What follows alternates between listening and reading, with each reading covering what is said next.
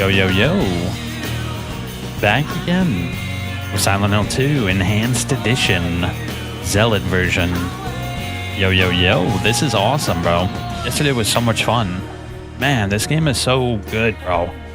And seeing everything in first person with all the excellent details and the upscale textures and in widescreen. Like, dude, it's so good.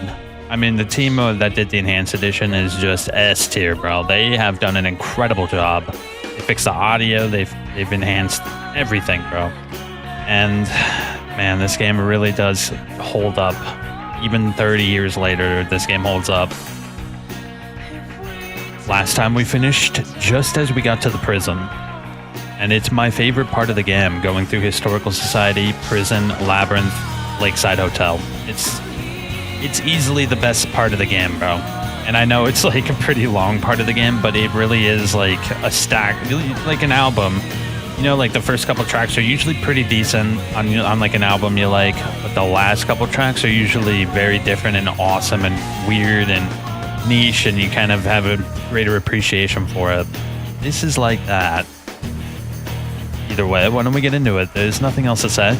If we finish the game early tonight, we're gonna go check out the demo to Road to Vostok. Apparently it got a huge update, and I want to see what that's all about. Apparently it's really good. The early access is gonna come out very soon as well. We're definitely gonna check that out. I really like the idea of Road to Vostok. Anyway, let's get into it.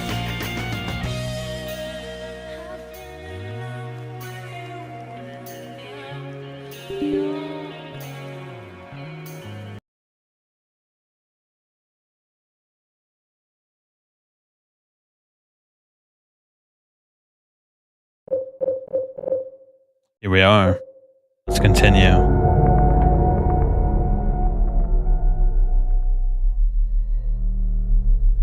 Oh god, dude. You know, I was checking the video yesterday to see how it sounded, because I had to bump the audio up for this. And unfortunately, you can't really hear the low rumblings in a lot of the rooms.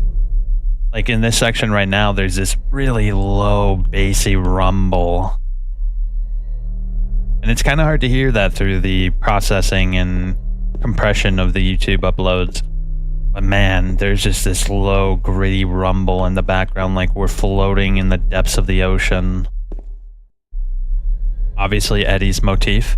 Just cold, frigid, gnarly, like morgue, gray, blue, placid.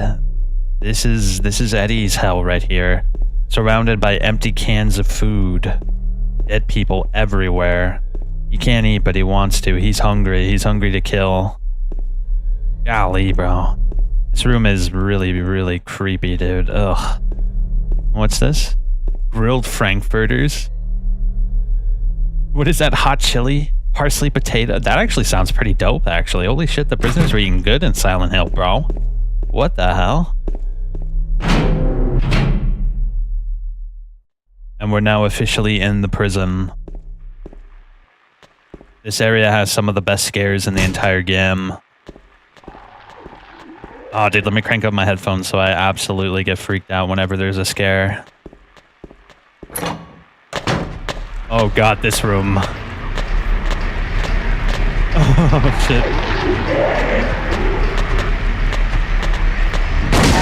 Get out of here. You. There will be no music in my area.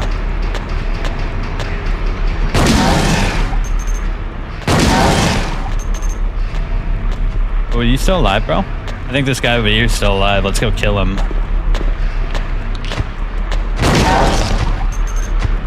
Ooh. Do you hear that? It sounds like a massive amount of prisoners are just banging on the bars, hooting and hollering. You get back up, bro? Dear Lord, when you don't finish them off, they really take a lot of hits to kill.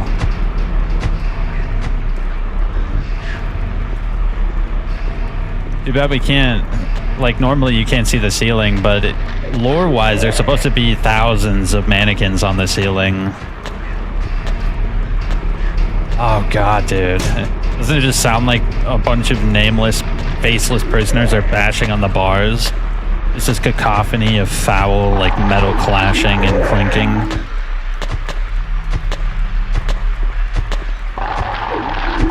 He got back up, bro. My God, bro. I want to hear this. This is what I want to hear, the ritual guy. You know, it's actually like a physical entity that you can shoot. See? And he has like his own like audio too that's very particular to that specific entity. A wax doll. Books are scattered all over the bed and floor. On sacrifice in the art of demon summoning. Tome of the seer. The feast of the succubi. The fallen angels of mercy and favor. I guess I shouldn't worry about these too much. Books are scattered all over the floor. Black magic from the abyss. Resurrection of the dead. The Chronicle of Agrippa. Manuscript of the Iron Rings. Damn, bro. It sounds like some crazy ass books, bro. It makes more sense too when you have the rebirth ending, because James does a ritual and he gets all the ritualistic items in Silent Hill, like the obsidian goblet and the crimson flask and the white chrysanthemum and all that, and he uses it to resurrect the idea of Mary. Yeah, because he doesn't resurrect Mary, he resurrects Maria, which is a very important distinction. He's resurrecting the idea of Mary, his idea of Mary, not actual Mary. Well, maybe you could theorize. That's my personal theory. I don't think he's resurrecting Mary. He may have the body, like in the trunk of his car. You can assume that he's resurrecting her, but I don't know. In that ending, I feel like he would resurrect Maria rather than Mary. I don't know why. I always got that vibe.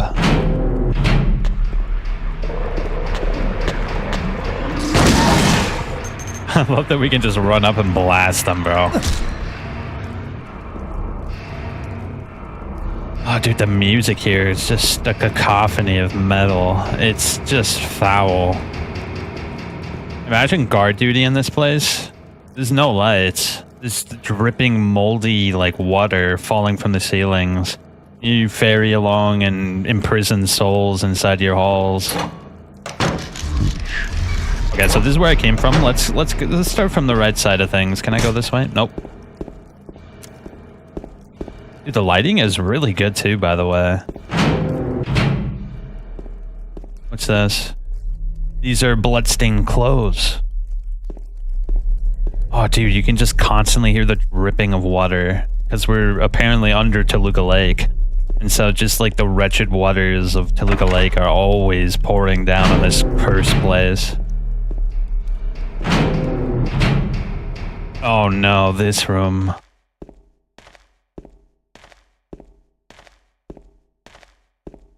Wait for it.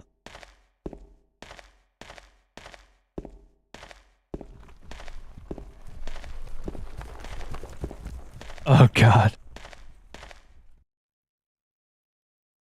I give you blood to atone for the 3 sins, is written on the top of the engraving.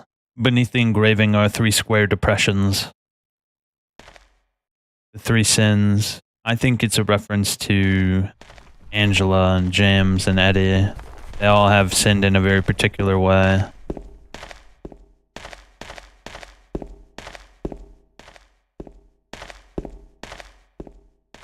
If we take the remake's version of this area, it's technically supposed to be outside. There are 3 ropes hanging from the scaffold. This is like the only place, by the way, you can fall down. I don't think there's a single other area where James has a falling animation that you can fall down from. Damn, that sounded like it was right behind me. Ooh, the horses of the executioner. Why don't we take a look at that wax doll as well? Doll carved from wax. It was lying on the cell. What even is it? It looks like an enemy in Evil Within or some shit. A gluttonous pig. Can we actually examine that?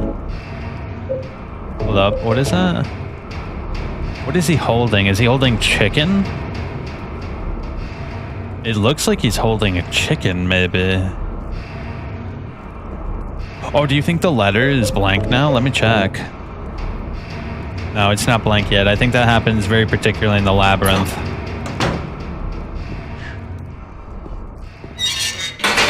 Oh, I didn't realize you can open up the cells like that. Shit, I'm stupid. I gotta go back and check the other ones. Now, this one is very important, this room. I think this room is very particularly referencing Angela and her backstory. 436 people at a recital.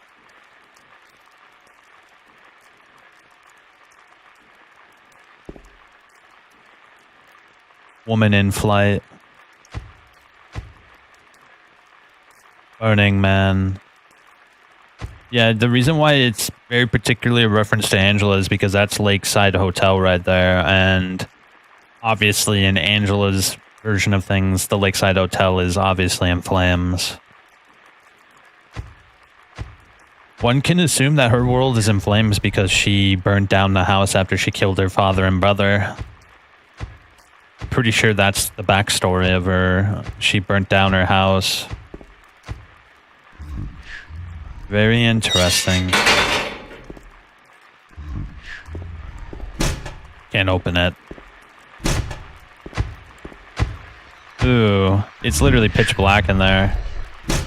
The cell that he's in is pitch black, bro. Yep, this is where he is as well. Ah, the religious man. The tablet of the oppressor. There are magazines here, nothing of particular interest. Is that everything?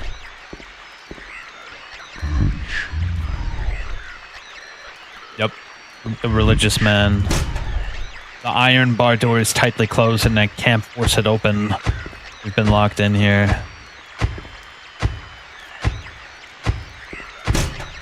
Oh, what a great scare. Oh man, that's a good scare. We are locked in here. Imagine the game just ends right here and James is forever locked in purgatory.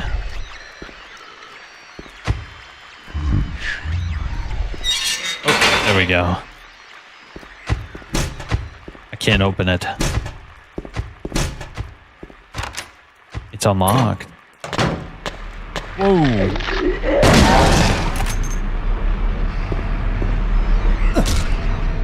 Oh, you know what? I actually wanted to try something. Let me try something real quick. I wanted to do this, but I completely forgot until just now. Yeah, let me try this. How do I do it though? Hold up, I know what I could do. Yeah, give me 1 sec. It'll take just a moment. I wonder if this will actually... Apparently this is a good thing to do. To make a post before you go live, but I never did that, bro. Yeah, give me 1. Yeah, let me do it real quick. I might as well, right? Let me see.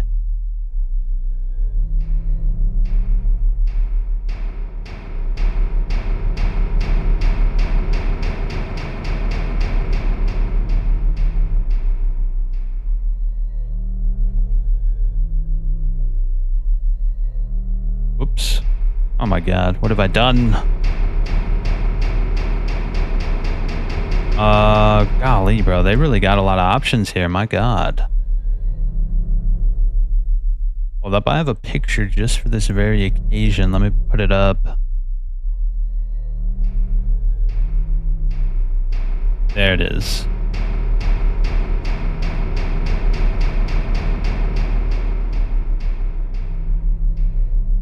Oh shit, did that not? Oh my god, bro.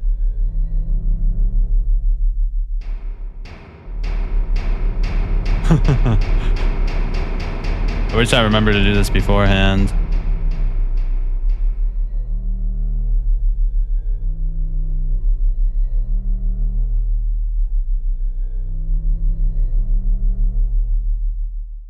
There we go. Oh, hold up. I gotta actually put the link, don't I? There we go. Now we're good, bro. Holy shit, that was like way more complicated than it needed to be. Oh shit, bro. It looks like the Hulk came through here. I never understood this. How this happened. He doesn't even have anything to say about it. Let's finish looking through these other rooms first, though. Yeah, there's a lighter right over there. We need that for the wax, I'm pretty sure. Ooh, why is this room particularly gnarly? You the music picked up in this room for some reason? Aw, shit, I forgot to get the map, bro. What a big party foul. Hold up. We should check these while we're coming through, because I think the map is in the first room. We gotta go back there and grab that. Oh, wait, no, this is where I came from. I'm pretty sure we can go through... Oh, is this it right here? Never mind, it's right here. I got a map of the prison. Which is... What did that say? There's documents on the desk and they've got nothing to do with me, though. Alright, let's take a look at the map. How good have we done so far? Okay, so we've checked all those rooms. I want to go back here and check those rooms, because I forgot to check those rooms, bro. What a disaster. I'm pretty sure we can go through that door as well, but we'll check that when we're done going through the other rooms. Handgun bullets. A blackboard. Whatever was written on it is all faded and I can't read it. It looks like it was mostly just a collection of the inmates and their numbers and capacity limit. Oh god. Hey, get back here, you little bitch.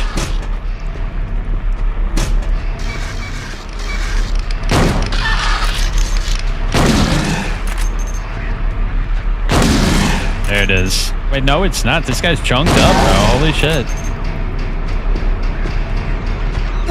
Get out of here.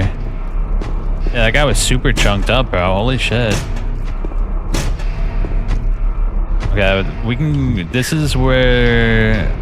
Wait, is this where... Did I go in here before? Oh, it looks like I can't check any of these doors. Yeah, this is like the ritual room. We definitely checked that already as well. Okay, so now what we really need to do is go into this room right here. And we can go through the other room as well. Room with the bashed up like wall and stuff.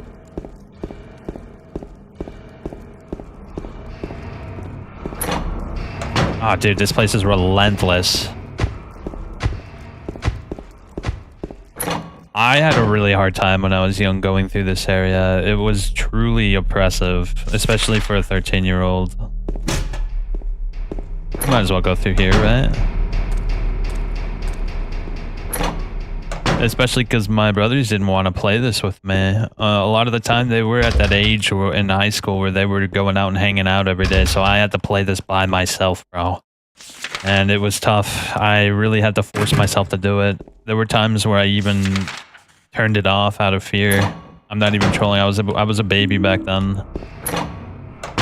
Particularly in the labyrinth. I distinctly remember in the labyrinth when Pyramid Head shows his ugly face. That scared me so much I had to pause the game and leave for a little bit.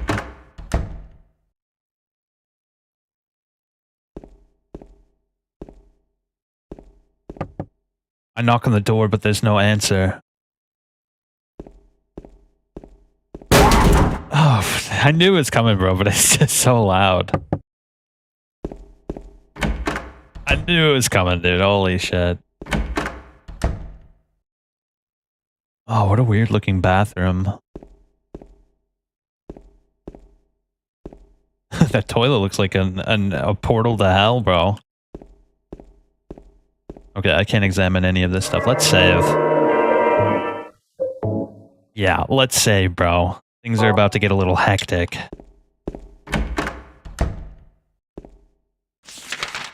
Okay. I distinctly remember this area being truly dark and scary. Oh, God. Oh, I need to reload. Snuff. So this is the break room, is it? There's a magazine here. I've never seen it before. It's probably locally published. Toluca Lake, the town's main tourist attraction. This clear, beautiful lake has another side as well. It may seem like just a typical ghost story that you might find in any number of old towns across the country. But in this case, the legend is true. On a fog-bound November day in 1918, the Little Baroness, a ship filled with tourists, failed to return to port. A newspaper article from back then simply says, "It's most likely sunk for some reason." Despite an extensive police search, not a single fragment of the ship nor any of the 14 bodies of passengers or crew has ever been recovered to this day. In 1939, an even stranger incident occurred. There's many pages torn out. Many corpses rest at the bottom of this lake. The bony hands reach up towards the boats that pass overhead. Perhaps they reach for their comrades. Yeah, Toluca Lake is definitely wretched. It's very pretty, but it's also full of darkness. I mean, even the water prison is in Toluca Lake, though the cult obviously harnesses Toluca Lake and its power to their advantage. And if we take Silent Hill F at face value with the water dragon nestling itself inside the water inside the local town, we can only assume that there's some malevolent spirit inside Toluca Lake as well. Oh shit, that was creepy, bro. Look at this shit. What are those? Almost looks like a what do you call it? Like Mao Zedong mask, bro. What the shit? What a weird looking mask. And that one looks like it's looking at me almost. Oh, the hunting rifle. Damn, look at that. What the hell is that? That looks like a rifle with a scope, maybe? Or a harpoon gun. Ah, dude, I wish we can get our hands on the harpoon gun. That would be pretty dope. Looks like some ritualistic altar as well. Oh, he has nothing to say about any of this. Alright. So, there's just a few more doors left.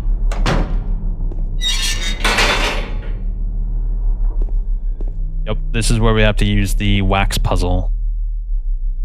There's a cover on the ground, but I can't open it. There's only a depression left where there was probably once a handle. The lock's broken.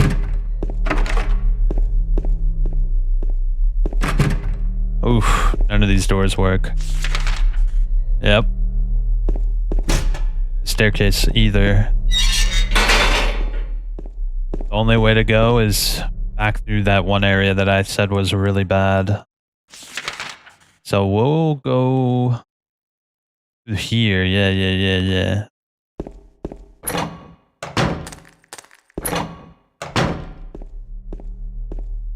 The lull. Okay, so it's just this door right here.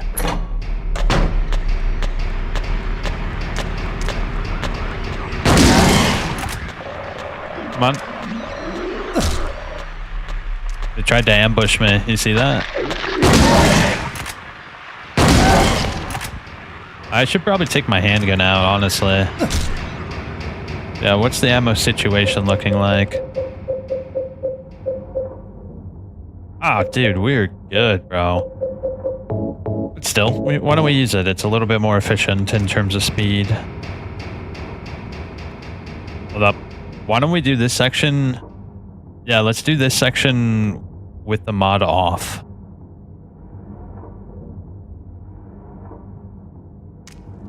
Oh shit, I gotta make myself visible first. That would be a good idea, wouldn't it?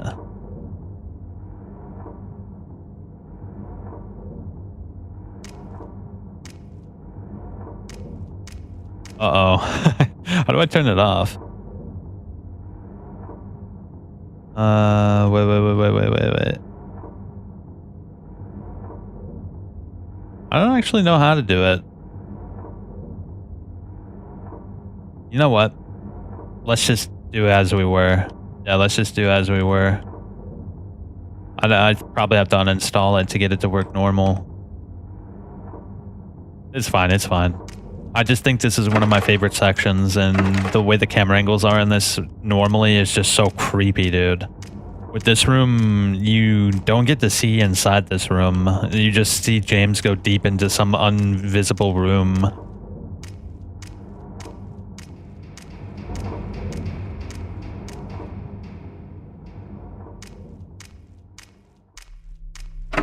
Locked.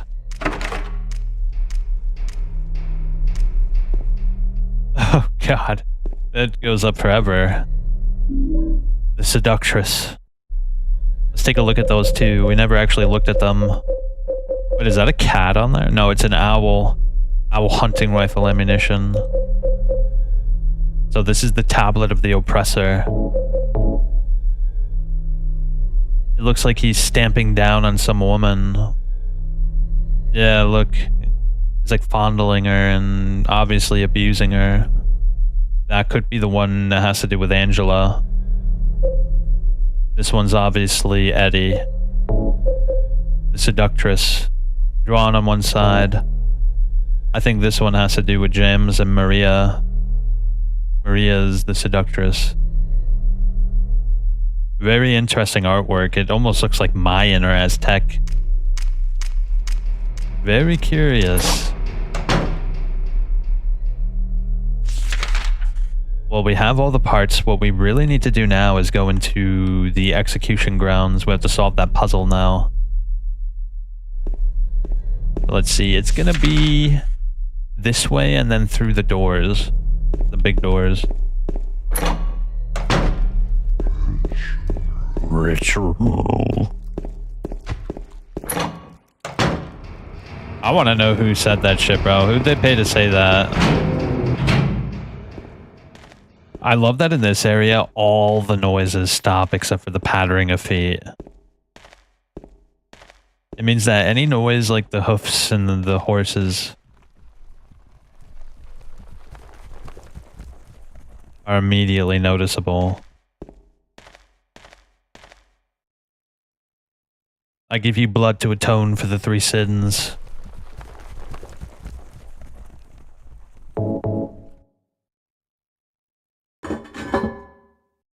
Okay. And we gotta get the gluttonous pig. The noise it makes is so wretched. Ugh. Okay. The tablet of the oppressor.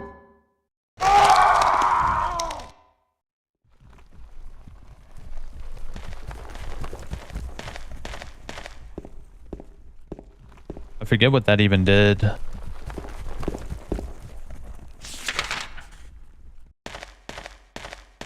It did something, I just don't quite remember what.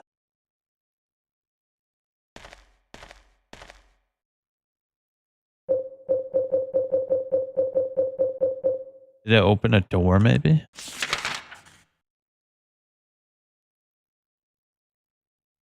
There's no other floors of the prison either. I guess the only thing we can really do is go over to the wax puzzle. I don't remember what the point of that is. Did it drop something and I just didn't see it? Yep, the 3 sinners, Angela, Eddie, and James. Very intriguing. They're all condemned into purgatory by the manifestations of their own guilty conscience, and also, oh, there it is. That's cool. Holy shit. Yeah, but it's interesting because there's a lot of powers at work in Silent Hill. There's the Order, obviously, with its Abrahamic origins, influencing the Christian origins as well, and the esotericism of the pagans. A lot of these forces culminate, the history culminates into a very particular manifestation from the town. And so the town punishes most people like James, Angela, or Eddie by using like an Abrahamic punishment system. And that's like the main reason why people with guilty consciousnesses go through sort of like a initiation ritual inside Silent Hill.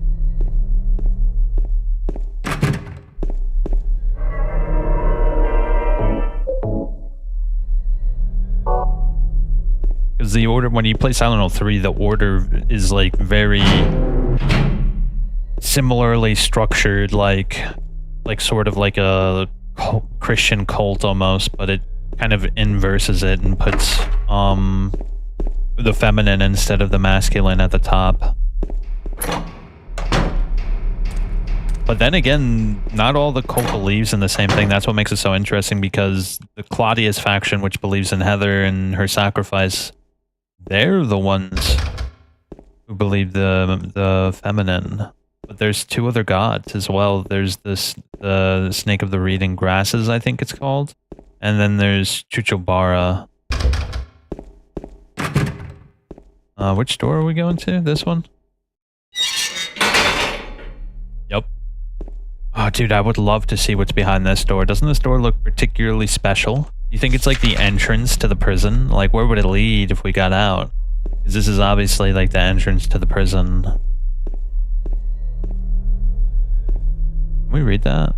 No, that's just rubbish. Alright, here we go. Let me stand on top of it to be sure I get it. A metal horseshoe. It was hanging on the door of the square. A metal lighter. It looks like its flame is stronger than normal lighters. A doll carved from wax.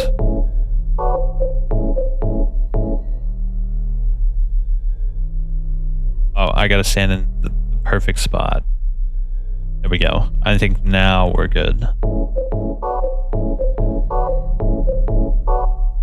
Oh, whoops.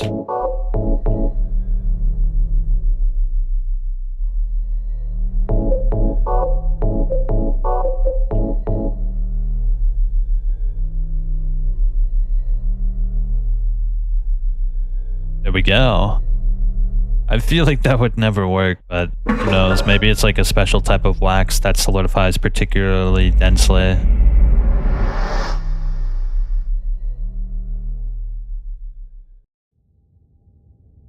Oh, dude, this part is the scariest, 100%.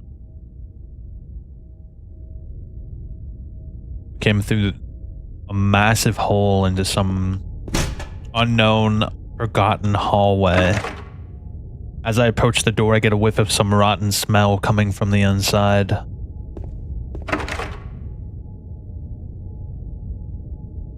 This seems like some, literal purgatory where all those who were condemned into purgatory by Silent Hill and its initiation ritual were forgotten. All that's left is a rotten flesh.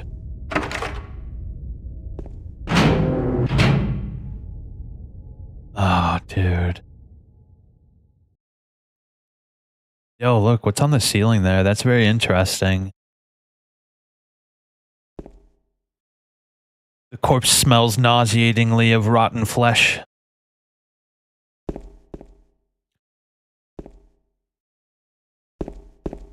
My God, in the hole. I didn't see that. A horrid smell is coming from the hole. There's not even any music here. The only sense we have in this room is our vision and sight, and all we can see is just absolute terror.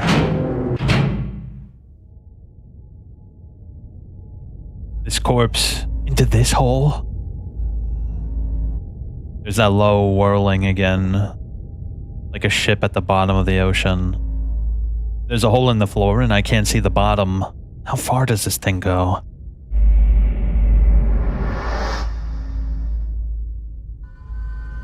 Oh, dude, this place is the worst. Literally one of the scariest rooms in the entire game. This place is no good. Awful. Foul. Just the music itself, like, not even someone condemned to hell should be in this room.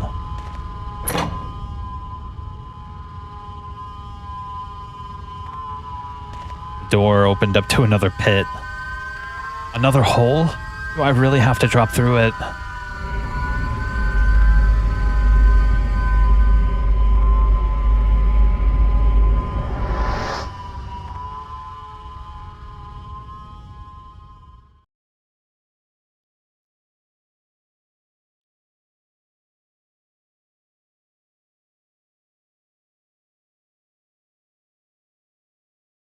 Who knows where this is? There's no map of this place. You'd think it's under Toluca Lake, but who knows? We've gone so far down that we're past the lake. I remember the first time I played that, door closing actually made me jump out of my skin.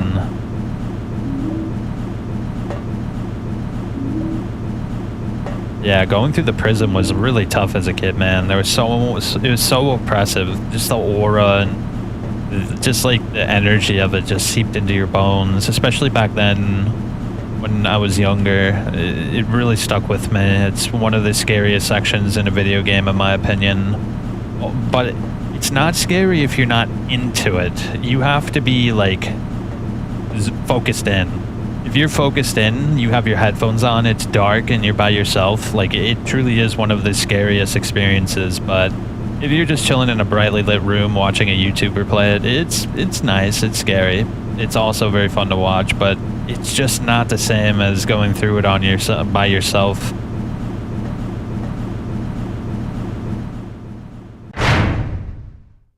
We're here. We've officially reached the labyrinth. It's modeled after some old apartment building. It's a culmination of Eddie, Angela, and James's manifestations. They clash together. I can't get through to here because the wire stretched across the path.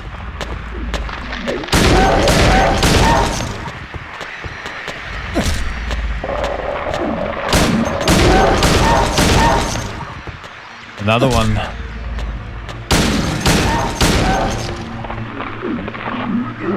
Come on. We have so much bullets, it's not even a thing, bro. I think James draws. Yeah, he draws a map physically, which is really cool. I like that they use that mechanic again in Silent Hill 4. I really like Henry draws out the maps himself in 4, because he's like a photographer, so he has like experience drawing things as well.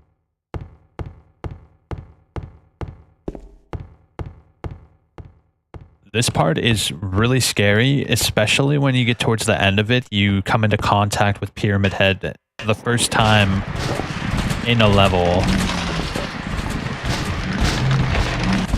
Yep, there he is. See, that made my skin, like, with the hairs on my neck go up. That made my neck hairs go up when I saw him. Even though I was expecting it, it still made my hairs, like, climb up my neck. Great knife. And here he is, Misty Day. Looks like he has fun stitching together body parts and flesh and burning them and gazing into it. Look at that, bro.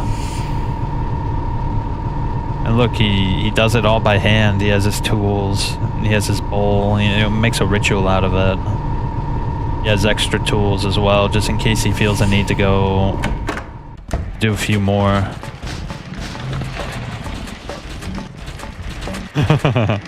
Ooh, what a creepy area, dude.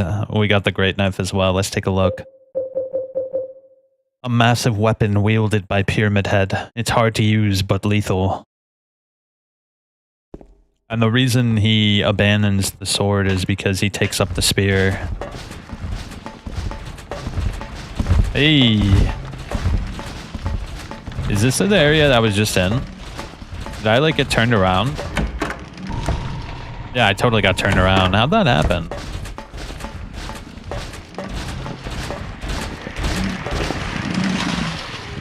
Or do they both lead to the same place? Okay, they both lead to the same place. Alright, cool. Let's continue on our way. Man, dude, it's such a great album run. Like, going from, like, Historical Society to Prison to Labyrinth into Lakeside Hotel, it's, like, legendarily good radio, like, album run. You know, like, when you listen to an album and there's just, like, 3 or 4 songs you absolutely adore, and you like, it's got, like, a run. It's excellent, bro. This is what it feels like, listening to your favorite album and your favorite part within the album.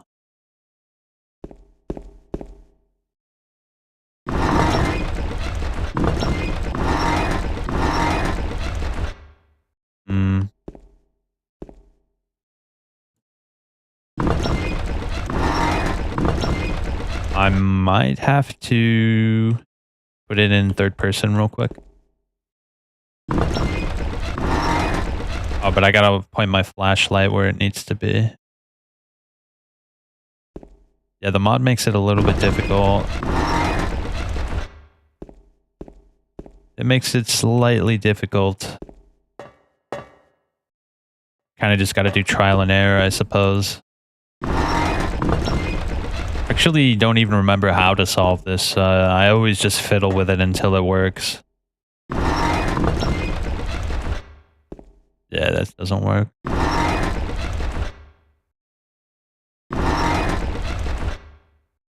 Okay, so it doesn't work when it's like that. Why don't we make it red?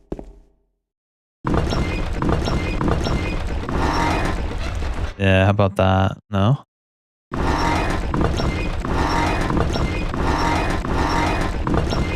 I want to get it. I want to get the red one facing up.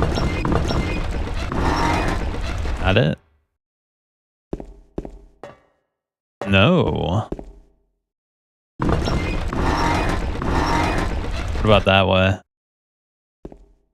I really like this puzzle, by the way. It's a really cool puzzle, and like theory, this puzzle is excellent. You create your own path yourself.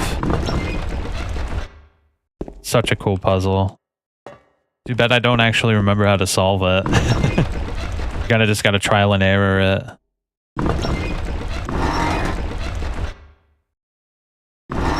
Which one haven't we done before? Did we do blue? Oh, here we go. Excellent. Oh, is this... Oh, shit, this is the scene. My favorite scene. I love this scene, dude. You're alive! Maria, I thought that thing killed you. Are you hurt bad? Not at all, silly. Maria? That thing, it stabbed you. There was blood everywhere. Stabbed me? What do you mean? It chased us to the elevator, and then... James, what are you talking about? Just before! Don't you remember? James, honey, did something happen to you? After we got separated in that long hallway? Are you confusing me with someone else? You were always so forgetful. Remember that time in the hotel? Maria? You said you took everything, but you forgot that videotape we made. I wonder if it's still there. How do you know about that? Aren't you Maria? I'm not your Mary. So, you're Maria? I am. If you want me to be. All I want from you is an answer. It doesn't matter who I am. I'm here for you, James. See? I'm real. Don't you want to touch me? I don't know. Come and get me. I can't do anything through these bars. Okay. Stay right there. I'll be there soon. Oh man, what a great scene, man. They botched it entirely in the remaster, bro. Oh, here we go. Now we just have to go back.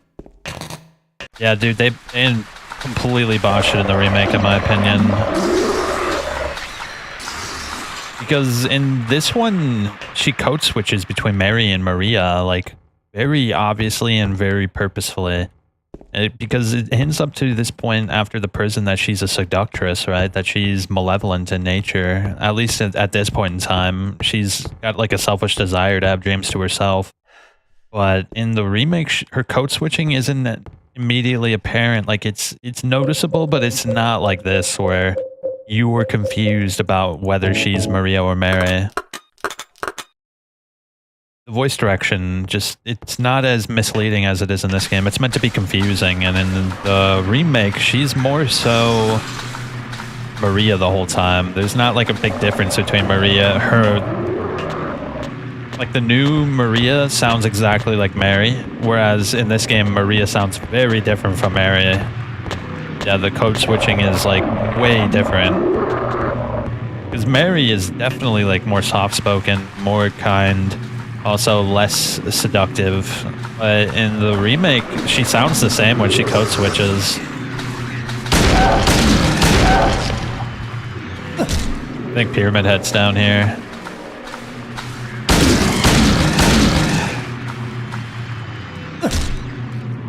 Should be around here somewhere. Oh, I guess we go up here. I actually don't remember.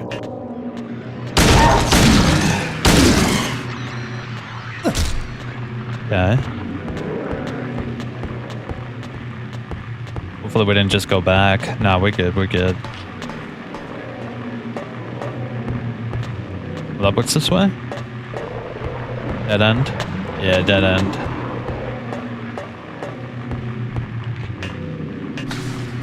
Yeah, I think a big problem with the remake is just the voice direction in general. I think James is fantastic in the remake. Laura is alright. I like Laura in the remake as well. My big problem with the remake is Angela Maria. Angela sounds more like an anime character, and Maria doesn't really code switch nearly as well as Maria in the original. But I mean, that voice actor for Maria Mary was literally like S tier. Like she's actually like a really good voice actor, and it's kind of hard to trump that. Like, what an incredible voice actor, dude.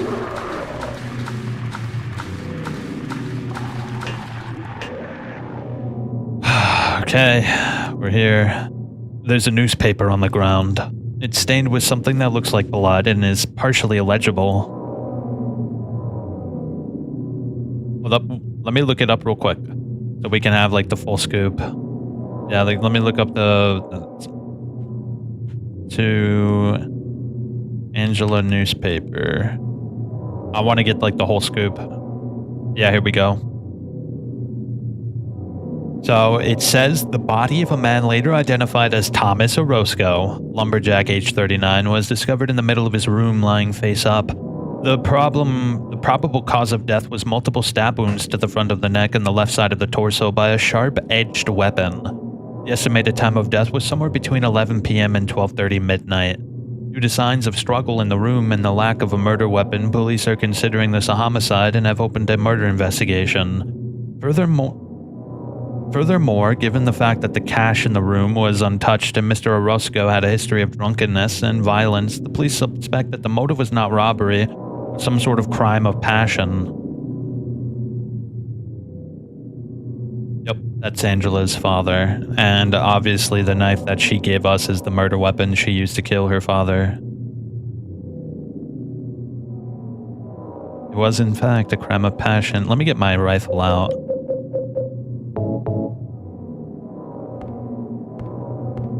Let me save too, just in case.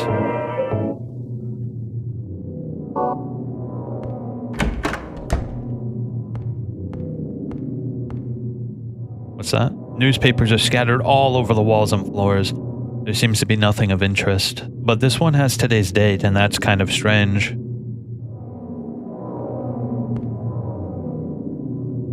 Today's date. I mean, doesn't that suggest that there's literally been one day since Angela murdered her father? It's literally like brand new. Which is also another clue as to when Mary died. She died very, very recently, not 3 years ago. Daddy, please don't!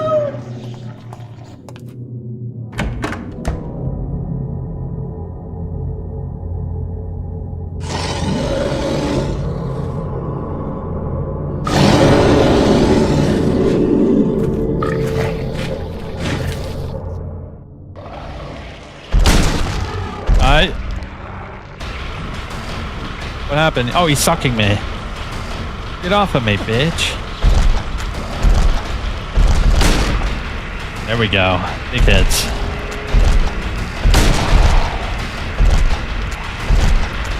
Oh, God.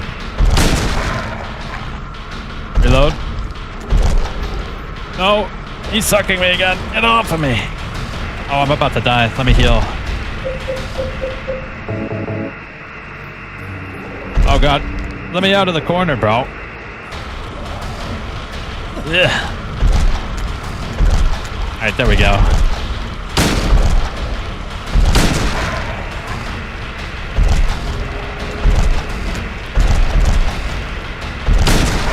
Come on, one more.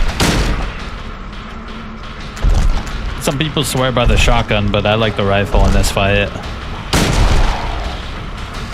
Ooh.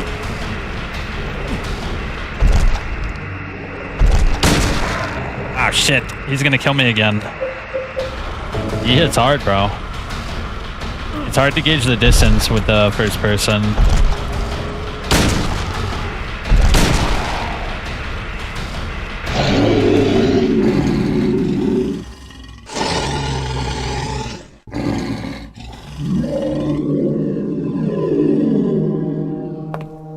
Are you okay?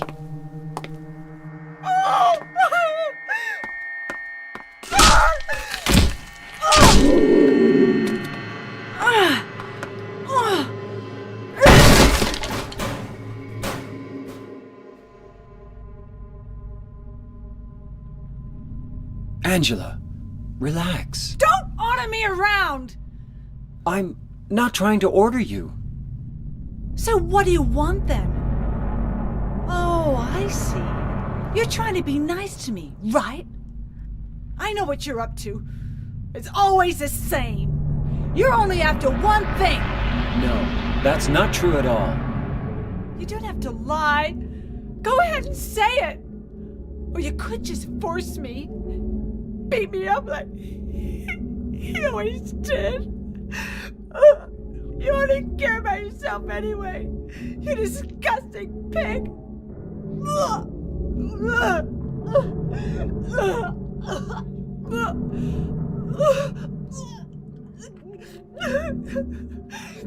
Angela. Don't touch me! You make me sick.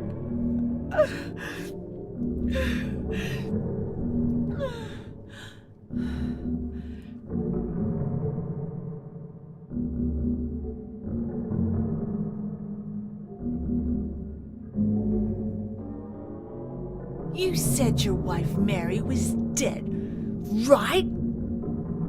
Yes. She was ill. Liar! I know about you. You didn't want her around anymore. You probably found someone else.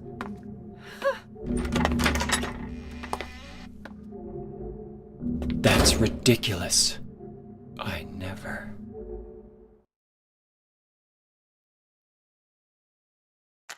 Yo, that song was... I never noticed a song in that scene. It sounded like schizophrenia. Like if schizophrenia could have a song, that's what that song sounded like.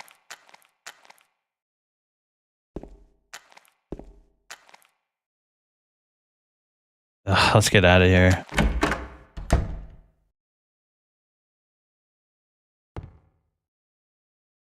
Yep. That should be all of them. Yeah. Oh shit, this room. I'm really disappointed that the remake did not have this puzzle. This is one of my favorite puzzles in the whole game. It's an excellent puzzle, and I'm like incredibly upset they didn't have this one in the game. His face is covered with a piece of paper, and there's something written on it. This man was hanged for the crime of counterfeiting. Justice and revenge have been served. This man was hanged for the crime of thievery. Justice has been and revenge have been served. This man was hanged for the crime of swindling. Justice and revenge have been served. This man was hanged for the crime of murder. Justice and revenge have been served. This man was hanged for the crime of kidnapping. Justice and revenge have been served. This man was hanged for the crime of arson. Justice and revenge have been served. It's a very strange look, too. It almost looks like they're floating. Yeah, I was, I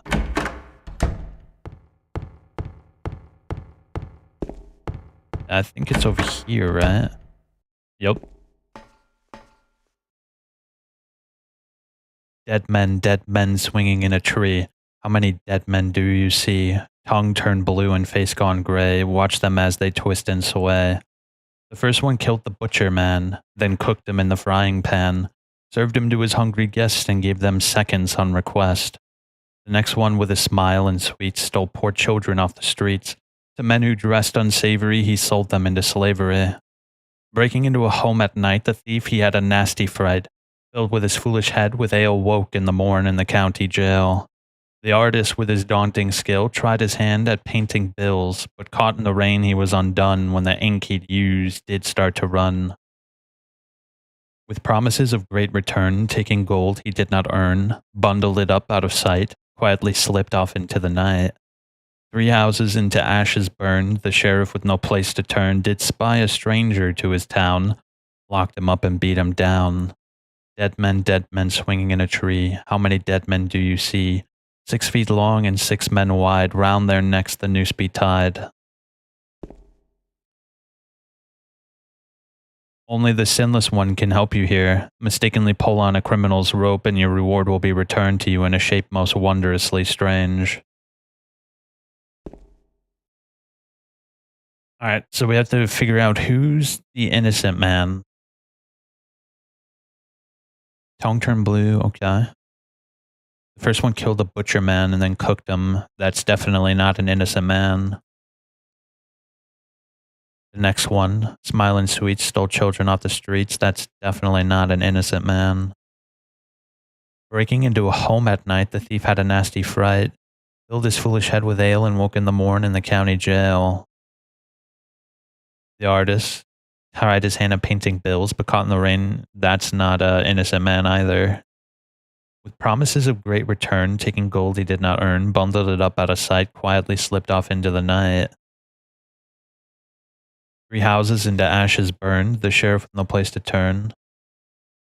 This one, the arson, seems to be the innocent man because the sheriff with no place to turn grabbed a random man and locked him up. We just have to figure out which one the arson is.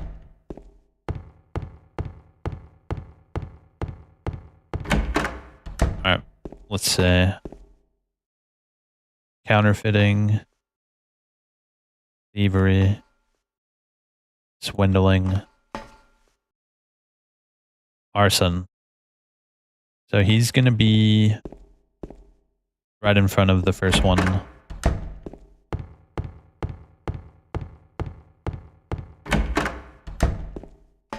Yeah, here we go.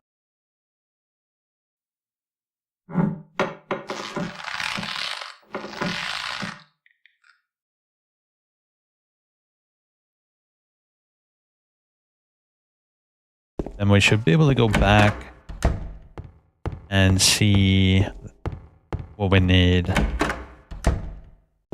Yep. The key of the persecuted. The paper that was covering the corpse's face is lying here. Oh, what a great puzzle, dude. I wish, even if they didn't add this puzzle into the remake, I wish they did a variation of it. They kind of did with the executioner puzzle, but it's just not the same. Man, that could have had so much potential if they did it.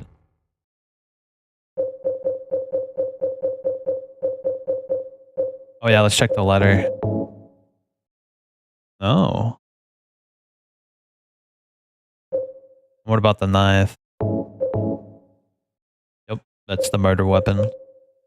A key left by the prisoner who was wrongly executed.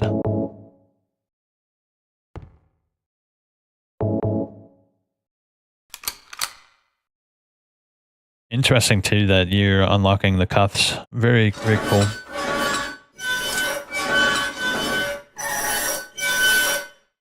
Man, that's so good.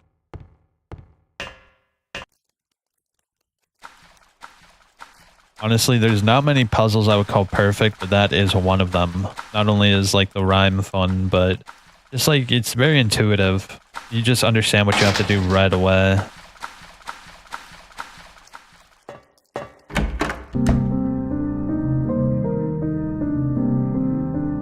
Maria?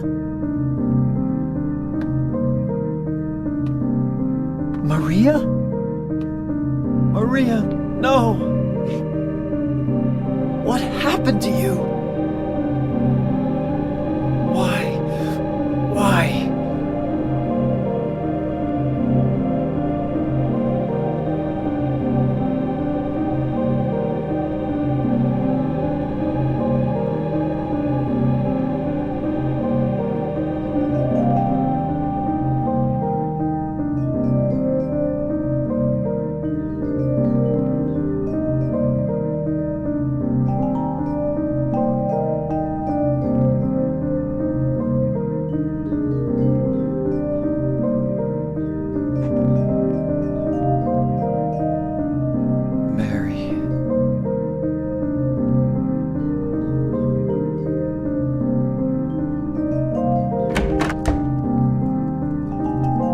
There's nothing else for me in this room. It's hard to say how she died, but I guess you can assume that she took the medicine. She knew that James wouldn't accept her and she did it herself with the pills. At least that's what I assume.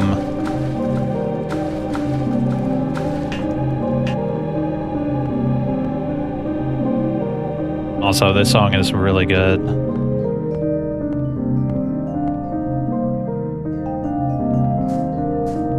What a great room. I love this room. Oh man. The name on the tombstone is too scratched up to read. Miriam K., the traitor. The name on the tombstone is too scratched up to read. There's a name inscribed on the tombstone, Walter Sullivan.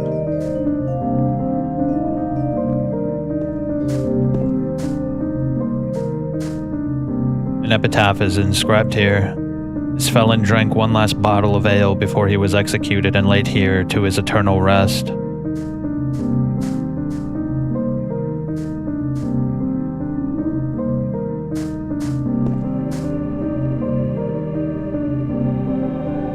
Too scratched up to read.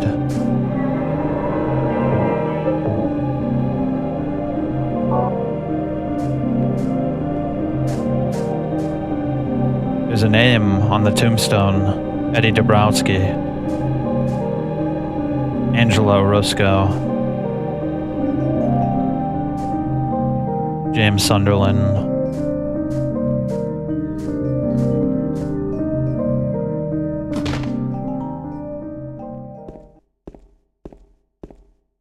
And it's incredible because right after this, we go right to Lakeside Hotel, one of my favorite areas. I think it is my favorite area, actually. Because it's not too oppressive, which is what makes it so good, is that after going through all of the darkness of the prison, historical society, and the labyrinth, it's kind of like a reprieve almost.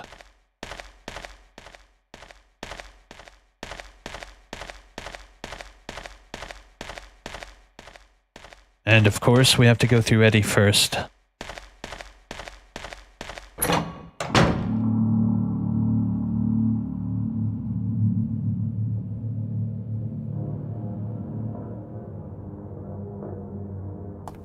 Eddie? What are you doing? What does it look like? He always busted my balls. You fat, disgusting piece of shit. You make me sick. Fat ass, you're nothing but a waste of skin. You're so ugly, even your mama don't love you. Well, maybe he was right. Maybe I am nothing but a fat, disgusting piece of shit. But you know what? It doesn't matter if you're smart, dumb, ugly, pretty. It's all the same once you're dead. And of corpse can't laugh. From now on, if anyone makes fun of me, I'll kill him! Just like that.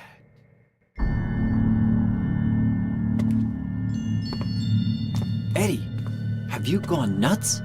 Oh, you had to say it, James. I knew it. You too. You're just like him, James. Hey, I didn't mean anything. Don't bother. I understand. You've been laughing at me all along, haven't you? Ever since we first met. I'll kill you, James!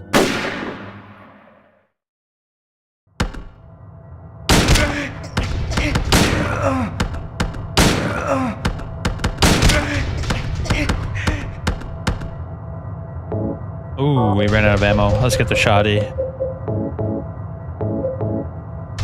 Wait, no, we didn't. Wait, what? Is he bugged? It looks like he bugged out.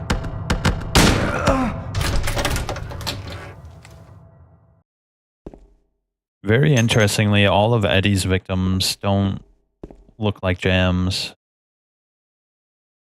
It almost looks like they're wearing suits. I can't quite tell, but it does look like they're definitely not modeled after James. Maybe they are James's model, but they're obviously meant to look different.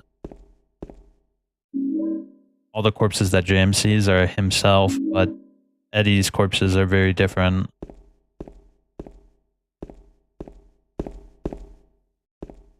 You have to imagine Eddie was just in this cooler killing person after person after person.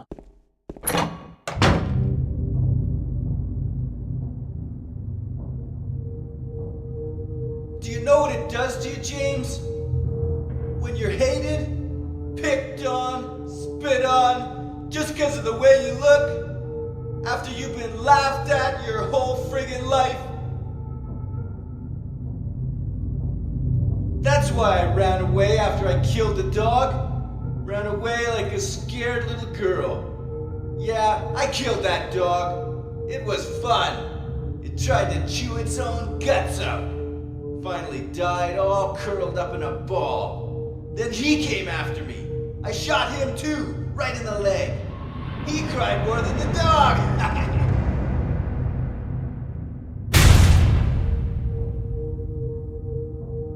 He's gonna have a hard time playing football on what's left of that knee. You think it's okay to kill people? You need help, Eddie. Don't get all holy on me, James. This town called you too. You and me are the same. We're not like other people. Don't you know that? Let's party!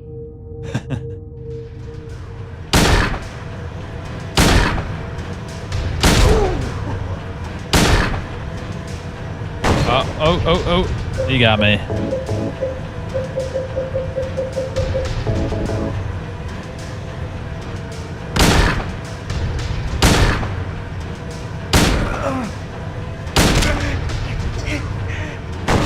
Ouch.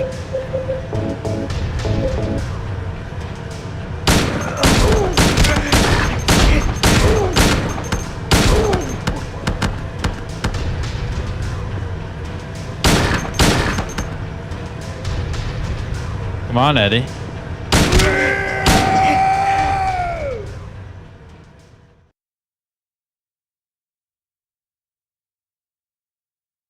Eddie?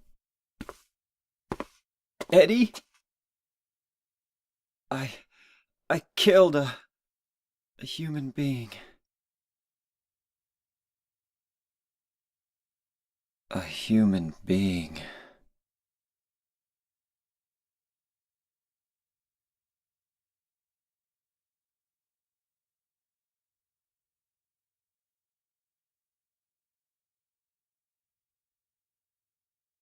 Mary.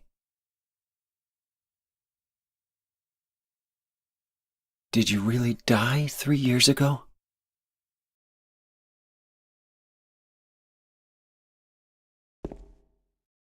We can't examine him.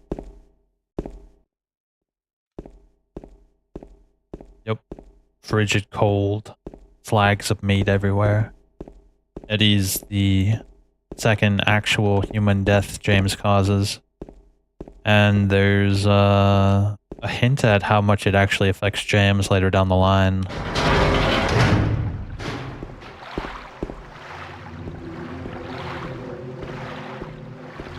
So, you know how there's always been one Pyramid Head, but the moment he kills Eddie, there's two? Yeah, that's the whole hint right there. Also, each egg you get for killing Pyramid Head is a representation of the people James has killed.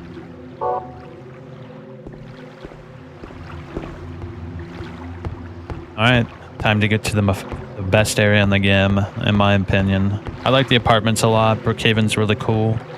Even Historical Society and the prison, all that stuff is great, but this is, in my opinion, the best area of the game.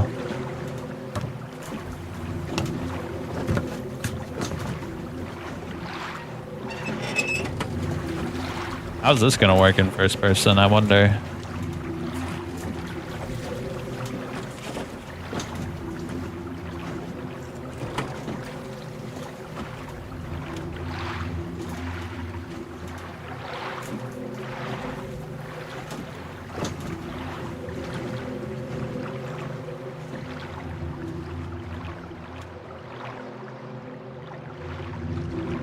Okay.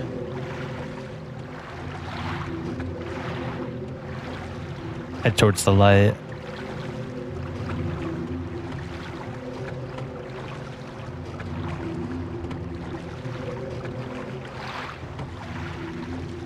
How does it work on PC?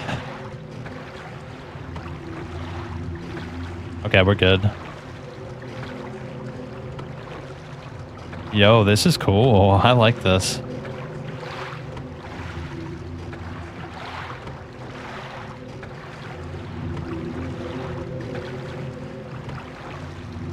Yeah, also, if you look at the map, what do you call it? So Historical Society's right there, and the boat landing is literally right next to Historical Society, so we're just taking a quick boat ride to the other side. Very interesting, right? So that whole adventure we just went on was literally just like a few inches apart from each other. Not a few inches, but it's like, it felt like we traveled miles, but we really only traveled a few buildings over.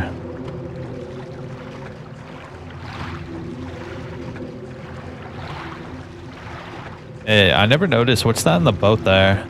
Is that just like a buoy? Yeah, it might be a life device. I'm not sure though.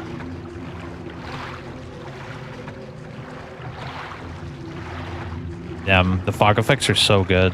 Like for a PS2 game, fog looks really good. They had to do all sorts of memory saving like techniques and stuff to make this actually work.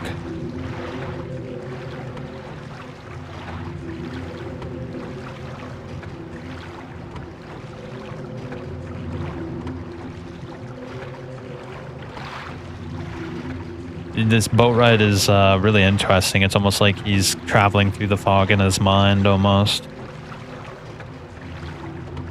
He's slowly clearing out what his memories of what actually happened by taking this boat ride. Coming out of the abyss and into the light. He stared into the abyss and now he's crawling and climbing and clambering out of it.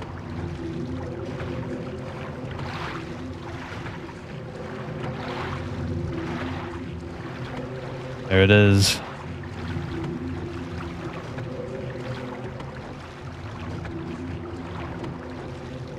I like the music here too. The music in that, while Angela was having like an aneurysm, was really interesting. I don't think I've ever heard that song on anybody's like 100% OST playlist. I gotta figure out what the name of that song is. I don't think I've ever heard that ripped out.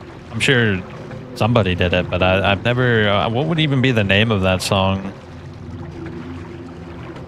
It's a really, really interesting sounding song. It sounded just like so schizophrenic and like confusing and lost.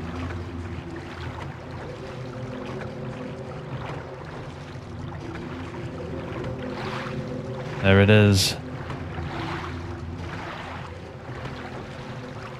You know, this whole section is like, you could say that this section is like unnecessary, but I don't know. I think this section is very needed. It's kind of like I said, after going through the prison and Toluca Historical Society and Labyrinth, this is like, we're finally taking a deep breath and moving past that darkness.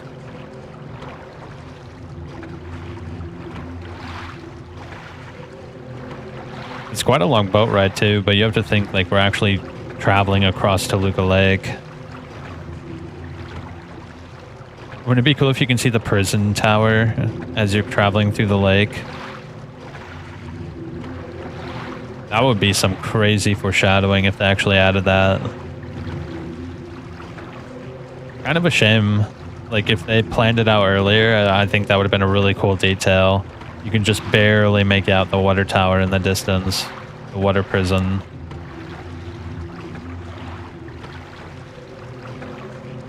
It's also interesting we read that note that suggests that there's just like hundreds of bodies below the lake. They're probably all stuck in the abyss that James was just in. They couldn't make it out. Hey Warriors, what's up, bro? We're taking a pleasant jaunt through the lake. Yes, just a nice early morning boat ride. No fishing, just our thoughts. Contemplating what we've been through so far.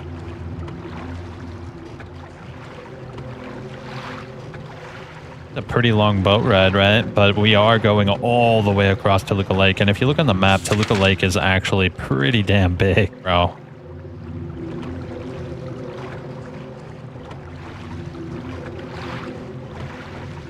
Damn, dude. Fog looks like actually like really good, especially in this part.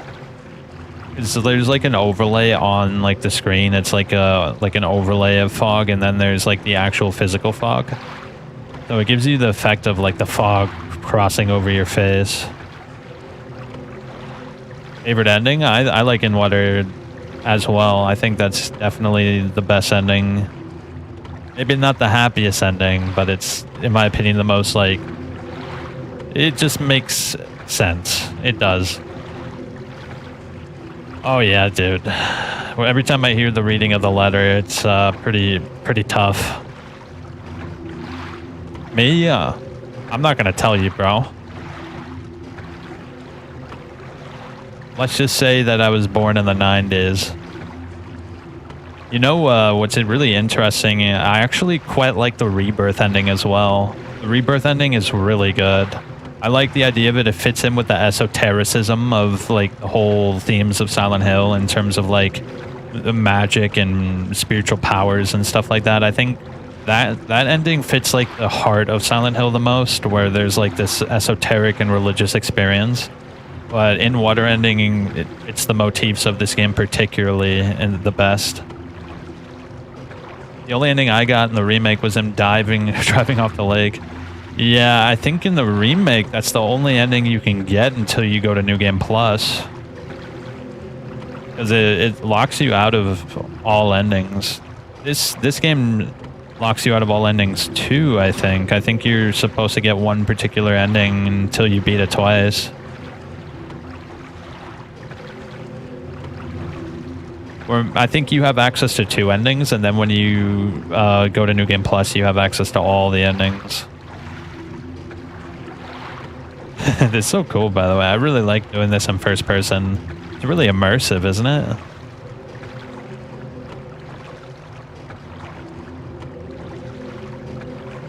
Alright, we're finally getting really close to the light.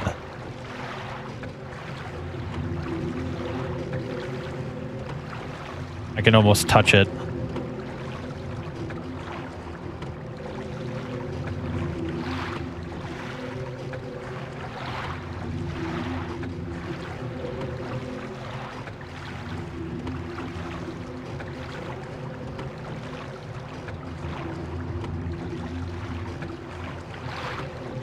Yeah, I really like that the Silent Hill is one of the few games that gives you like different endings.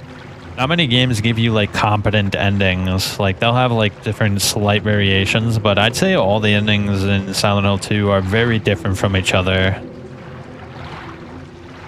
They all have a very distinct and different, and their ramifications are all extremely different. Like I think in the good ending, when you leave with Maria, like she coughs at the end, suggesting that she's going to get sick just like Mary did.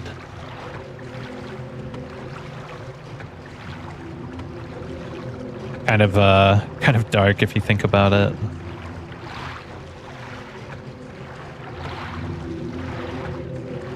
I think James even comments on it. He's like, you better get that cough checked out.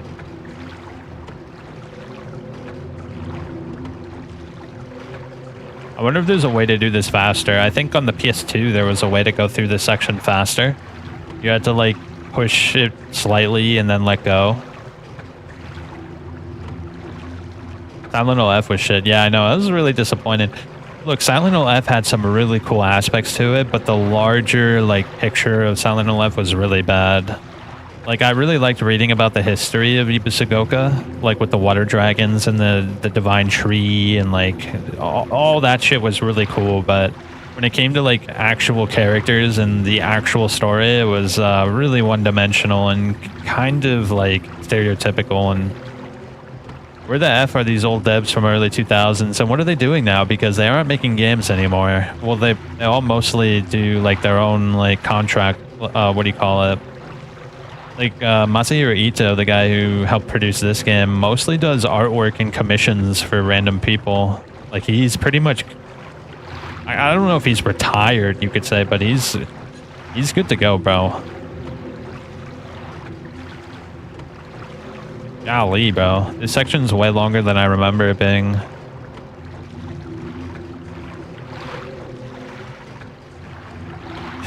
Is it supposed to be this long? I feel like maybe I made a mistake or something, bro. Hopefully it's not bugged out. If it was bugged out, I'd be ousted by upper management due to pay issues. Yeah, that's how a lot of the early 2000 managers are. They just didn't fit in with our vision of the company, as they say.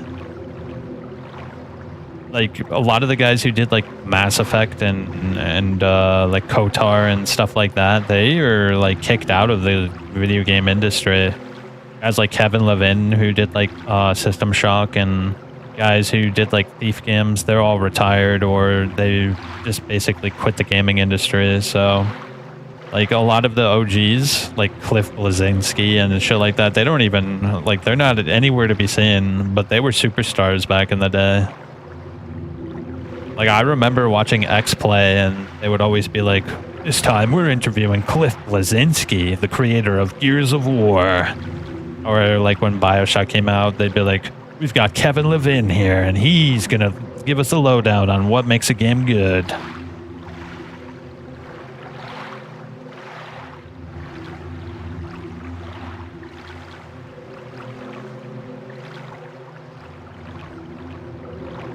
Yeah, I think we're going the right way. Should I turn the boat around, maybe?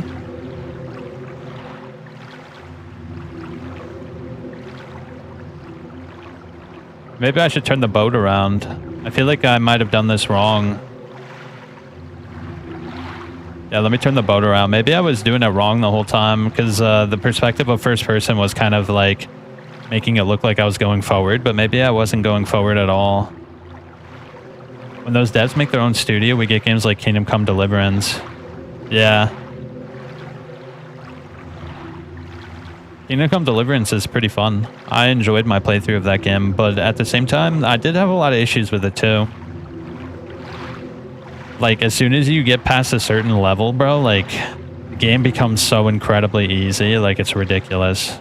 Which I'm not opposed to. I like the power trip. But I think just like the overall like design of how skills work. Yeah, now I'm going the right way. I think it was going the wrong way the whole time, which is kind of upsetting. I really like Kingdom Come Deliverance 2 though. Like, it felt really good to get strong in that game. Like, once you got your fighting skills past a certain point, there was like literally like very rarely a challenge. Like, you know, towards the end of the game when you go through the cumin camp, like you're supposed to sneak through the cumin camp, but what I ended up doing is just killing every single cumin in the camp. It was kind of funny. Like it's supposed to be that it was supposed to be like the part where you sneak through all the soldiers, but I was just so powerful at that point in time. I just killed everybody. Yeah, I was going the wrong way, bro. I was going the wrong way. In first person, it looked like I was going forward, but I guess it was just like a false perspective.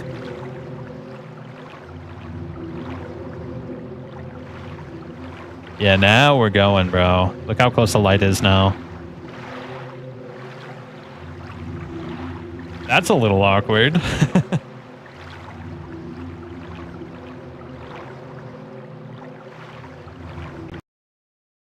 Oh shit, did I crash? Yo, I totally crashed, bro. That's my fault for getting stuck there for way too long. It's fine. Now we know what was the problem. I want a medieval game from them set in Germany in the Gothic era. Yeah, the closest you're going to get to that is literally the Gothic series, but those games they're kind of lackluster. Hold up. I'm going to turn the mod off so I do it the right way. The Gothic games aren't bad, but they're also not good either.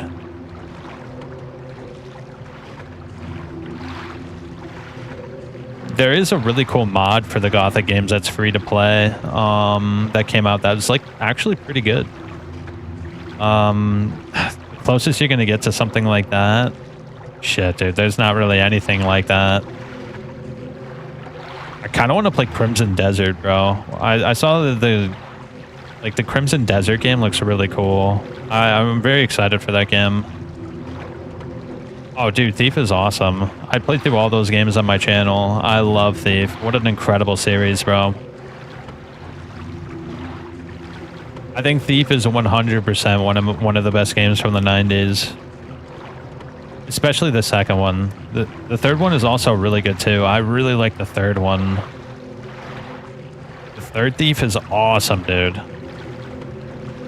Also, the main enemy to Thief, Dark Shadows or Deadly Shadows, is the Hag. And I thought the boss fight with the Hag was awesome. You had to like sneak through the city while avoiding her. It was like a really good boss fight. Oh, dude, what a great boss fight. It's like you spend the whole game learning the city and its layout, and then at the end it puts your knowledge of the city layout to the metal. And you have to like sneak through the city while avoiding the Hag. It was a really cool boss fight. Oh, dude, the reboot from 2014 was awful, dude. And they got rid of the pagans and the Hammerites. I was so upset they got rid of the pagans and the Hammerites. I thought that was one of the most distinctive parts of Thief, is the different factions and clans.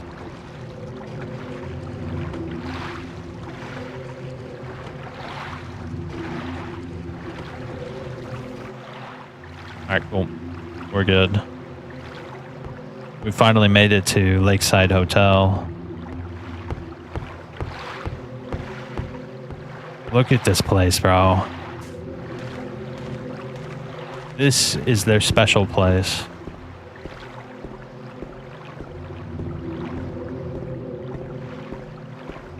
There it is. Cliff Bleszinski had an issue with acting like the industry hasn't changed when he was in hibernating. And then he made Lawbreakers, which couldn't compete with Overwatch. Yeah, that was a huge blunder on Cliff's part. That game was trash. There's a fountain in the shape of a bird. No water is coming out of it right now. Oh, dude, this area is so good. Also, it's very interesting that the picture in the prison depicts this building on fire. Little Mermaid music box. Yeah, it depicts the Lakeside View Hotel on fire, which is kind of like a foreshadowing of Angela. Look at this place, dude. Cliff had a big no-no and told people not to buy his game if they didn't like it. When people make stuff for money and not passion, it always fails. Well, I always say, why can't it be both? If it's one or the other, there's potential for failure, but if it's both, you always win. Oh, dude, the song in this area is so good.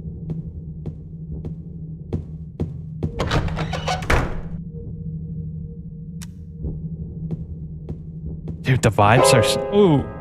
It actually scared me. I forgot about that part. Did I scare you? Yes. You did.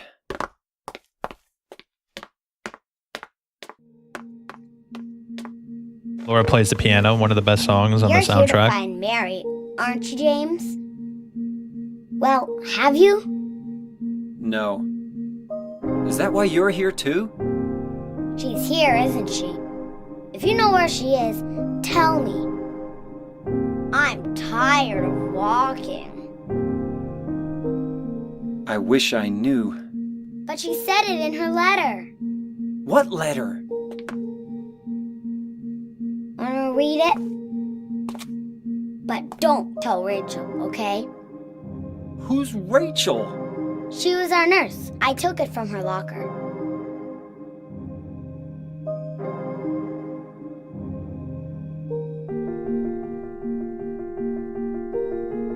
My dearest Laura, I'm leaving this letter with Rachel to give to you after I'm gone. I'm far away now, in a quiet and beautiful place. Please forgive me for not saying goodbye before I left. Be well, Laura. Don't be too hard on the sisters. And Laura, about James. I know you hate him because you think he isn't nice to me, but please give him a chance. It's true he may be a little surly at times, and he doesn't laugh much, but underneath he's a really sweet person. Laura, I love you like my very own daughter. If things had worked out differently, I was hoping to adopt you. Happy 8th birthday, Laura. Your friend forever, Mary. Laura, how old are you? I turned 8 last week. So, Mary couldn't have died 3 years ago. Could she really be here? It's been less than a week, bro. Is this the quiet, beautiful place she was talking about? Me and Mary talked a lot about Silent Hill. She even showed me all her pictures. She really wanted to come back. That's why I'm here. Maybe you'll get it if you see the other letter. The one, Mary. Huh? I must have dropped it. Laura! I gotta find it. Laura! Oh, what a great song. That song is so pretty. Yeah, when you look at Stardew Valley, one broke college kid made that game and he's set for life. That's my point. Make something you would love to play instead of trying to get money. If it's good, money will come. Compared to games like Concord, which chased a trend that already had competition stiffer than any guy in his 20s. Yeah, dude, Concord was a disaster. Oh my gosh. It was fun to meme on, though. Yeah, no, I totally, I get where you're coming from. I agree wholeheartedly that if you make something passionately, it's bound to be good. Oh, look at that, the fish key. I love how every key in this game has like some strange attachment to it. Oh, dude, let's look at the letter. Yep, the letter is blank now. Once we get here, there's nothing written on the stationery. The letter that he's had since the start is completely blank. A key with a fish-shaped keychain. It was on top of the restaurant table. A music box with a figure from the fairy tale The Little Mermaid.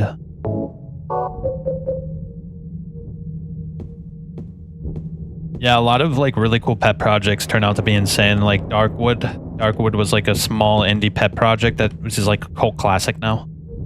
A drawing done by Laura. A cat.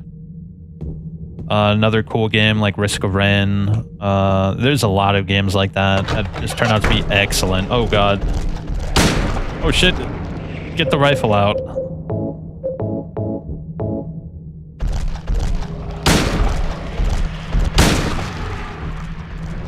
Golly, bro. The abstract daddies are out and about now. Stomp. Oh, is he dead? I can't stop on him. No! Get off of me! Ugh. He's humping me.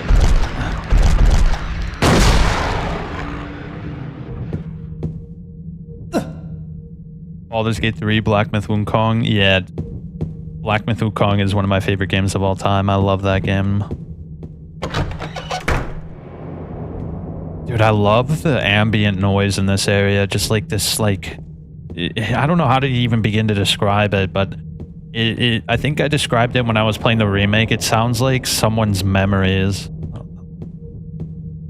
Like, just like a melancholic memory that's lapsing through your mind. This is what it would sound like. It's like this droning, almost like sad sounding like noise. Mr. James Sunderland, the videotape you forgot here is being kept in the office on the first floor. The funny thing about Concord is that I noticed that they were using art motifs reminiscent of the Silver Age and 70s comic books, which is a horrible idea since most of your buyers aren't that age range. And also it's ugly. It's absolutely ugly. The 70s was like the worst era in like literally any era. Like I would rather have literally any era over the 70s. There's nothing here that looks particularly useful. Room to 312. Key to the room where Mary and I'd stayed.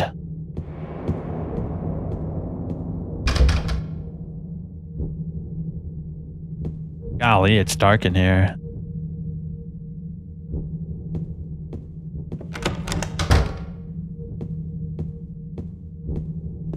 Yeah, dude, there's so many good games that are not made with money in mind. I mean, that's what BioWare used to be like. Just about every BioWare game was like a passion project. Like Jade Empire, like back in the early 2000s, Chinese like martial arts games were definitely not a seller. They were literally just like, literally nobody gave a shit about that kind of stuff. But when Jade Empire came out, everyone was like, this is awesome, bro. Yeah, no, there's like really good shows in the 70s. I'm just talking about the overall art of the 70s. The art of the 70s is just like definitely my least favorite of any era in the history of America.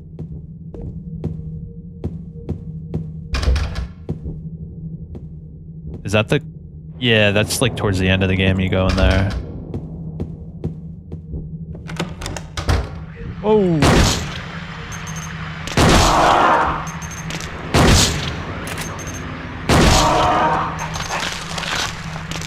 Reload. Damn.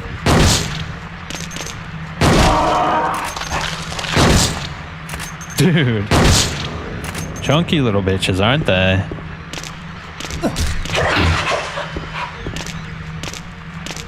Oh god, reload. LSD comic books are definitely strange, but it feels like they don't... Feels like they 100% took the advice of some 70-year-old comic person and ran with it without asking if it was a good idea. Well, also, like, the character designs were not the best either. It was like a mixture of, like, Galaxy... Damn, what's that comic book called? That's really popular, the Marvel one? Galaxy Heroes? Oh, dude, what's it called? It was, like, really popular. The one with, Oh, dude, I can't remember for the life of me. The one with, shit, I'm gonna go psycho mode if I don't remember this. Let me look it up real quick. Guardians of the Galaxy, that's it, I just remembered. Yeah, they took, like, Guardians of the Galaxy style, but, like, added, like, a ugly 70s veneer over it. Hold up, did I get all the doors here? Oh, shit, I never grabbed the map, bro. Where's that map at? There it is. That would be a good idea. Wait, that's the room Mary and I stayed in. Mary, are you there? Or maybe...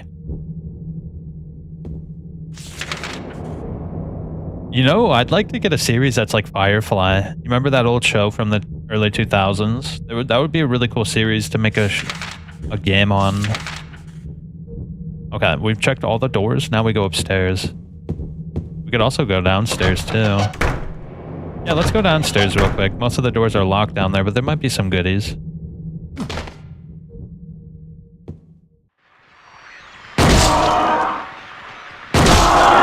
No, I did not enjoy Starfield. I wanted to enjoy it, but I couldn't even get halfway through the game, bro. It's like literally the biggest like waste of money I've ever spent, bro. Ooh, what was that? Yeah, I can't interact with it. It's like you have to put your stuff away to go on it. Look, I really wanted to like Starfield, but it gets worse the more you play it. Like at the start of the game, you kind of have like this sense of curiosity. But like the more you play it, the more it disappoints you. Well, it's not that it doesn't have content, it's just that the content is awful. Like it's so bad. Like every planet looks the same. It's like I don't know, dude. It sucks, bro. It's just not good stuff. The guns don't really have any heft to them. The enemy hit feedback is awful. Like, there's constant loading screens. The planets themselves are actually rather boring. Like, the list goes on.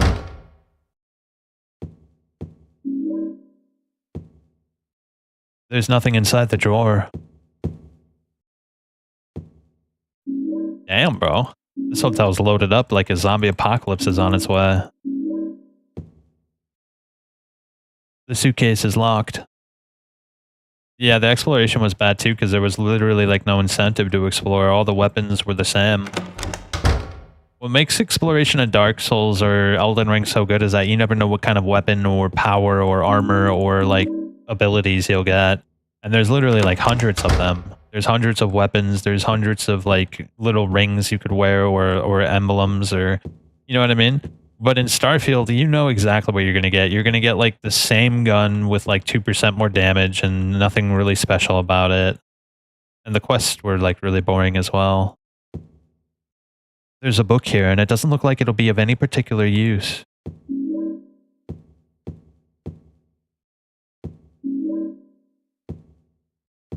I could have sworn... Wait, what's that? There's nothing here that looks particularly interesting. I've already read enough medical books and none of them ever did any good. Oh, that's a missable one right there. It didn't say that the first time I looked at it. Yeah, I thought this was the room with the headphone, but I guess it's not. You played Enderall? Enderall. Enderall? Isn't that like the Skyrim mod? There's a book here. It doesn't look like it'll be of any particular use. Tourist brochures are lined up here, and I'm not interested in them. Yeah, Enderall is really cool. It's like a darker, grittier Skyrim, and it's actually like got really good art, and like the upgrades in the graphics was actually like pretty noticeable. I also like how much it's like way darker, and it's got a lot of content in it too. Ah shit, here we go. Oh, jeez. Oh, shit. Yo. Get off of me. Snuff him.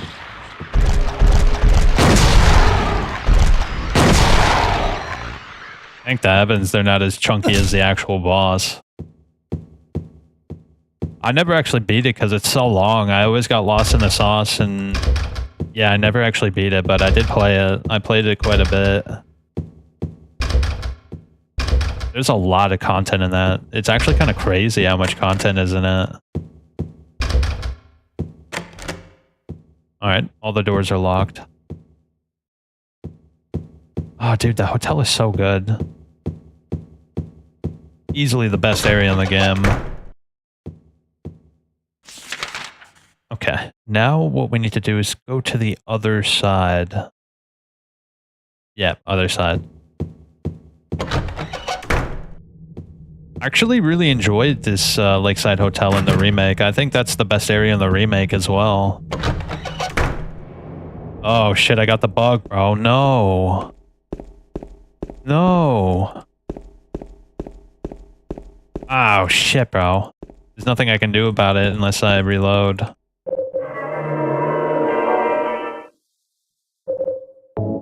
Very unfortunate, but we didn't do much. Yeah, we didn't do much. Dude, this song is one of my favorites. I just love how it sounds. Yeah, let's go to this side. Oh, shit. So that door particularly is bugged. It's weird because Brookhaven was like that as well, but only like very particular doors are bugged. Is it because I need to look down, maybe?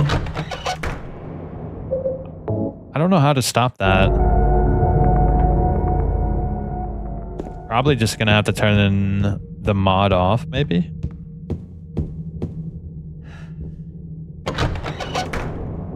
No, turning it off didn't help either. What can I do about that? I might have to restart the game. Yeah, let me restart the game real quick.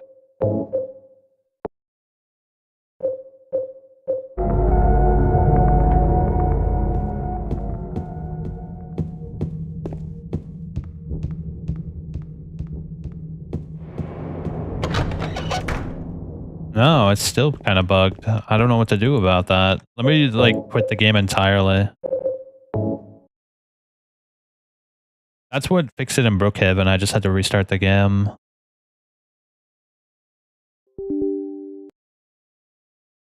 It took you 120 hours? That's crazy, bro. That's a long time to beat a game. Actually, I don't know, you might find this funny, but one of my most played games is Cyberpunk. I actually just love that game. It's one of my favorites. I don't know why, like, just with the fact that you can mod it. Oh, there we go. Yeah, that helped. Yeah, just the fact that you can mod it and make it your own game, like, there's so much to love about that game. Like, the combat's fun, the music's good, the story is pretty decent, the characters are all, like, well written. There's just something about it I really like. Oh shit, I didn't grab the map on this save. We're gonna have to go back. Are all these doors locked? There's literally nothing over here. Let me grab the map real quick, otherwise I'm gonna forget about it constantly. Yeah, in the remake, the hotel is easily the best part of the game. Not only do they go lighter on the enemies, but they got the vibe down perfectly. Like, I actually have a save file right at the start of the hotel, and every now and again I'll just play through it. Like, it's really good. Although, to be fair, the last half of the hotel is awful when you go to the other world. Yeah, they completely botched that part of the hotel, which is kind of upsetting. I was supremely disappointed by the Otherworld and Remake. The Otherworld and Remake is actually, like, really bad. I'm not a big fan of it at all. Especially because in the Otherworld, they put, like, mostly combat encounters. Like, they made it, like, less scary and more combat-y, and I didn't like that. The Otherworld's supposed to be, like, scary psychologically and mentally, not, like, physically. I gotta grab all this shit again. They made the Otherworld look completely different from James's Otherworld. Like, James's Otherworld is, like, dark and watery and moldy and, like, waterlogged and... You know what I mean? Not, like, bright orange and rusty and, like, metallic. That's Alyssa's thing, because she was tied down to the bed. She was burnt and tied down to the bed. So, like, that's, like, Alyssa's thing. It's not really James's thing. And after playing through the whole series, you come to understand that each person has a very particular manifestation of the underworld, of the Otherworld. So, like, making it look similar to, like, Alyssa's Otherworld is kind of lame. Not a big fan of that. Did we go in the cafe? No, it's locked, right? Yeah, it's locked. So where did... Oh, I forgot there's a third floor. Let's go up to the third floor. I completely forgot about that. Yeah, let's go up to the third floor.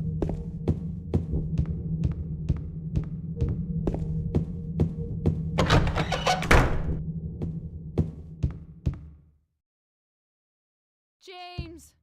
Oh, shit. That was creepy. Mary literally called out to James.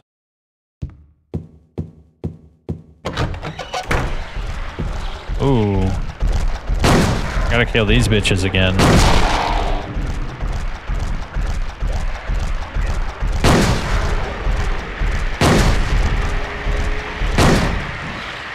What a bunch of assholes, bro. Just die already. What was that? You heard that? It sounded like someone whining. Or like in pain. That was weird. I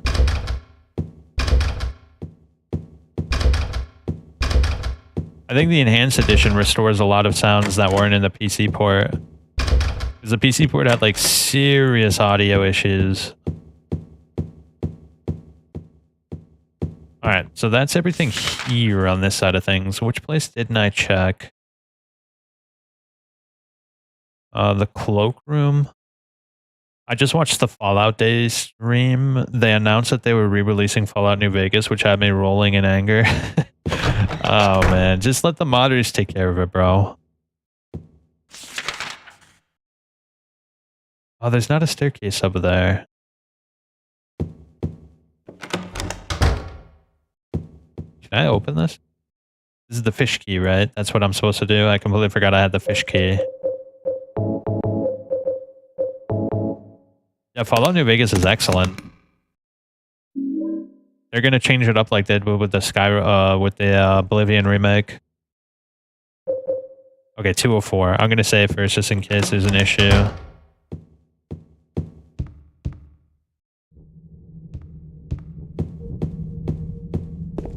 Oh, where is it? Yeah, apparently they changed quite a bit in the Oblivion remake. Like, the Oblivion remake does look pretty cool, but it also looks like they completely changed a lot of, like, the vibe people liked.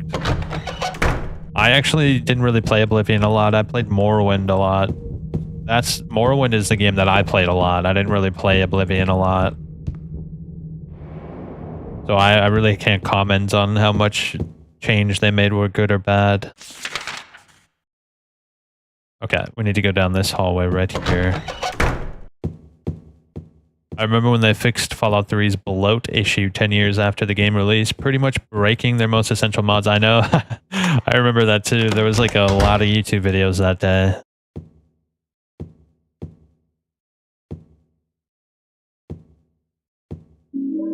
The employee elevator key.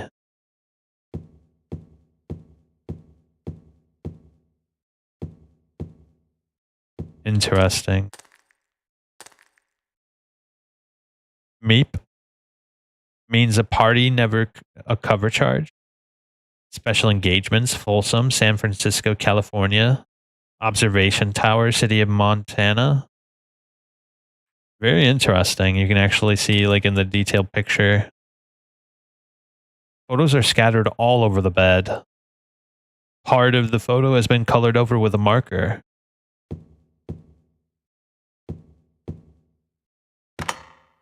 Now it's unlocked. We gotta get... What do we gotta get? We gotta get... Did I get a key? I got a key for another room. The elevator key.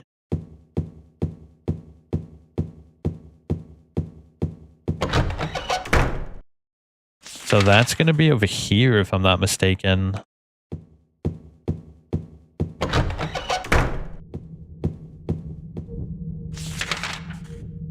Which great house? Mine's Telvanni, just because you can murder most of its leaders and outbreak the promotion questline and result in getting promoted quicker. Are you talking about Morrowind? You know how old I was when I played Morrowind? I was like 10 years old, maybe 11. So when I played Morrowind, I didn't actually play it. I just hobbled about just killing everybody in sight and trying to find weird shit to do. I was too... oh yeah, I forgot that happens. Shit. Hold up, I gotta restart. Yeah, basically I was too young to really do anything in that game, because in that game, for some reason, like, they don't give you quest guidance. They give you directions, but they don't show on the map where you're supposed to go. As a young kid, I could never figure it out. I was too young.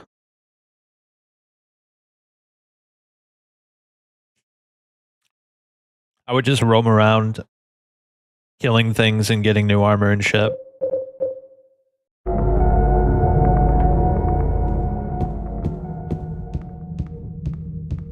Alright, please work. Oh, dude, maybe it's the... Hold up, it might be like the way I come to the door. It's not the mod. Because when I turn the mod off, it still has that issue. So what if I try going through the door from the side? Yeah, it's the way I'm looking at the door. Alright, here we go. Oh god, this part. This part scared the shit out of me when I was a kid. Oh man, dude, having to get rid of all my guns. That was a difficult thing inside of the 13-year-old kid's mind.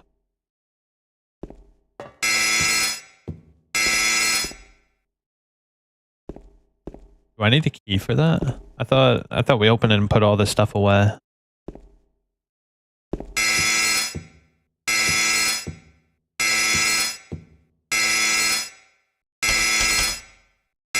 What's this? There's a notice above the buttons. Weight allowance 1 person. The shelf is empty. It looks like I could store my stuff here. Put an item on the shelf.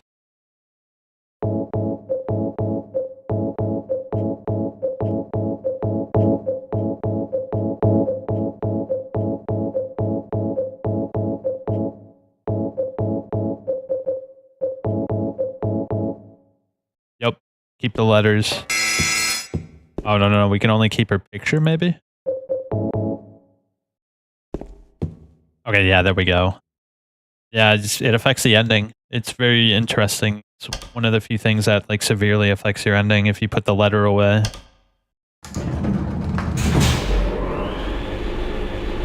Very interesting, right? Most of the time you wouldn't really think. You would just put everything away without even thinking about it, but... If you, like, truly put yourself in James' shoes, why would you get rid of her picture? It's very important to you.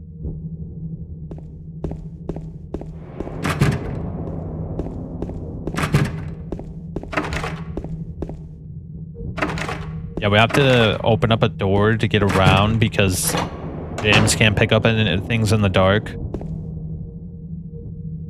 Juice cans are lined up here and there's no reason to carry these with me. They're tea bags and cookies. They're all past their expiration dates.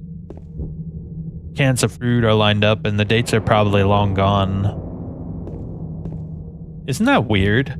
Like, why is this place abandoned? Is it, like, was it condemned? Like, normally you'd expect there to be a lot of people here. This place has obviously had serious money put into it, but...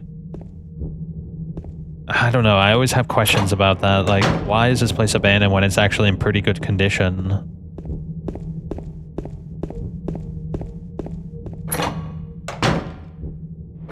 Not that way. That's the way we have to go.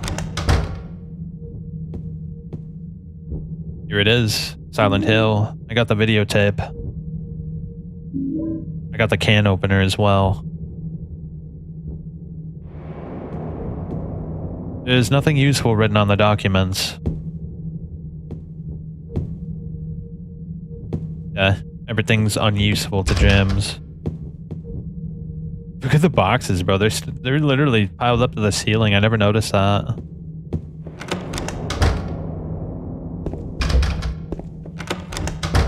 Ah, the lounge.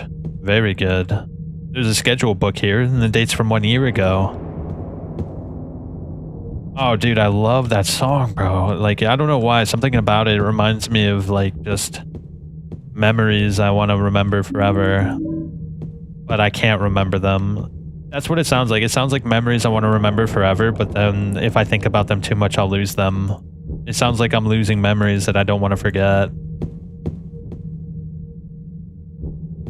Look at that TV, bro. That TV's ancient, bro.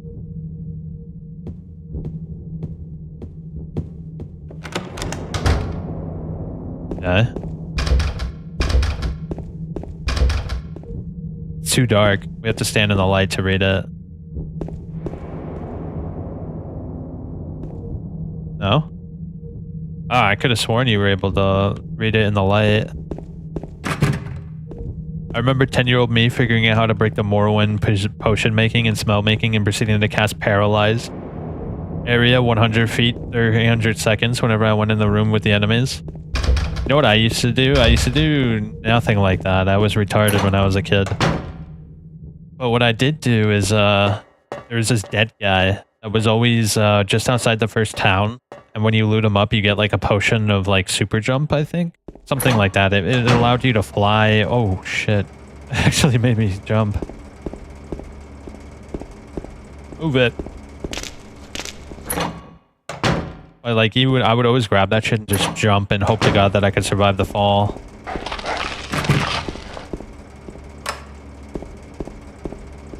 And half the time... Ouch. Half the time I would die, and the other half I would miraculously survive and then die instantly after that because the enemies would be high level in that area. Ah, there it is.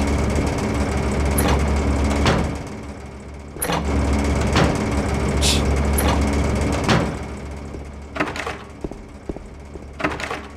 Oh shit, you little bitch. There we go. Squeeze! Okay, what kind of key did I get? I got the bar key. Key to the door which goes from the hotel's underground bar to the hallway. I found it in the boiler room. There's a can with no label on it.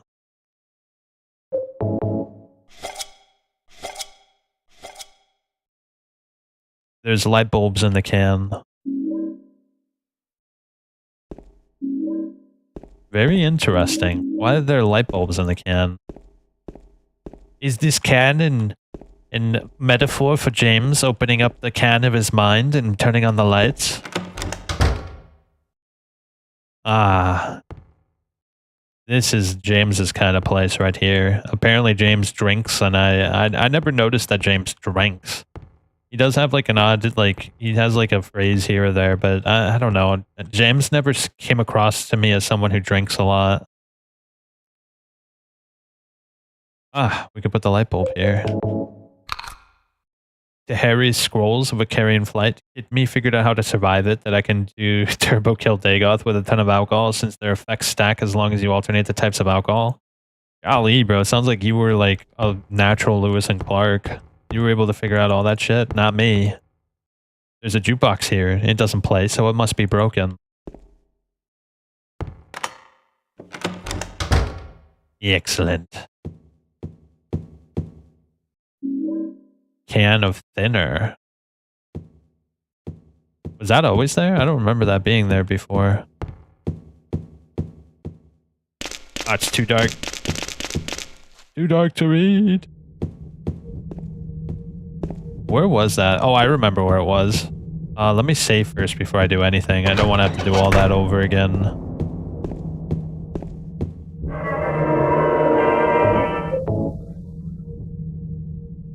Give me 1 second. I just gotta use Albania real quick.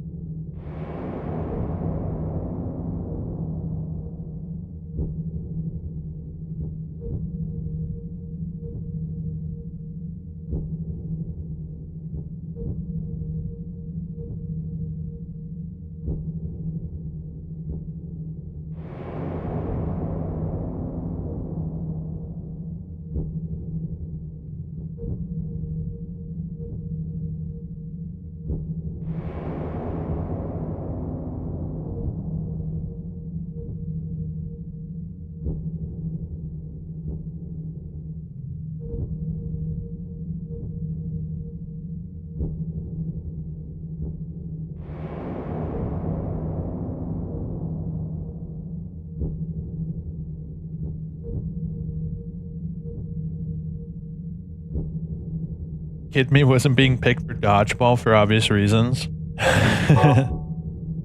That's funny. Kid Me was kind of retarded. Just a little bit. We used to play Smear the Queer. Like, that was like one of the big things we always played in the field. Like, I was kind of like a metalhead, like punk, who always got in trouble. But I miss those days, man. There was like a few games that I personally played a lot. Like, some of the games that I played personally a lot was Resident Evil 4. I had an Xbox version of Half-Life. Because there was like a shitty Xbox port of Half-Life, so I played that a lot. I also played Shadow of the Colossus religiously. I love that game. I killed every single lizard and got every single fruit in the map. Made my stamina bar so big it wouldn't even fit on the screen. Oh shit, I forgot about that. Good thing I just saved.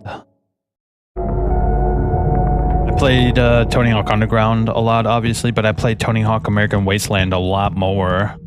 I played Need for Speed Underground a lot. One of my favorite games. I also played... maybe another really big game that I played a lot was Splinter Cell Double Agent. I played that game quite a bit as well. Final Fantasy XII was a pretty big one. What a great game. Very hard for a young person to get into. You're back. Welcome. We're talking about the days of yore. Where do I go now? I got the paint thinner, so we got to go to 202 to get the suitcase.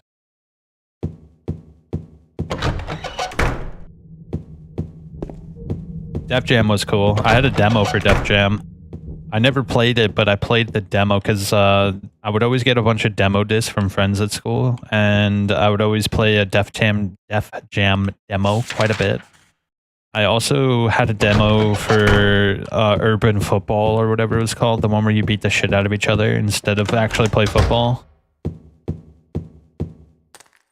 San Andreas, of course. Who doesn't love a good little bit of San Andreas? Shizuka, you back. Here we go. Kill. Wow, I think that's because I killed every single monster in the game. I also want to play this game, should I? It's a little bit of a bitch to get set up without buying it, so I would just recommend watching someone play it. Yeah, the PC, like if you play it on console, you have to buy a PS2, and if you play it on PC, there's like quite a bit of setup involved. You have to first get like a rip of the ESO. You have to get like a digital like disk drive. You have to put that ESO onto the digital disk drive. Burn all the stuff off of the digital disk drive into your file directory. Then you have to download the enhanced edition, which allows you to take the digital disk drive directory onto like an actual, it converts it into an actual file directory rather than a disk drive directory. And then you have to take that mod and configure it.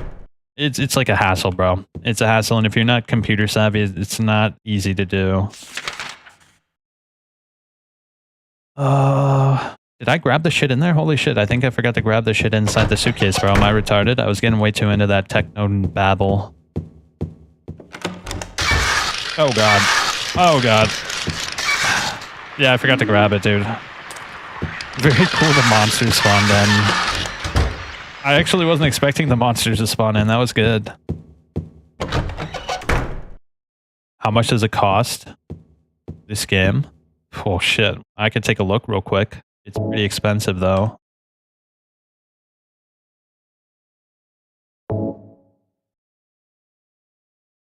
Bro, what the shit? Come on. Let me alt tab out, please. Let's see. Let's go to Amazon. So, Silent Hill to PC. Please.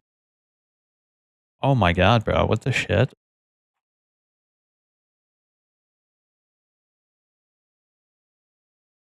So, if you want to get the PC port of Silent Hill, it's $300. Yeah, it's expensive. It's actually pretty low. Like they didn't make a lot of them because it was universally like panned for having a bad port. So it's pretty rare to be able to get a PC port of the game. If you want to get the PS2 version of the game, you really can't. Like it's really hard to get your hands on that without going to like a physical store that sells old games. I mean, you could pretty easily download the ISO of the PS2 version of the game. But if you want to find like a PC port of the game, because you can't use the PS2 version of this game to use Enhanced Edition. Enhanced Edition only works for the PC version, so you have to find some old 2010 site that still has a rip of the PC port.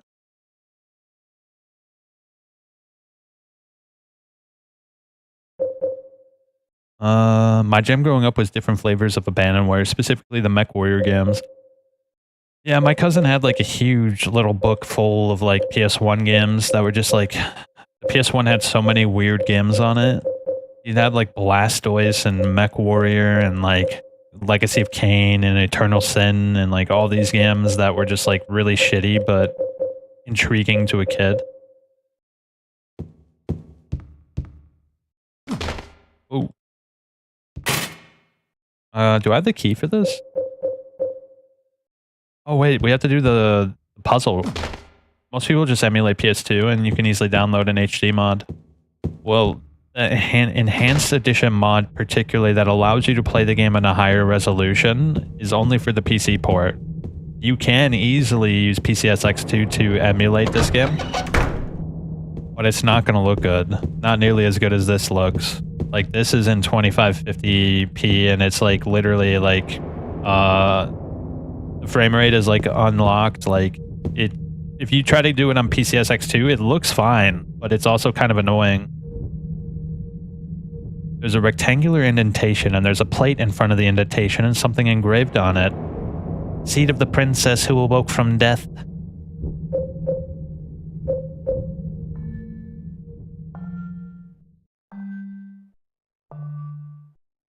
This doesn't sound quite right. Is this music box broken or maybe...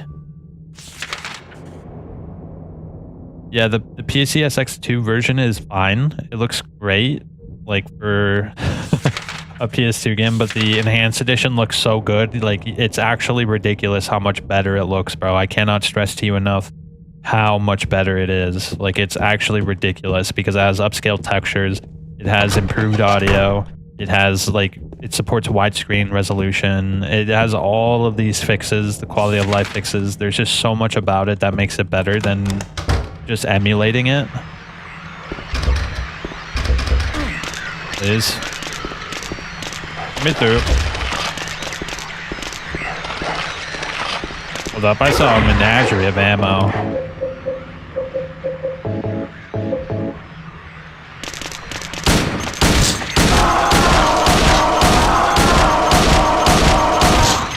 Honestly, bro, you'd be better off just getting like Resident Evil 4 emulated or something like that, or getting like the Steam re-release of Resident Evil 4.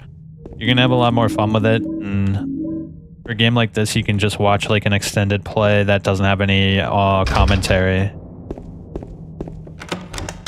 Yeah, if you're not like computer savvy, it's just kind of annoying to get it set up. Like, it's not hard per se, but if you're like tech illiterate, it's pretty hard. Oh shit, we can't go in there. So what am I missing? I'm missing something. I'm missing a music box, but I'm not quite sure. Oh, I gotta go back downstairs. That's right. Yeah, downstairs. I forgot about that.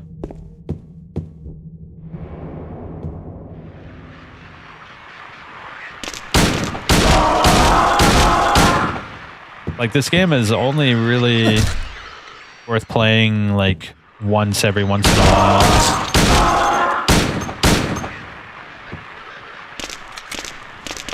Or just do what I did and get the remake. Oh, the remake is great, bro. I actually really enjoyed the remake. I think the original is better, though. I think the original is better, and I have a few reasons for that, but I do like the remake as well.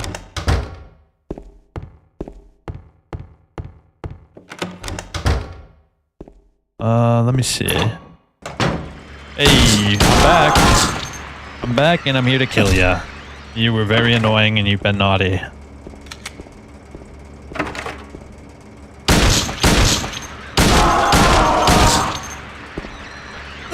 Hey, what the heck is with vampire franchises getting shafted? What happened to vampire franchises? Yeah, what's to do with the vampires?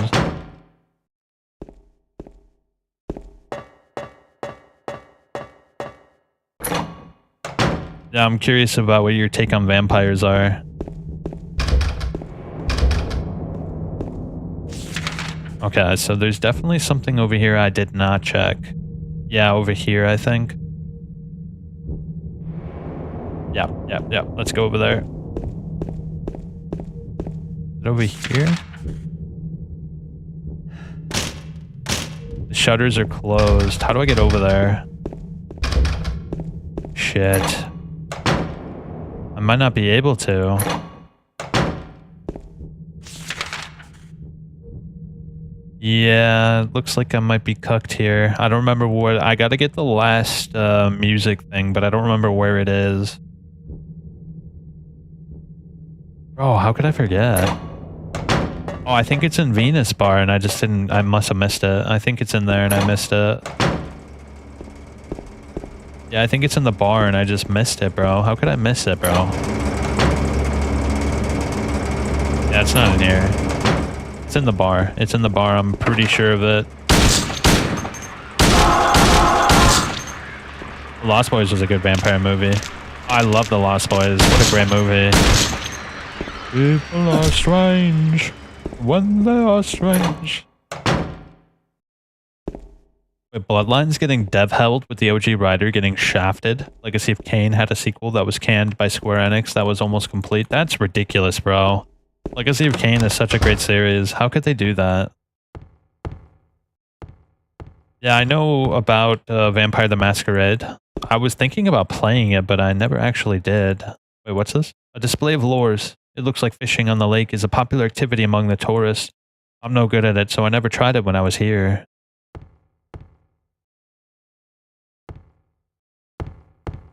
Maybe it's not in here. The counter. Mary and I shared some nice drinks together at this bar.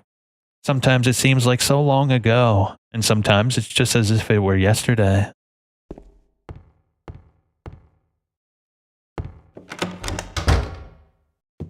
Oh, do you think it's outside, maybe?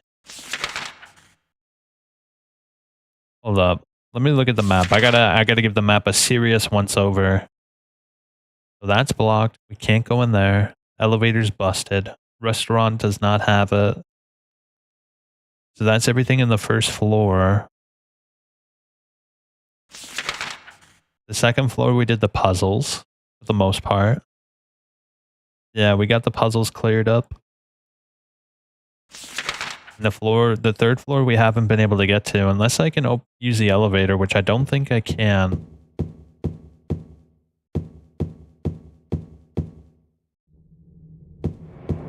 Was it outside, maybe? It might have been outside. Hold up, I could just look it up real quick to expedite the situation.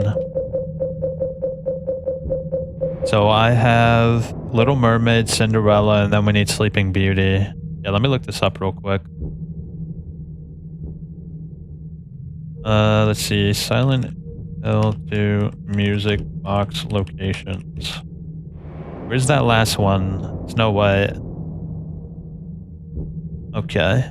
The Little Mermaid is found beside the fountain. We got that one. The Cinderella box is located inside the briefcase in the room 202 on the second floor. We got that one. The Snow White box is situated on a shelf in the pantry on the first floor. Each of these locations is thematically linked. Yeah. So it is on the first floor. Who else is a big fan of devs reusing maps, just adding different stories? I mean, that's what Stalker did, and that game is excellent. Okay, so it's in the pantry.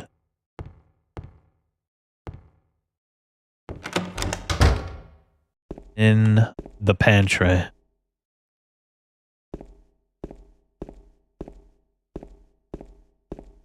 Isn't this the pantry? I guess this is the kitchen. It could be... Well, this isn't the first floor, is it?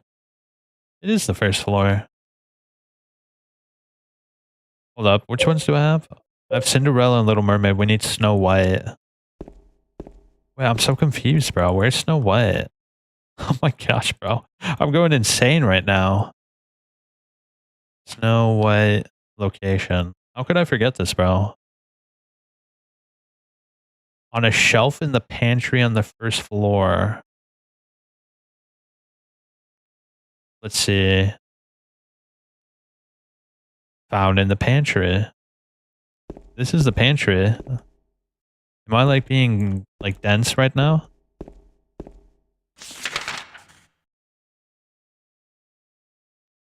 Hold up. Oh my gosh, it's over here. I'm stupid. That was below floor 1. Let's see, where's the pantry?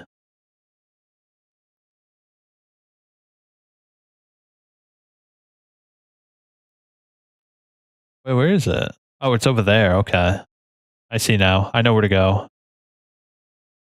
The Mafia 1 remake, Chicago, looked so freaking good.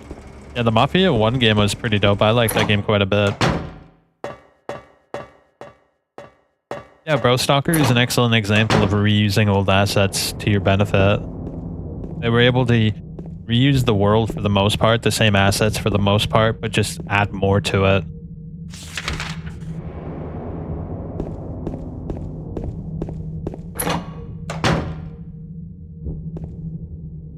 Okay, let's see.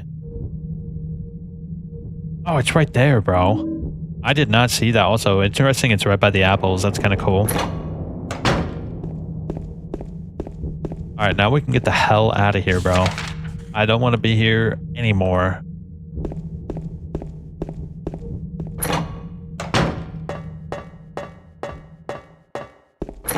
Oh, what other games do that? Tony Hawk did that. I mean, Tony Hawk is literally just the same assets over and over and over and over and over again.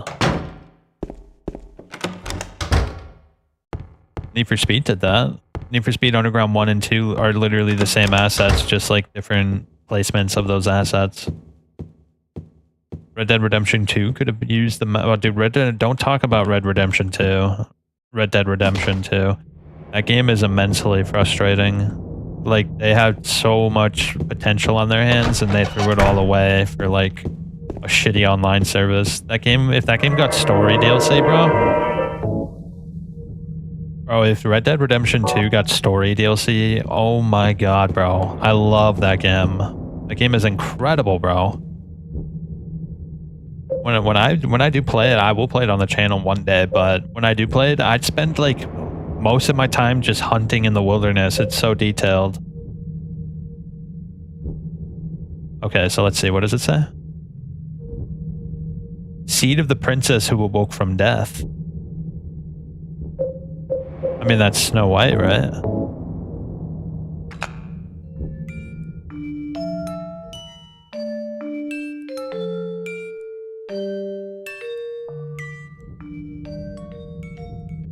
Well, if it's not Snow White, it's Cinderella. I always mix them up. Oh, I'm stupid, bro. I gotta put all of them in. That would be a good idea, right? Yeah, this one's Snow White. This one's Snow White. You know what's kind of weird? You might make fun of me for this, but my ringtone for my phone is actually this this song. Seed of the princess who spoke no words.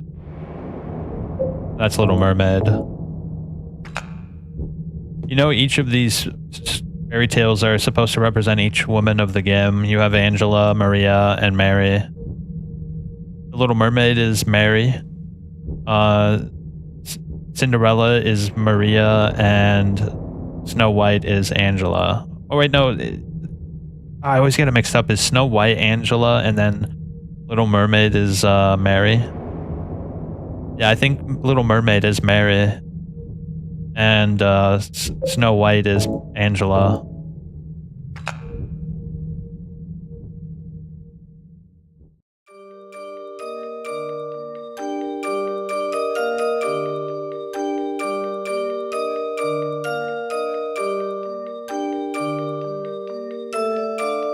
Yeah, this is my ringtone to my phone. Am I weird?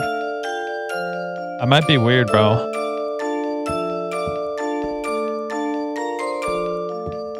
Dun, dun, dun, dun, dun. Dun, dun, dun, dun, dun, dun, dun.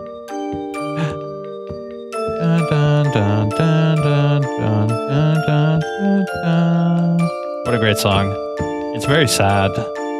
It's probably not the best ringtone to have. My old ringtone used to be Metroid Prime. Oh, yeah, I should probably take the key, right? That would be a good idea. Let me save too.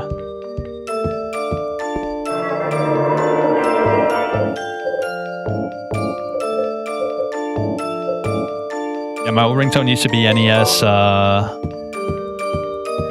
what is it called? Oh, I always forget the name of the boss, but it used to be NES Metroid Prime. For some reason now it's that song. I don't know why. It's not appropriate. Every time I get a call, I get sad.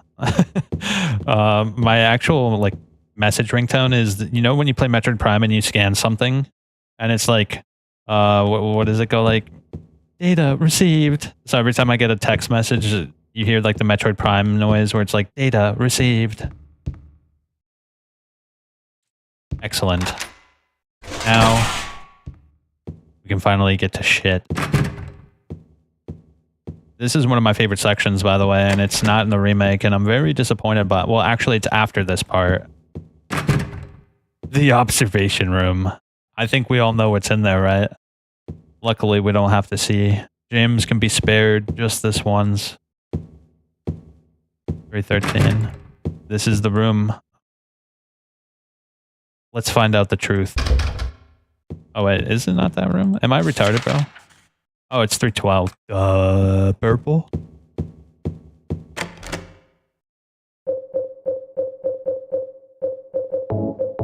Yep, letter's empty. James got Laura's letter, which obviously definitely tells him exactly when Mary died, which was literally less than a week ago. Oh, dude, did I forget to grab the key? I forgot to grab the key, bro. I'm so stupid. It's because of that bug, bro. I reloaded and I never actually grabbed the key.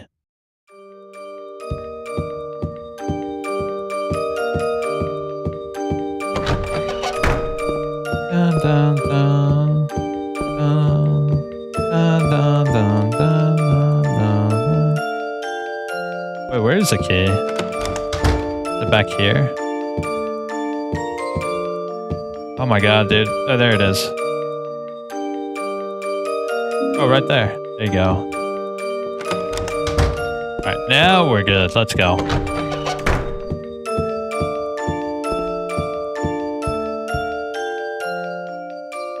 Yeah, that song is so sad. I should probably change my ringtone. Here we go.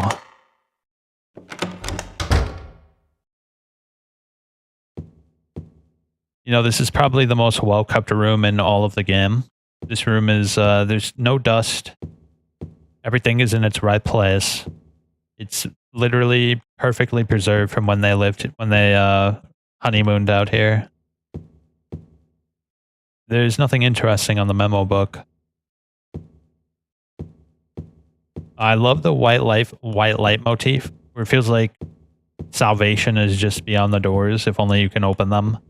Or like heaven is beyond the doors, but you can't quite reach it because you're not ready. One of my favorite motifs. A lot of animes use it too, which is kind of funny, but it's, I don't know, there's something so intriguing about it.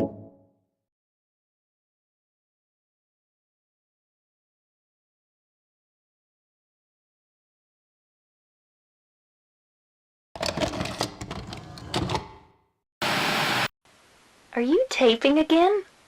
Come on. I don't know why, but I just love it here. It's so peaceful. You know what I heard? This whole area used to be a sacred place. I think I can see why. It's too bad we have to leave. Please promise you'll take me again, James.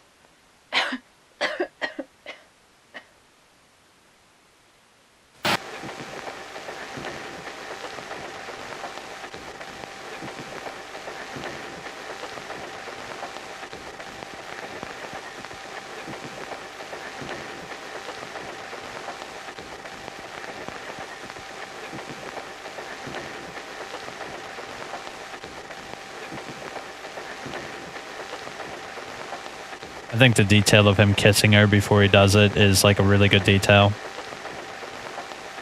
It shows that he really does care about her.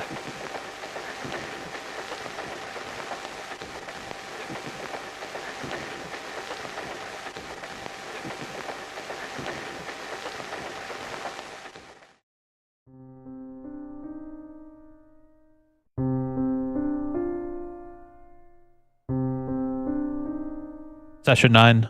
Watch Session 9, brother. It's a sleeper hit nobody knows about but me and other Silent Hill fans.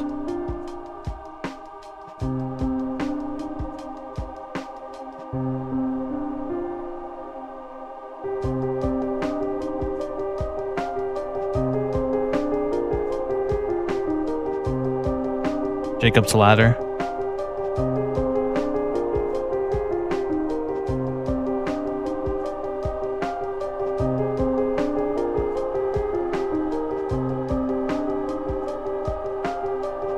Mary. Session 9. Like you're having a session. It's got Horatio in it. So there you are, James. Did you get the letter? Ah, Did you dude. find Mary? If I'm gonna not, cry. Let's get going already. Or Okay? Laura. Yes, Session 9 from 2001. Laura. It's a really good movie. Mary's gone. She's dead. If you're looking for creep factor, it's at 11. That's a lie!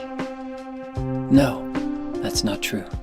She died because she was sick? No, I killed her.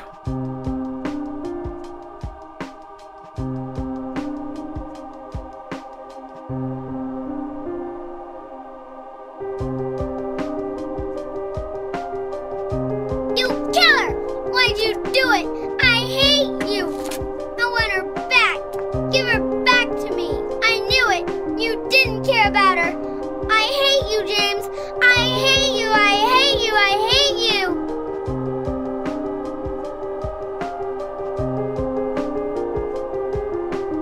She was always waiting for you. Why? Why?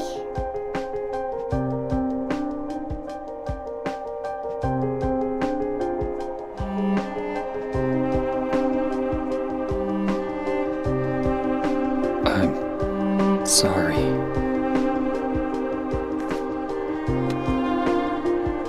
The Mary you know isn't here.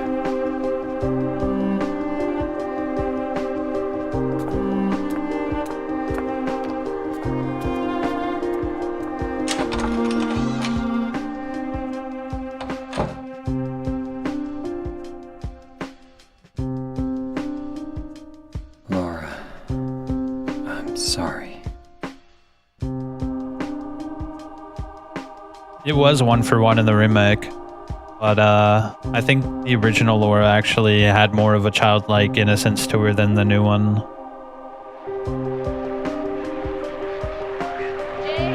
It wasn't bad, but it wasn't as good as this one. This one, she sounds way more innocent and it's even more sad. Do you hate me? Is that why you won't come? James, That voice! James, please hurry. Are you lost? Yeah, Rosemary's Baby is pretty scary. It's like, Waiting nearby. it's not even like scary and like, Please, it's scary in like the ramifications of it. Like she's literally raising Satan. Like that's scary. please, James.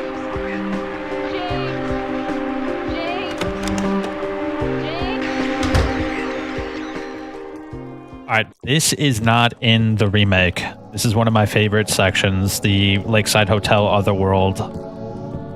Not only is this song not in the remake, but also the vibes are off because the Otherworld in the remake is like orange and bright, and it feels like sunset rather than dark, dreary, moldy, waterlogged, like sickly.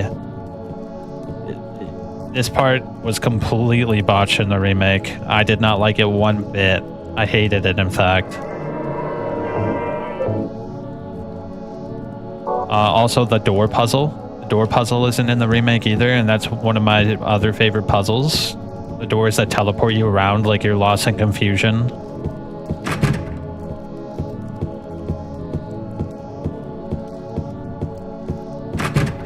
Okay, all these are locked. Yeah, this music, it's not in the remake, and I think this music is very impactful. It sounds like the best way to describe it would be you've learned something terrible. Yep, and now we can listen to the tape. Luckily, the tape is in the remake, which is good. You know, I think one of the big drawbacks of the remake is that it's too long. One of the greatest parts about this is this game is only like 6-8 hours. You must be You must be joking. joking. I'm very sorry. But you're a doctor. It's your job to heal people. How can you just let her die? Please, calm down. As her doctor, I promise I'll do what I can. But there's still no effective treatment for her condition. How long does she have? I'm afraid I'm not sure. 3 years at most. Perhaps 6 months. It's impossible to say with certainty.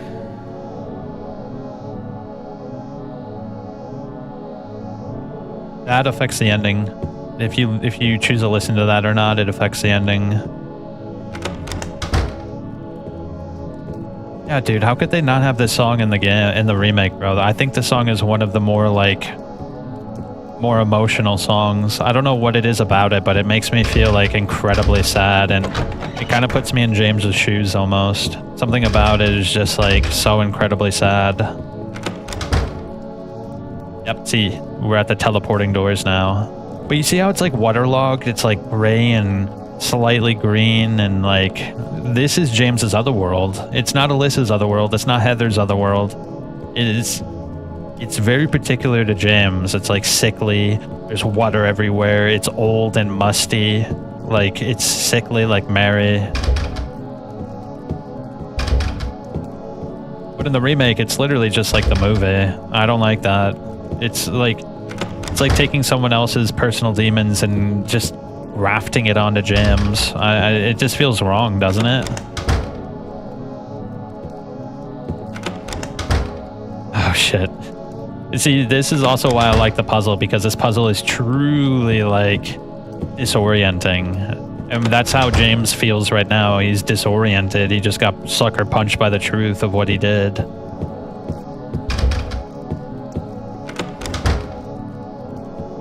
We have to use a map if we're gonna do this properly. Yeah, if we don't use a map, we're gonna get cucked.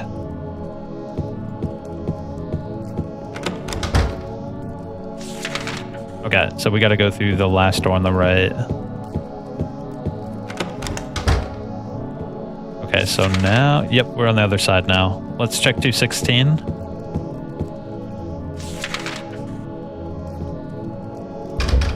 Locked. 212.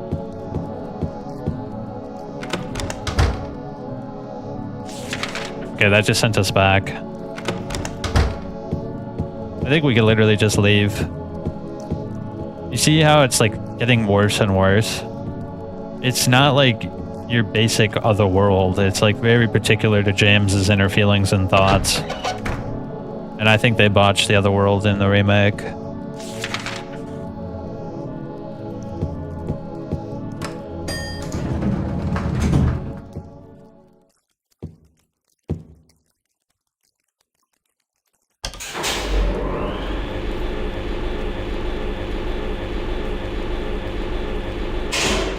Also, another thing I dislike about the other world in the remake is they're just always huge combat arenas. Oh god. Hold up, let me check the other doors just to be sure. Okay, there are no other doors.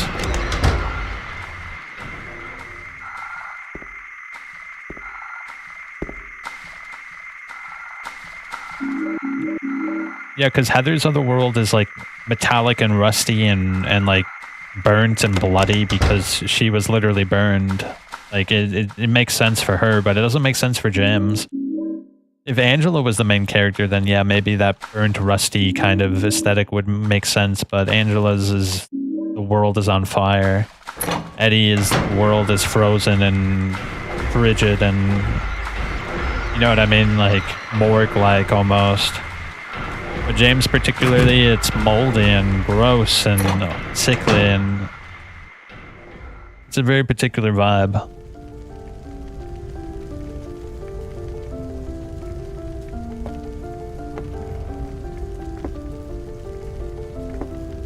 One of the best cutscenes in the game, in my opinion. Mama! Mama, I was looking for you. Now you're the only one left. Maybe then I can rest. Mama, why are you running away?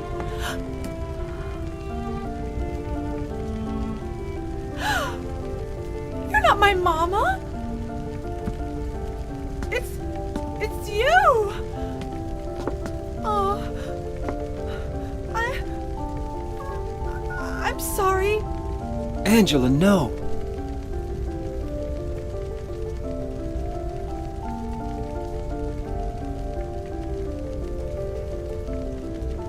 Thank you for saving me. But I wish you hadn't. Even Mama said it. I deserved what happened. No, Angela, that's wrong.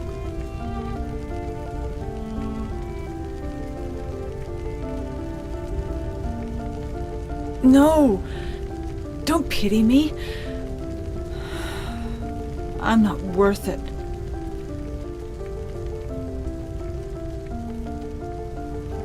Or maybe you think you can save me.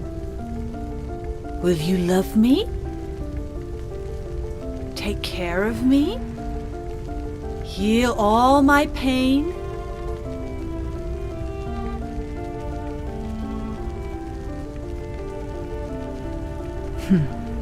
That's what I thought.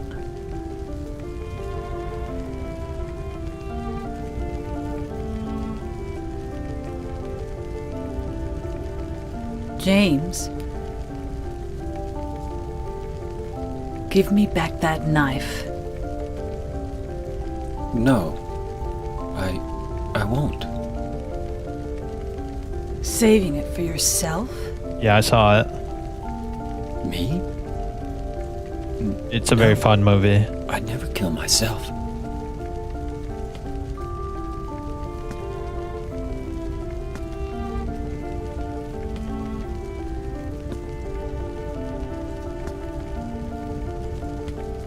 It's kind of like the big hullabaloo in high school. Everyone's like, dude, you should Battle Royale. Everyone was like talking about it. It was like kind of like a secret, It's hot an as open hell in secret. here. You see it too. For me, it's always like this.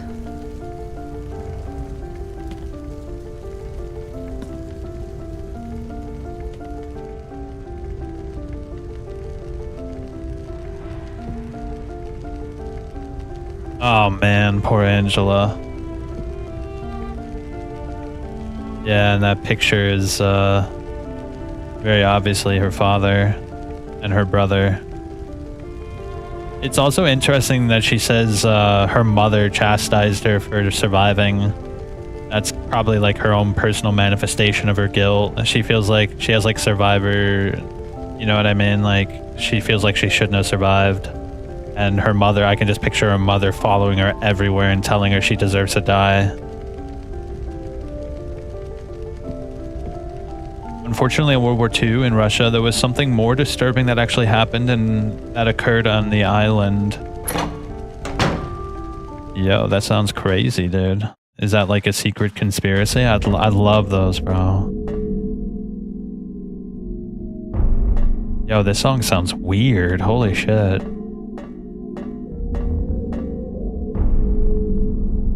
Oh, dude, you want to know what one of my favorite movies of all time is? Let me show you real quick. I actually had to get like the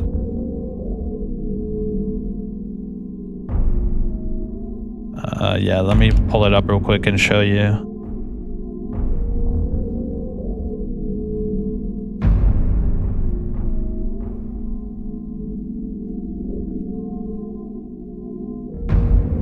Well, I'll show you when we're done with the game. But you know what? No. Let me show you now. Since we're talking about movies, I'll show you one of my favorite movies of all time.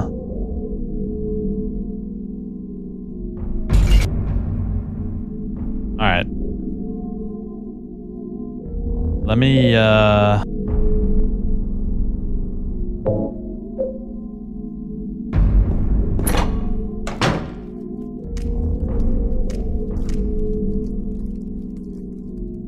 Isn't this fascinating, bro? Only 30 survived? Bro, this is fascinating because Angela's whole thing is she burnt the house down. She was an arsonist and a killer. And this whole area, right after seeing Angela, we see like this burnt down area with like police tape and whatnot. It's a direct manifestation of Angela that's melting onto our world. This part always fascinated me, like how much influence has Angela and Eddie had on James's manifestations? Is it only when they're close by? Or all the manifestations are all influenced by the people in the town?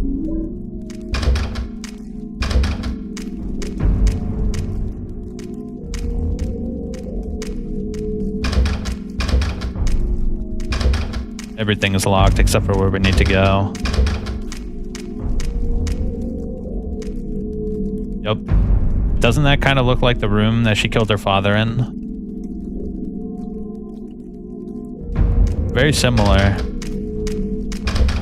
Because you can obviously infer that when the room you fight Abstract Daddy in is the room that she killed her father in.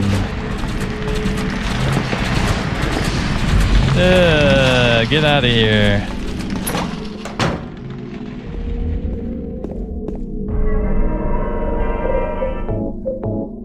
Alright, now that we have a little lull, I'll show you.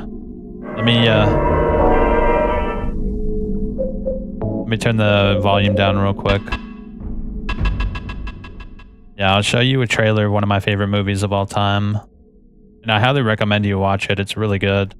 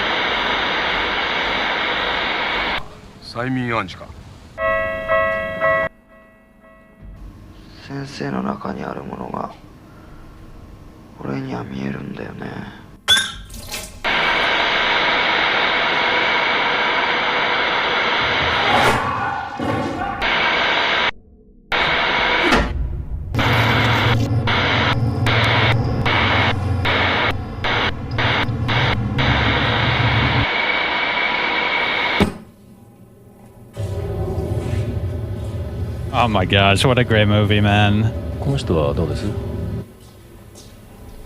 知らない。これはあなたですよ。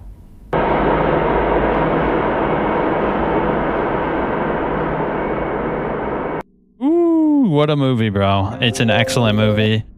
It's an excellent movie by a master of not only horror, but cinematography, Kiyoshi Kurosawa. Yeah, watch it. If you haven't seen it, watch it, dude. One of my favorite movies. It's in my top 5. I know it's saying a lot to put it in your top 5, but it's literally like right up there. Excellent movie. Highly recommend. All right. Looks like we're about to fight Pyramid Head. Let's do this.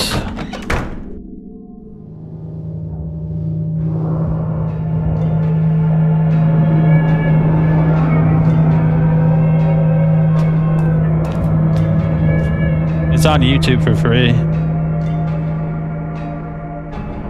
Yeah, there's always an upload of it on YouTube for free. Stop! Leave her alone! Leave us both the hell alone!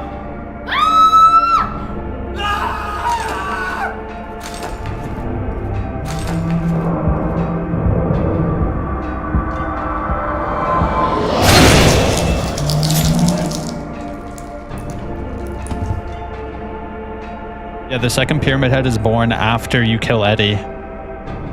So each Pyramid Head represents someone James has killed personally. The whole game there's only one, but the moment you kill Eddie... I was weak. That's why I needed you. Needed someone to punish me for my sins. But that's all over now. I know the truth.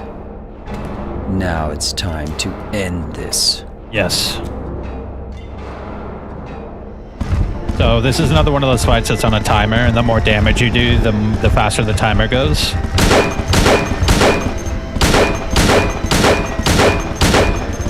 So we just... Oh god. Oh god, I'm gonna die. I'm gonna die. We heal. That would be a good idea. I like the music too. I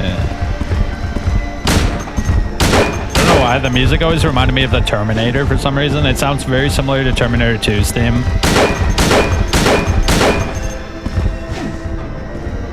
Doesn't it sound similar to Terminator 2 theme?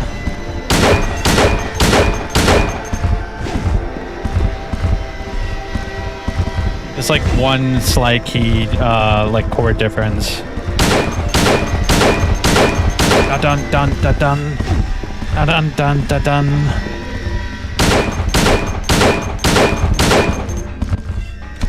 Oh shit! Can't move when you're reloading. I mean, you could reload through the inventory, but it's too potent.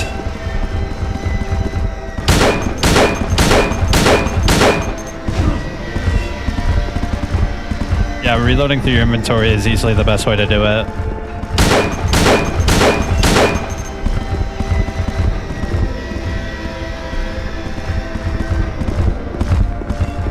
Pyramid Head is invincible. The only way he dies is by killing himself, and it represents James killing his guilt.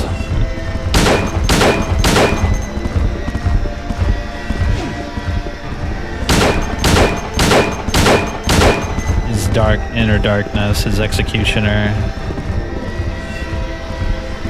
his punishment.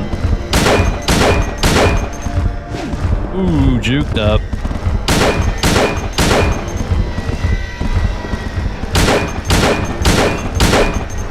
They're chunky. If you don't do any damage to them, this fight will last a very long time.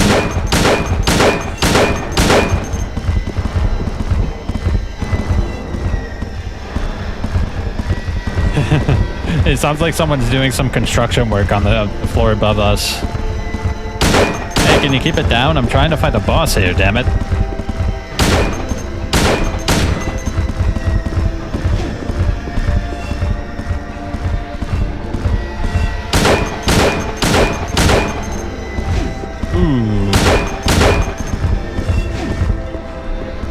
I mean, you could use a shotgun, but the shotgun, like, you have to stand still for quite a while.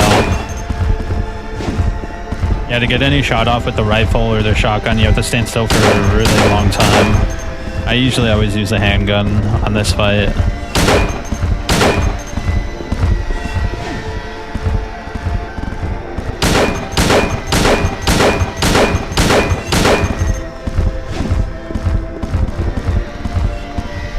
Reload. Ooh.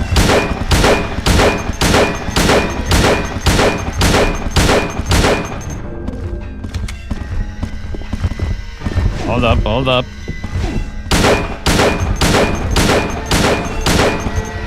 one more clip should do it.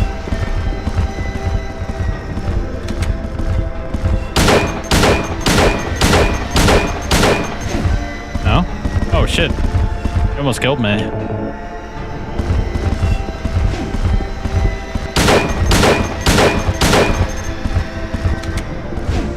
Yeah. Relax, bro.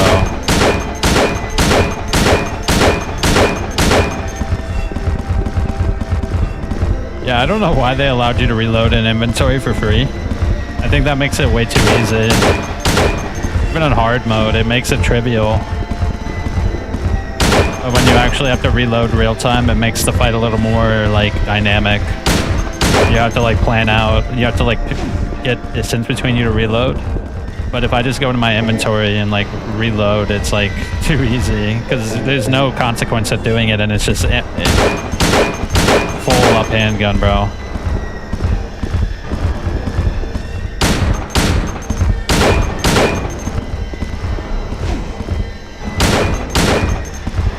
Oh. Are you guys ready? Golly, bro.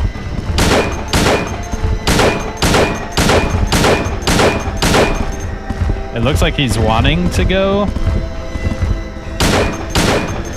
It's interesting that he gets rid of the butcher's knife for the spear.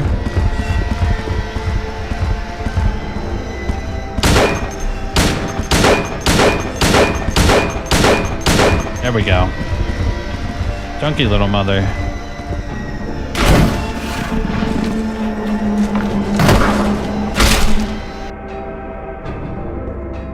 And we've overcome our internal conflict. Pyramid Head won't move anymore. It looks like he's holding something. The scarlet egg. He's holding something. The rust-colored egg.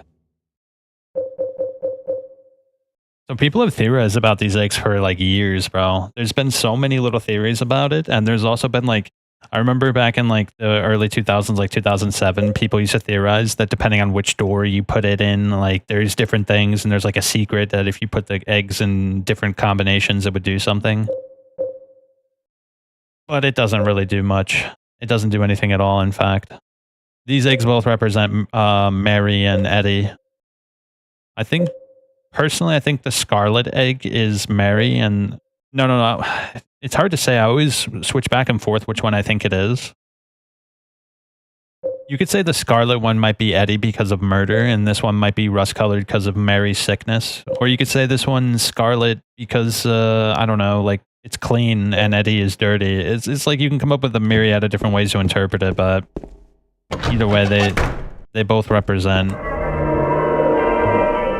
Eddie and Mary because of the two people that James has killed.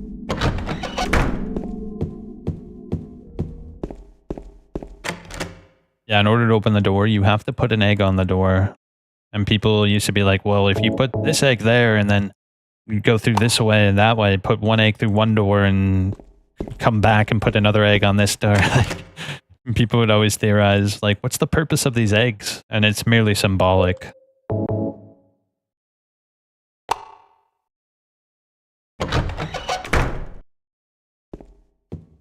Yep. We're done. This is pretty much the end of the game. Unfortunately, we're gonna have to cry again. This next part is especially heart-wrenching. Oh, dude, this part always makes me so sad. James? I brought you some flowers. Flowers? I don't want any damn flowers. Just go home already. Mary, what are you saying?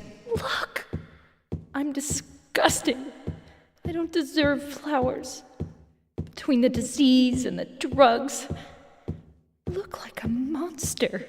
Well, what are you looking at? Get the hell out of here! Leave me alone already! I'm no use to anyone.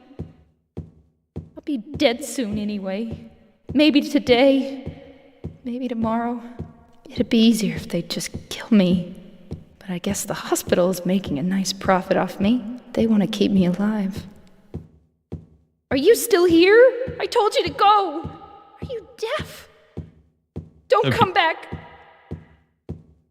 If If you run through the hallway, you'll skip this next part. Wait! Please don't go! Stay with me! Don't leave me alone! I didn't mean what I said!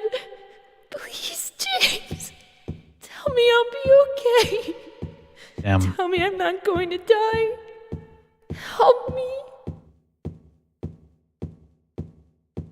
Yeah, if you run through the hallway, you'll skip her asking you not to leave. Like, it's like timed perfectly to where when you run through the hallway, you'll skip her asking you to come back. So if you're like a, less observant player, you'll just skip that part. And it actually does affect the ending, whether or not you listen to this whole conversation.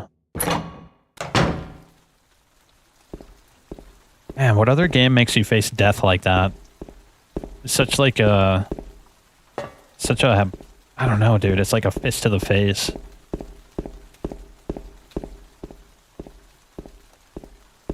I can't think of any other game that makes you face death in such a, like, it just confronts you. It's like, this is what's gonna happen to you.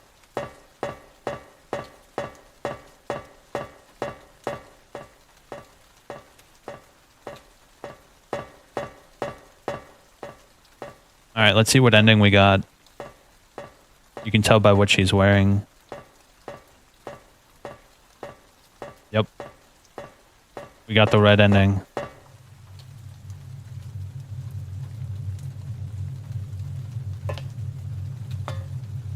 Mary?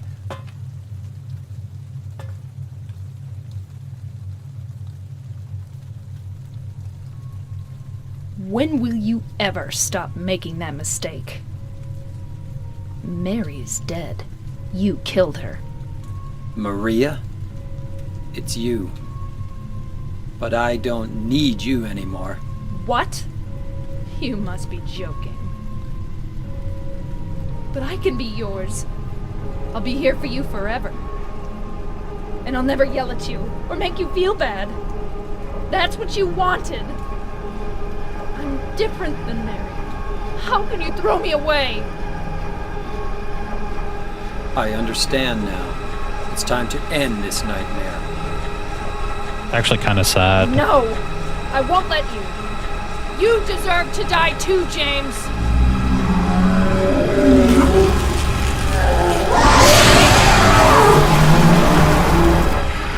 Maria's like an unwitting participant in this whole thing, and it's kind of sad, isn't it? Yeah, get off of me. Shit. Let me get out a real gun now. Yeah, it's time we take out the big guns. Oh god. Oh.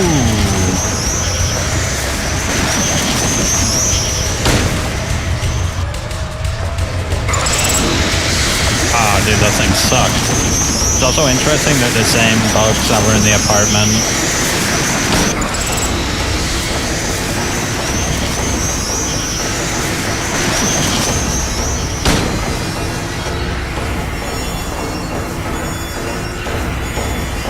Reload. Got it. Shit.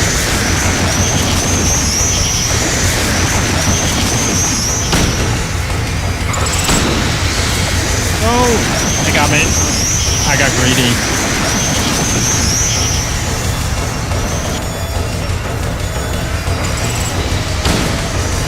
I got greedy again.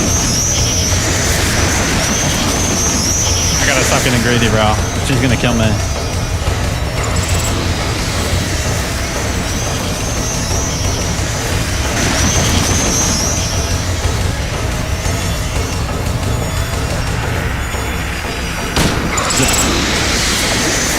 Ah, shit. I was too close. Is it better to stay close to her? Oh, it's not better to stay close to her. Holy shit.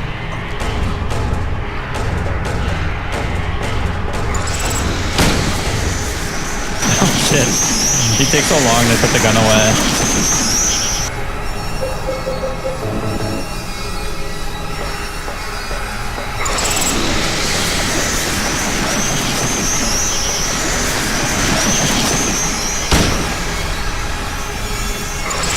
Oh shit. Run!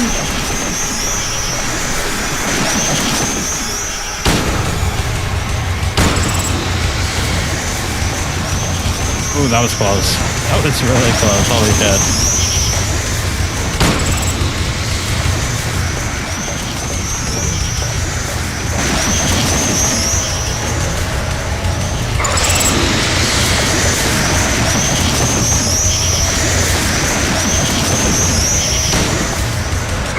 Oh god, run! Ah shit, I thought they would fly away. Oh shit. Man, dude, this fight is so loud.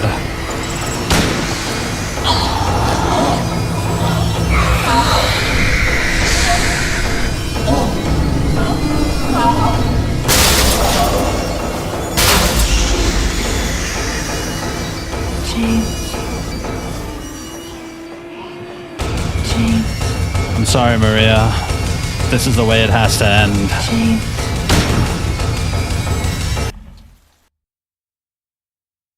Oh, dude, this part. My favorite cutscene in the whole game.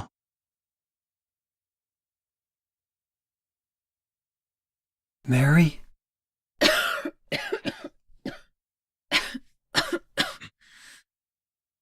James. The song is called Making Peace. Forgive me.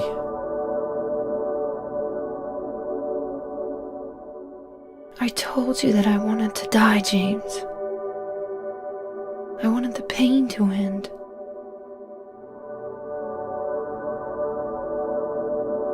That's why I did it, honey. I just couldn't watch you suffer. No. That's not true. You also said you didn't want to die. The truth is, I hated you. I wanted you out of the way. I wanted my life back. James, if that were true, then why do you look so sad?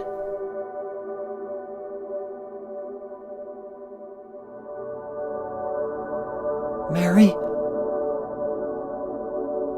James. Please. Please do something for me.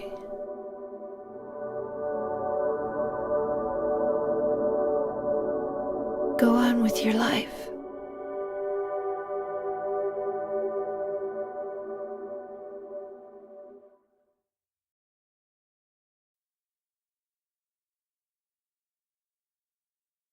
In my restless dreams, I see that town.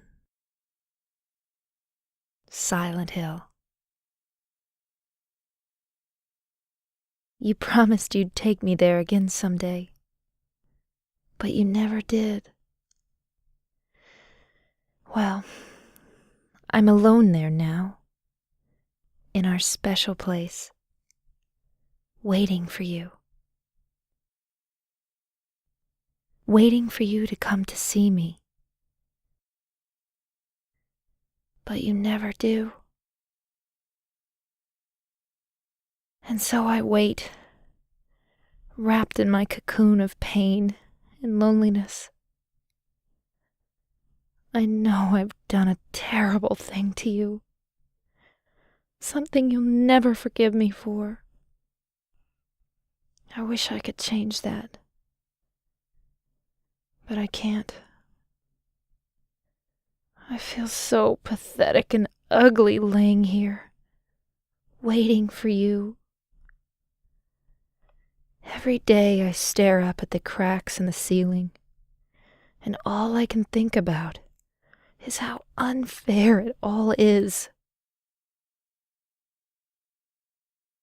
The doctor came today. He told me I could go home for a short stay. It's not that I'm getting better.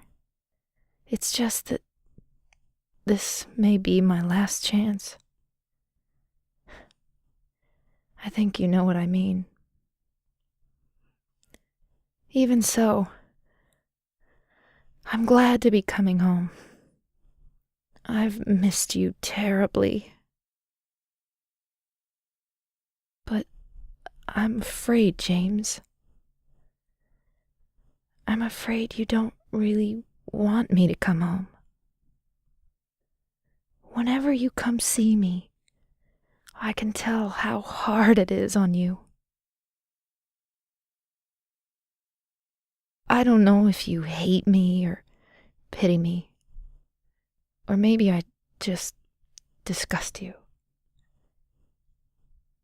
I'm sorry about that. When I first learned that I was going to die, I just didn't want to accept it.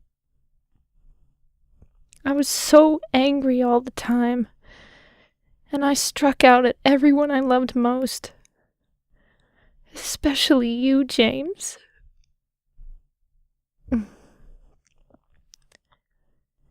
That's why I understand if you do hate me. But I want you to know this, James. I'll always love you. Even though our life together had to end like this, I still wouldn't trade it for the world. We had some wonderful years together. Well, this letter has gone on too long, so I'll say goodbye. I told the nurse to give this to you after I'm gone. That means that as you read this, I'm already dead. I can't tell you to remember me, but I can't bear for you to forget me. These last few years since I became ill, I am so sorry for what I did to you, did to us. You've given me so much, and I haven't been able to return a single thing. That's why I want you to live for yourself now. Do what's best for you, James. James, you made me happy.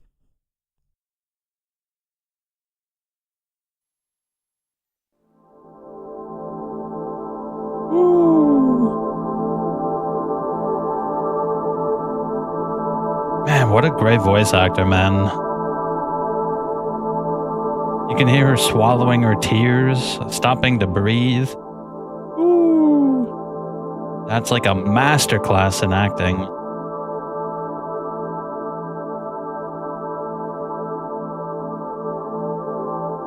Laura's all alone now. Oh wait, James is there. Yahoo!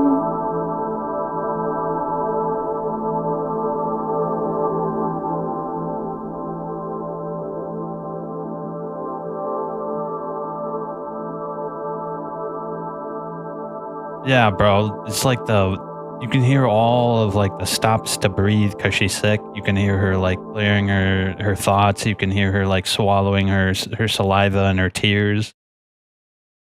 Oh, dude.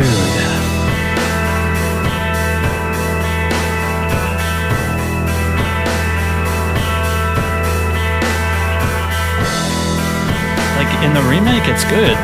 It's not bad, but you just don't get like those extra textures and details that this actor added to it with all like the breathing and the swallowing and like the crying and the whimpering. She kind of reads it. She does have a little bit of that, but not as emotional as this. Like when she reads it in this, bro, like you can feel all the emotions coming off of it, and I think it's sad and it makes you tear up specifically because you can really hear her struggling to read that letter. And I think the actor herself probably had a really hard time reading that letter. Damn, what a great game, dude. doesn't overstay its welcome. You get in, you go through a few places, you go to apartments, Brookhaven, Historical Society, Hotel, it's done. 5-6 hours, depending on how good you are at games. Concise, gets the job done, conveys its message. I think the remake was too long, bro. Remake, when I took my time to look at all like the lore and the details on my playthrough, it took like almost 18 hours to get through. It took me like a whole week to get through it. But with this game, it took me 2 nights, 4 hours each. And I stopped to smell the roses too, so. And I like the remake, dude. I think the remake has a lot to like about it, but this game is just, it doesn't overstay its welcome, bro. It just says what it's gotta say and then gets the hell out. Rides away in a bike into the sunset.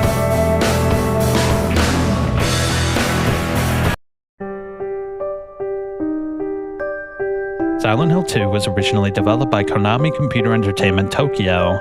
Silent Hill 2 Enhanced Edition was a project developed by Aero, Andre, Big Man Japan, Bellic666.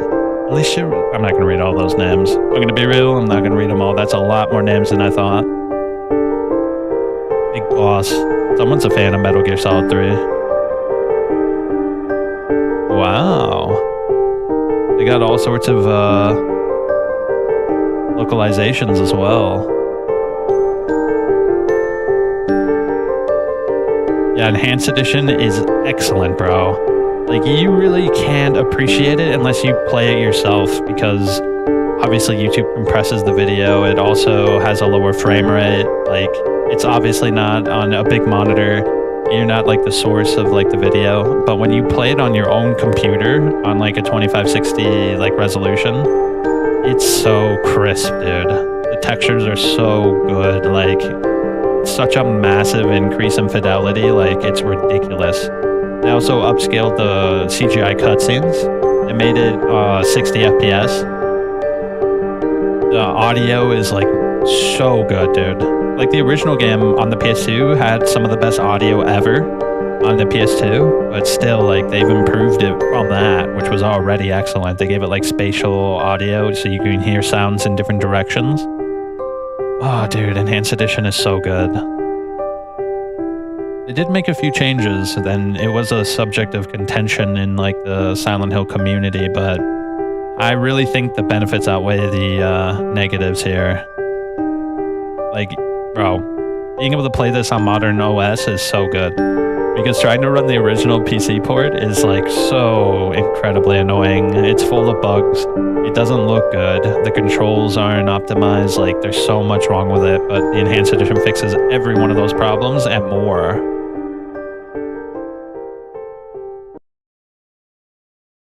Look at that. We got the leave ending. To be fair, I don't think you can get any other ending. Let me look that up real quick. I want to be sure. Silent Hill 2... PS2, can you get any other ending your first playthrough? The original players can only unlock one of the 3 main endings in water. Oh, so you can. The endings are determined by a point system influenced by the player's actions, such as how much time was spent with Maria, health management, and combat choices. Specific interactions. It's not possible to achieve multiple main endings in the single first playthrough without using save file manipulation or reloading. Yep. Once you beat the game, you get the ability to get the rebirth ending, the dog ending, and the UFO ending.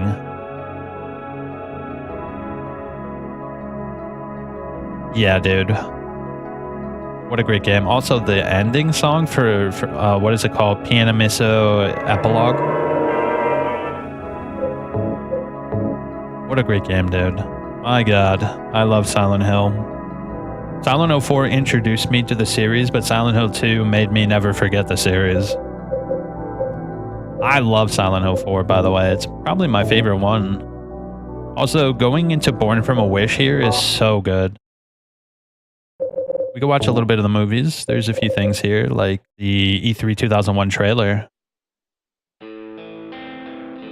James, honey. You all remember did something E3? happen It to was like you? a big thing on After G4 we got would all watch separated every in that year. long hallway? Are you Yeah, I feel confusing bad me for with Maria. someone She's like an else? unwitting participant in the whole thing, and she's kind of at James' beck and call, and she's like a You prisoner to were James's. so forgetful. Remember that time in the hotel? You That's said what makes you Born took from a every- Wish so sad, because it's all But you about her forgot coming to that the realization she has no choice in any of her actions. It's all preordained by it's still James. Like, she tries to kill herself at the end of Born from a Wish, but she can't because she has one specific not your purpose.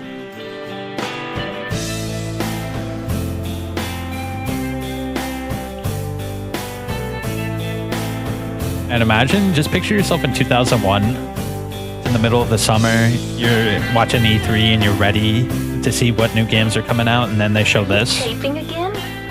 Come on. I don't know why, but I just love it here. It's so peaceful. You know what I heard? This whole area used to be a sacred place. This must have been so hype, bro, because Silent Hill 1 was really good, and it had pretty positive reception. And this just looks like such a massive step above Silent Hill 1.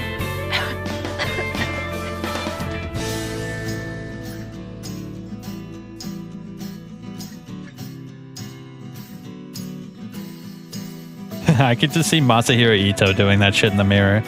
I've seen that documentary like 100 times, and every time I see this scene, I just picture Masahiro Ito like looking at himself in the mirror and touching his face.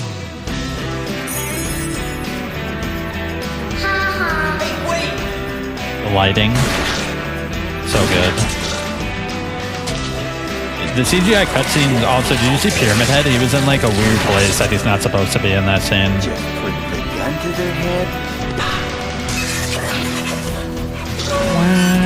Dun, dun, dun, dun.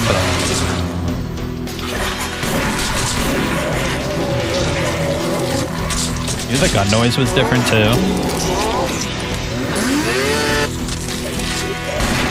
Bro, I bet you everyone who was watching this trailer were like, you can get a chainsaw! What do you mean, anyway? You don't sound very happy to see me. What do you mean, just for that? Eddie, you can't just kill someone because of the way they looked at you. Well, yeah? Why not? Why didn't you try to save me? All you care about is that dead wife of yours. Damn, this trailer's pretty hype, bro. Holy shit. My whole life. Like that stupid dog. You had it coming too.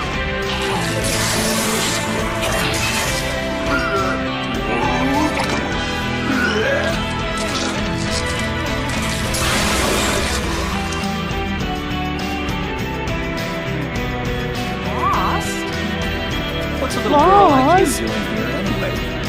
Huh? Are you blind or something? What's that letter?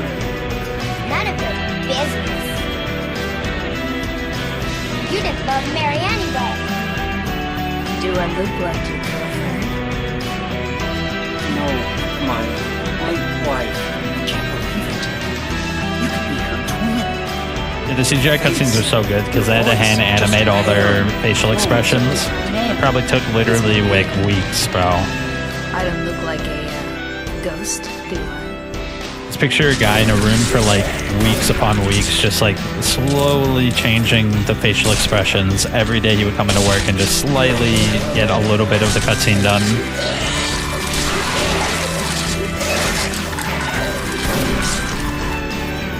Oh, it's you.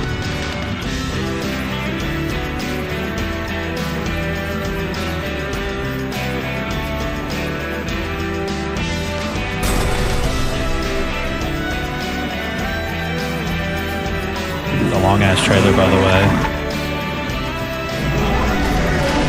I mean, E3 back in 2001 wasn't really a cultural thing at that point. It was mostly just for like journalists and developers. So they did show off a lot more of the games back then, and it only really became popular when G4 became a big thing in like 2004. With all these monsters around? No, I just...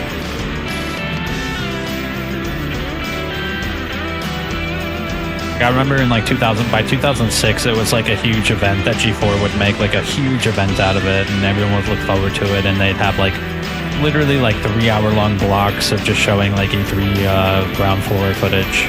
trailers and interviews and stuff like that.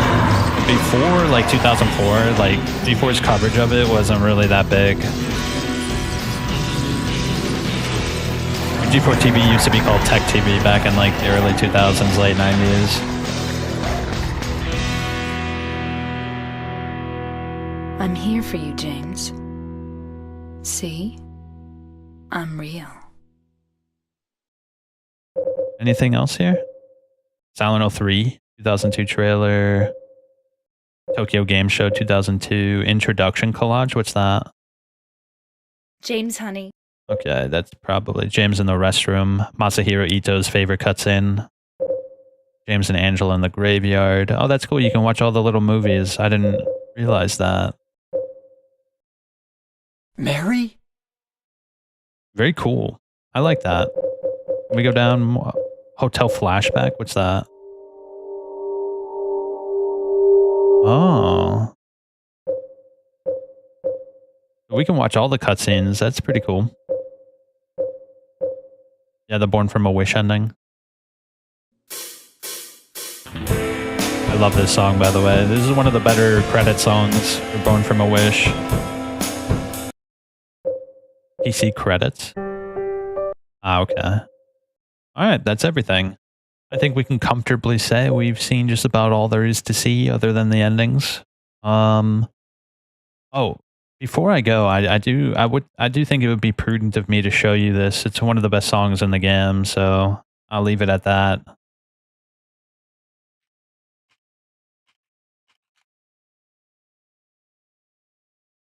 Alright, let me switch the scene real quick. I always love the comments to this song, by the way.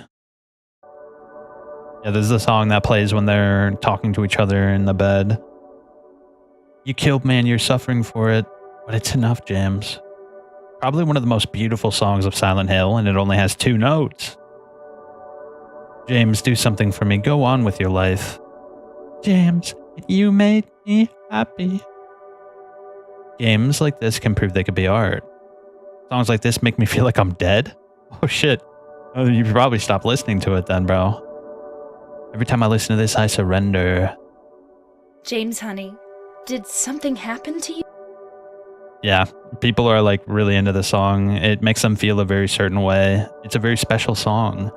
It's a very contemplative song. When you listen to it by yourself or while you're taking a shit, maybe, you're gonna think about some deep things.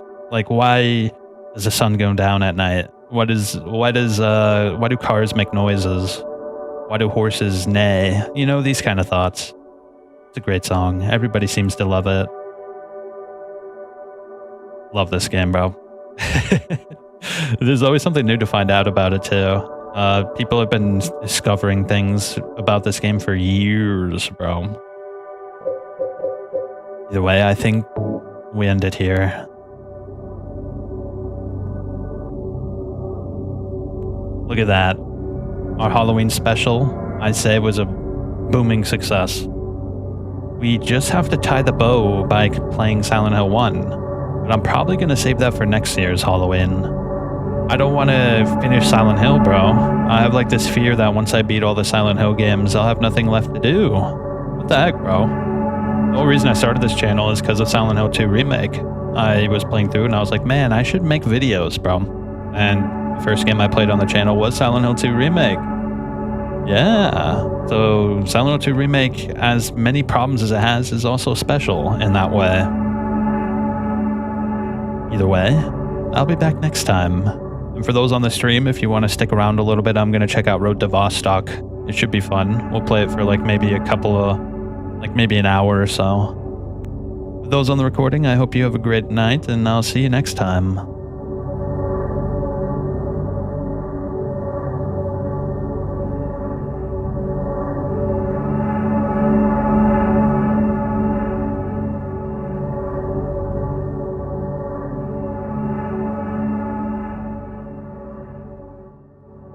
Okay, that's the end of the recording. Let me set up a song or two for Road to Vostok video. We'll play it for a little bit. I kind of wanted to check it out because it got a huge update for the demo. It added a bunch of new areas. It added new weapons. It added a merchant that you can talk to now.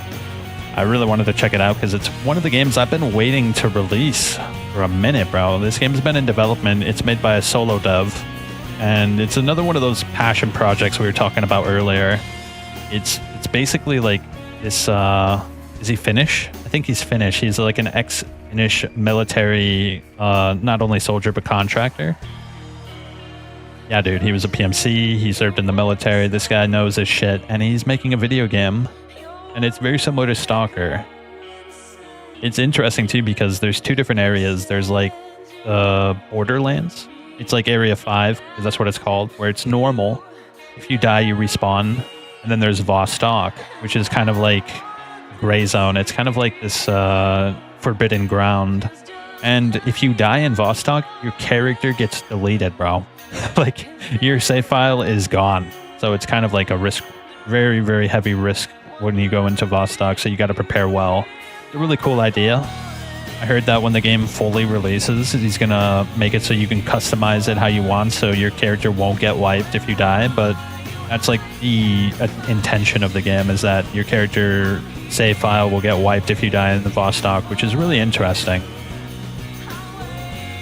Alright, let me just pick a random song. It doesn't have to be anything crazy. Let's go with this. Oh, that might be a little too hectic. Shit. It's a Stalker game. We need something a little more low down.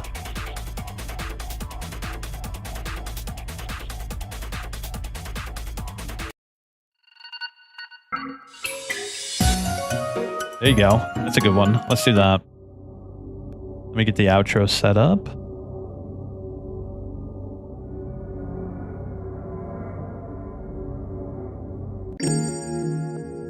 Alright, cool. Well, let me just use the bathroom and grab a drink real quick, and I'll be right back.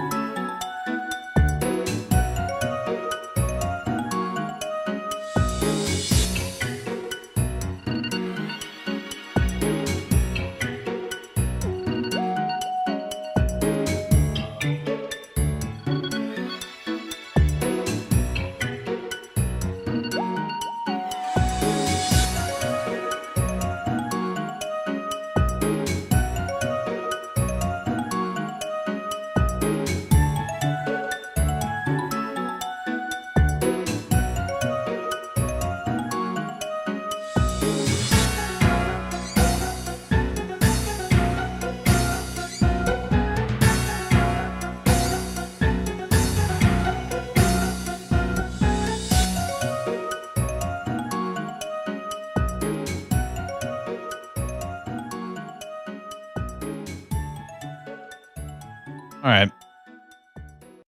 Let me make an intro and then we'll play.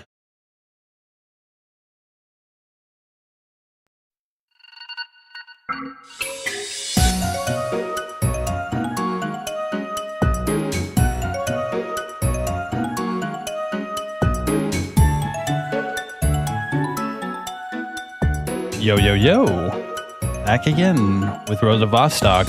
I actually played this game a little bit earlier this year. I tried the last demo. It was really cool. I thought it had a lot of issues though. And I'm playing the new and improved demo to see if any of those issues have been addressed. Apparently, the early access is going to be coming out very soon, and I cannot wait. I think this game has massive potential, and I'm not too harsh on it either because it's made by a solo dev. So why don't we check it out? Also, Arc Raiders comes out very soon. We're going to play that. There's a couple of other games I have on the docket as well. So let's get into it. Yep, let me pull it up now. Oh, I got Misery too. We're gonna try that out maybe tomorrow. I want to play Deus Ex. I gotta finish Deus Ex, and I also wanted to try out Misery. It was pretty cheap. I thought it'd be fun. Where is it? Oh, here it is. All right. Let's see what this is all about.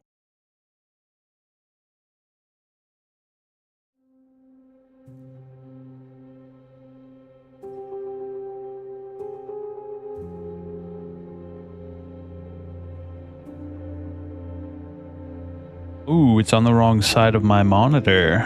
It's on my second monitor. Let me change that real quick. There we go.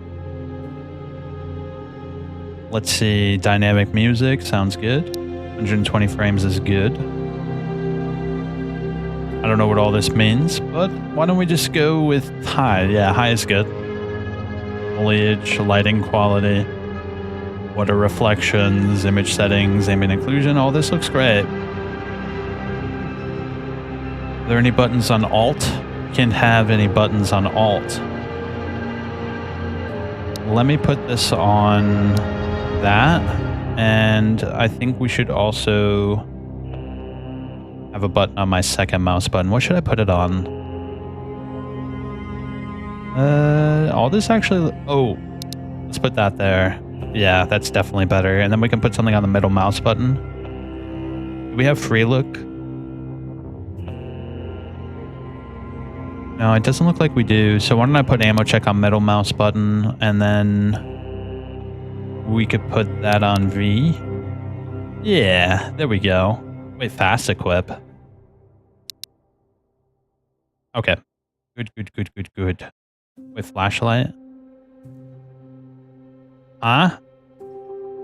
I'll put that on V. And we'll put this on period.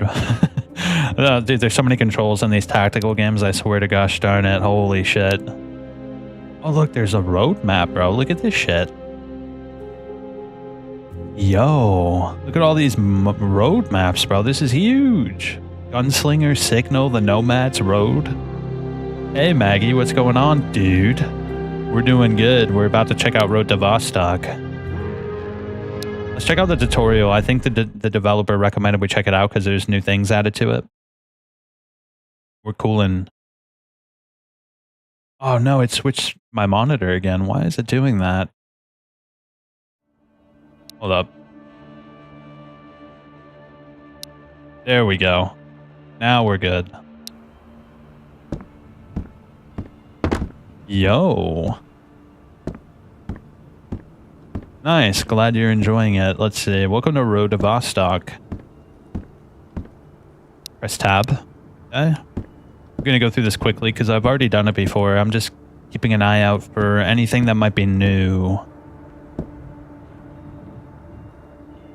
Medical system is based on conditions that negatively affect your stats. Weapons, primary, secondary, knife, grenade, ammo, and magazines. Magazines can be attached to weapons manually. Tooltip, we already know most of this stuff.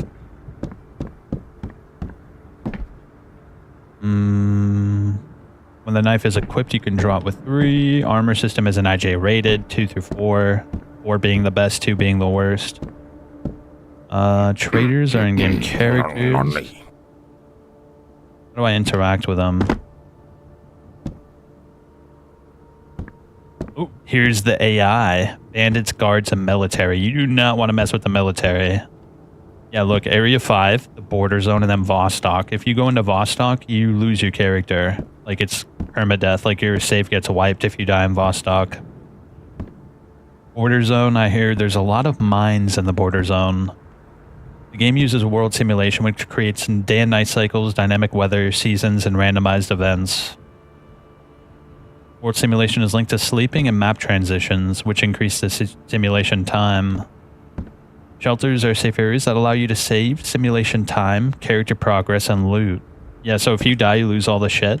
And the goal is to go out into the world, loot up the goodies, and put it in your shelter. Because if it's in your shelter, you don't lose it when you die. Vostok is a high-risk, high-reward permadeath zone where death results losing all existing progression. Permadeath in this game deletes all save files, so you lose absolutely everything. When you travel towards Vostok, you are warned before the transition, and when you enter Vostok, a red permadeath skull will also appear.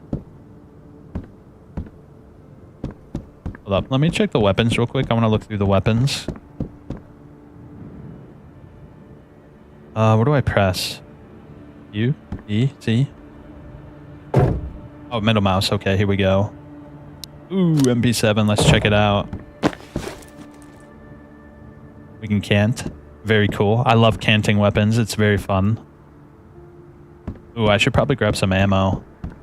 The MP5 takes 9x19, right? No, it takes 4.6 actually, now that I think about it. Oh shit, we need a clip, don't we? Are there clips? Ooh, there is. Let's see, we need MP7. There we go. Love, love, love how detailed everything is. Did that work?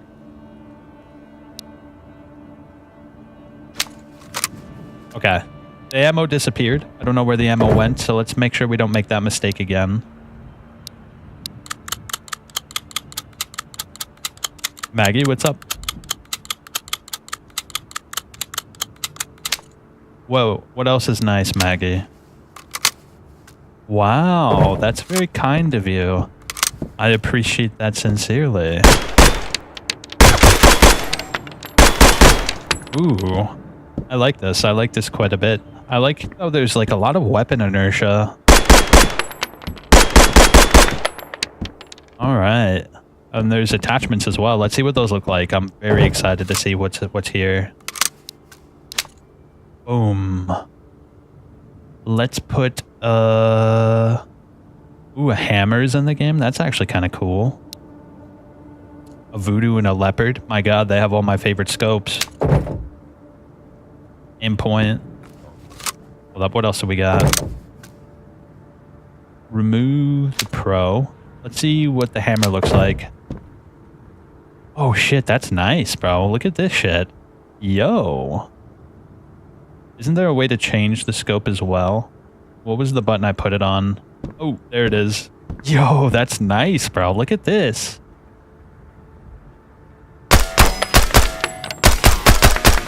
Alright, I'm into this, bro. This is feeling a little bit better than the last demo did.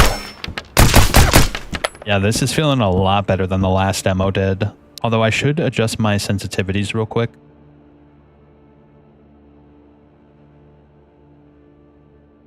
Yeah, that should be good. Yeah, there's like a sway to it. I kind of like it. It makes it feel like the weapon has like a lot of inertia. Alright, let's go into the actual game now. Look at this asshole. Oh yeah, isn't there like, you have like mental, and if you're not careful with the mental, your character will have a lot of like crazy debuffs.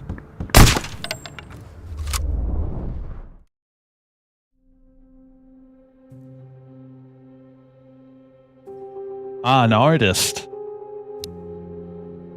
Oh shit, we can choose the difficulty. And the season? Nah, dude, I'm good. I'm in the middle of streaming. Yo, look at this shit, bro. Darkness, no start kit, random spawn, random start time weather, random start vitals, permadeath and Vostok.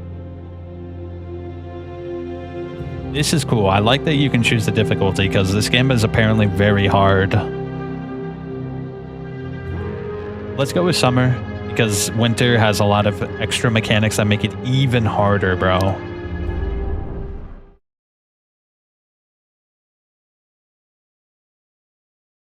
All right. Let's see what the starter kit looks like. All right, so we have a little backpack. We have a little Makarov. A few mags. Let's fill them up. And a bandage. So our goal is to go out into the world and loot shit. That's the whole goal, the beginning and the end. In fact, I actually think we should put the bandage away, right? I don't know how easy it is to get bandages, but this is our shelter. And apparently you can customize it. Yeah. Oh, shit. G to place furniture. Scroll to adjust rotation.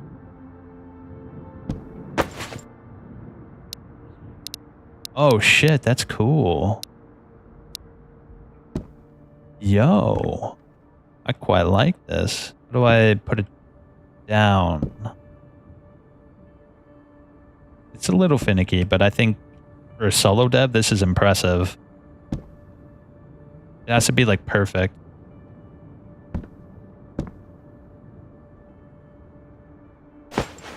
Ooh, I did it wrong. G. Yo, look at that. That looks like some Native American, like, blankets, bro. I used to live in Colorado and they had a lot of stuff like that. It was very cool. This is awesome, bro. I like that. How do I get out of this mode? Very cool. We can customize it. I like this a lot so far. Let's see what the big idea is. We have to kill people, take their shit, and loot up the stores. We have to eat food to stay nourished. We have to drink water to stay hydrated. We have to sleep to make sure we don't have hallucinations. We have to keep our mental up, so we have to smoke cigarettes to stay sane. Hold up. Do we have a map? Actually, don't know. Do we have a map? Let me check.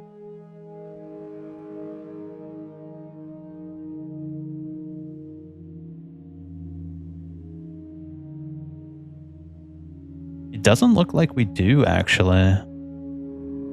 Look at all these different buttons, bro. It's actually a little bit overwhelming.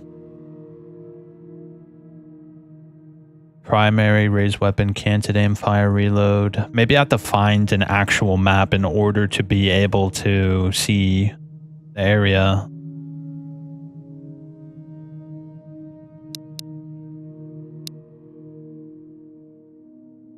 Yeah, I don't see a map here. We'd probably physically have to find a map. Yo, this is looking a little bit more crisp than I remember the last demo looking.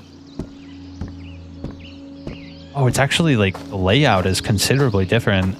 Well, I remember the layout distinctly being very different because last demo there was like a huge little village here with like a bunch of little houses and stuff. Yo. We also have to be careful that there's bandits around.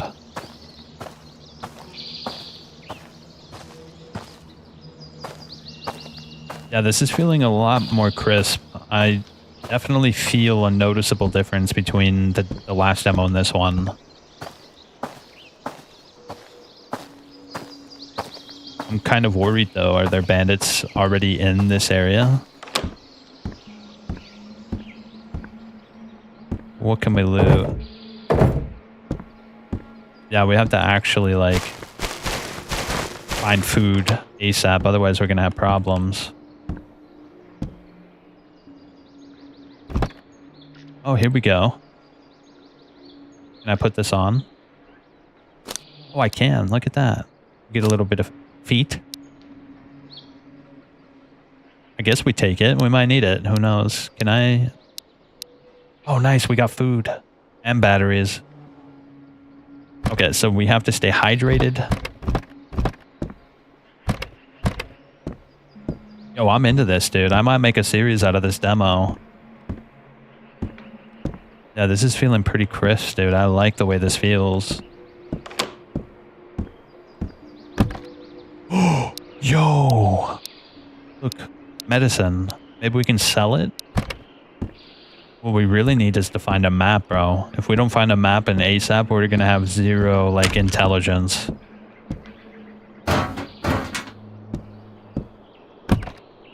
Nice, more food.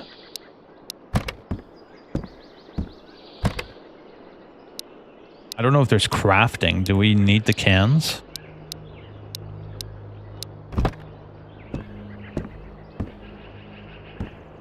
Okay, let's keep it moving. Oh, nice. There's more in here. Soda.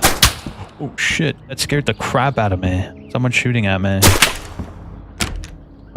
I don't know where I'm getting shot at from. Oh, is that... Hold up, let's go.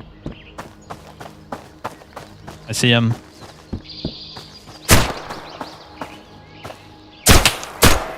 Ooh, shit, I gotta reload, bro. I forgot to put a clip in the gun.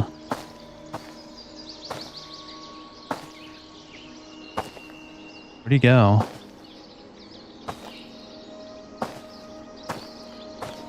Oh my god, he's gone. It's actually kind of... Oh, he's right there. I see him. Ouch, he hit me. Oh shit, dude, he hit me good. Yeah, standing out in the open is probably not the best idea, huh?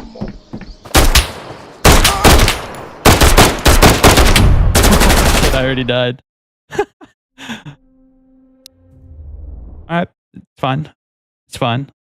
Yeah, when you get hit, it makes your aim go wobbly, and it's really hard to aim when you're hit. Yep. I wonder if I can go back to my body. Can I go back to my body?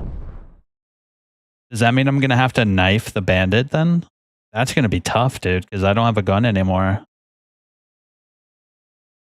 Let's see. Let's see if I can pick up my objects. And I was like literally right over here. I'm very curious if you can pick up your stuff again. Oh god. Do I have a knife? I don't even have a knife, bro. So how do I get... Oh god. I can't even punch, bro. Yeah, I don't have a knife. I don't have nothing.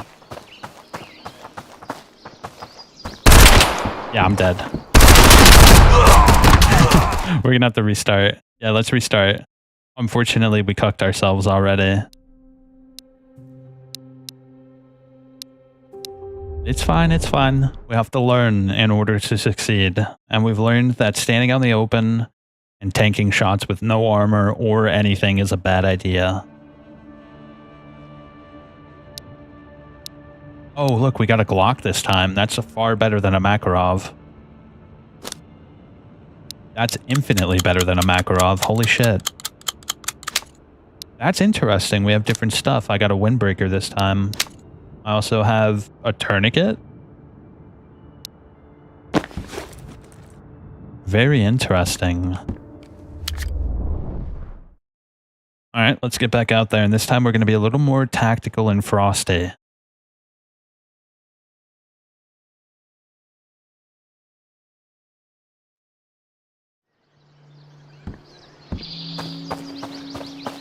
Alright, let's go back to that first house. Let's see if we can cap some skulls.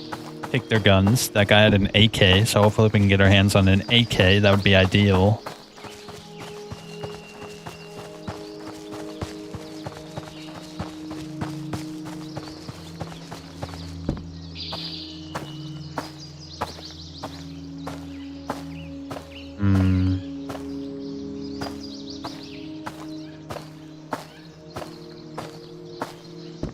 Ooh, someone opened that door, I think.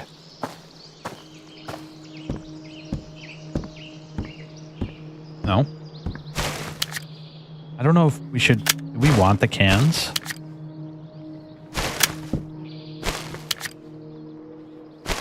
Uh-oh, we have a conflict of interest. Yeah, I have a conflict of interest. My check ammo is on my interact button. Let me see. I should probably put it on F, right? Let me see.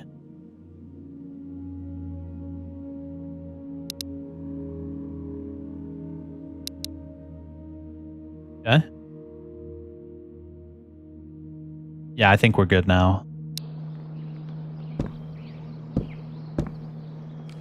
Okay, so middle mouse button's check. We can can't. So now we use F. Okay, cool. I like the graphics, bro. Like, it's not too detailed, but it's detailed enough, and it runs really well.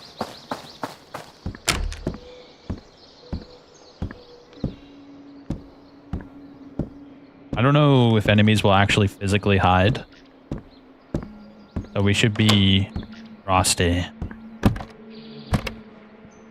No medicine this time. That's actually not good, actually. In fact, that's very bad. We need medicine big time.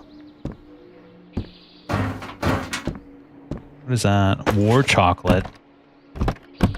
I'll take a few cans. We might be able to use them to cook. I think you can use the cans to cook food.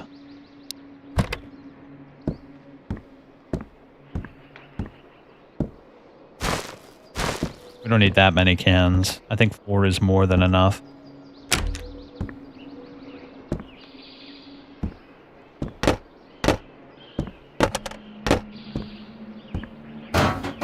We can probably use a stove to cook too, can't we? I don't know what we can do with a bucket, but it can't be bad, right? Oh, yo!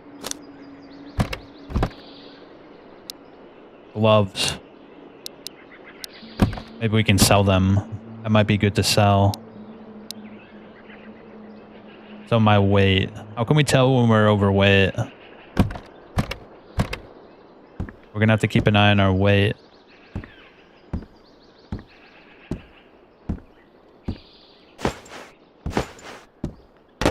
Nails?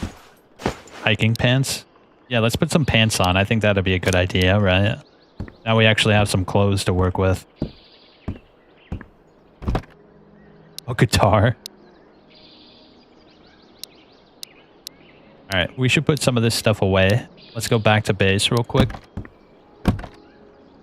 Ooh, a micro. Can I put that on my handgun? Where'd it go? Did I drop it by accident? Yeah, I dropped it, I think.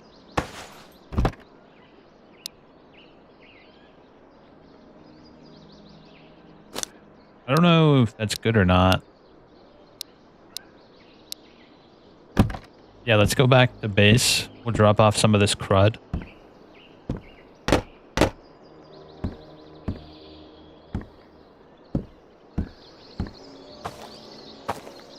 Well, we didn't check this place. Let me check this real quick. Yo, a Mosine. We've got ourselves a Mosine. Okay.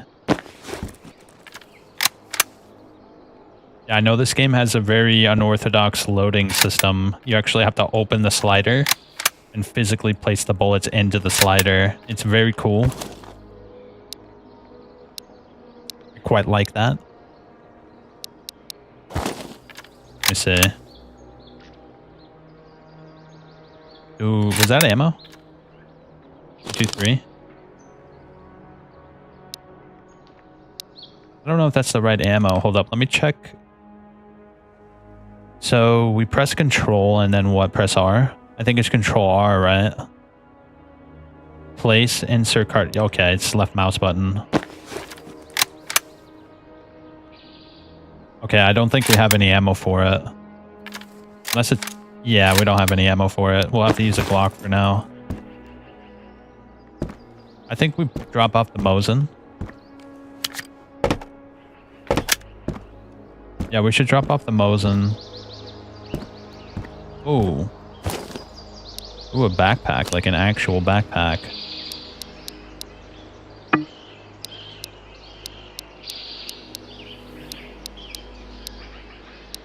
Yeah, let's drop some of this stuff off back at base since it's literally right here.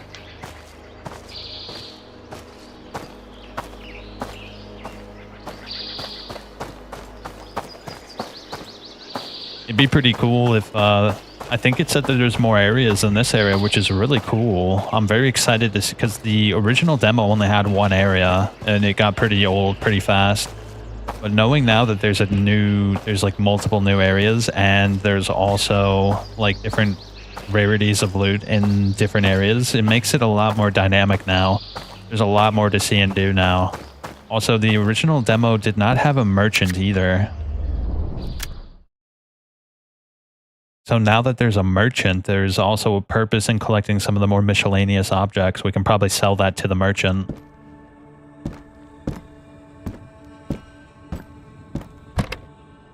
Okay. Let's put our medicine in here.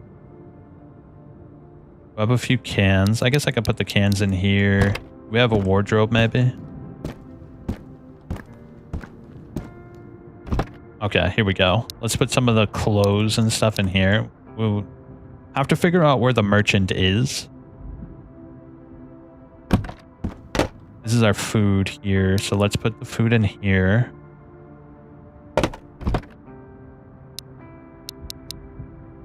Okay, cool. We have toilet paper. We could put the miscellaneous objects in here, maybe? Is that 1911? That's a Makarov magazine, so we don't really need that. Yeah, let's just put all the... Hold up. Did I get ammo for this? Because I picked up a little extra ammo as well. No.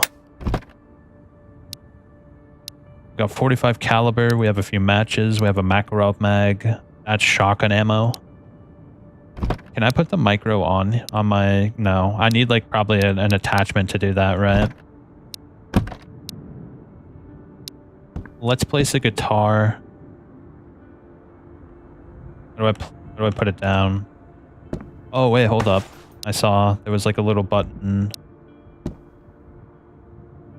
So we can rotate.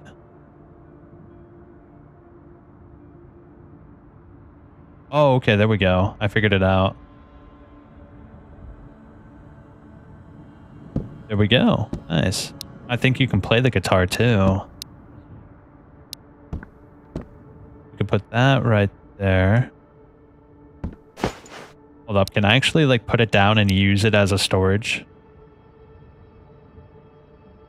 Nah, I can only pick it up and put it down. That's fine. We'll put it like right there. I'll put the can right here because I know you can use it to cook. Oh, dude, this is so cool. I think you can use the buckets for other miscellaneous things too, like putting fish and stuff inside the bucket. Yo, I like this. You can trick this place out. That's really cool. I don't know what we can use the nails for, so we'll just keep them around. Okay, cool. Let me put the windbreaker away. We don't really need it. Not really. Yeah, that's good. Now we have to get back out into the field. Let me place this.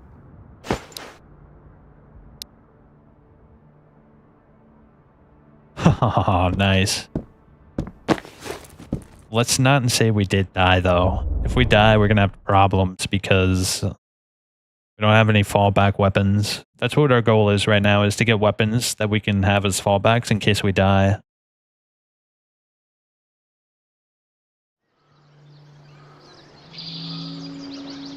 Alright, let's go. Is that something I can loot? What is that? Oh, it's a tire.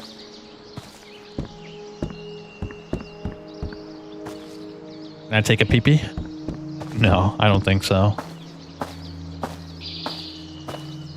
Yeah, dude, I'm very excited for the early access release. Apparently it's going to have all this features of this and more. The developer on a YouTube video, he showed like this massive list of things that are going to be added inside the early access that he didn't include in the demo because he was afraid that it would diminish the cost of the early access release, which is totally understandable.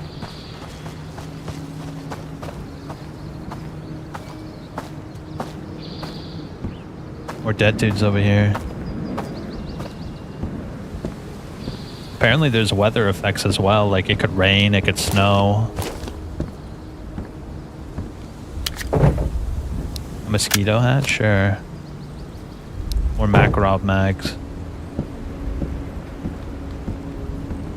Actually sounds kind of creepy out here. I hear like this low rumble. it's raining. See what I mean? Now the other demo did not have dynamic weather. Alright, I want to check this grouping of houses here. I think we might be able to find some food.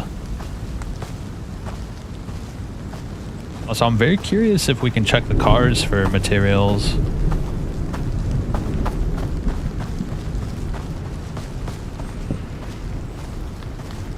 Alright. Careful.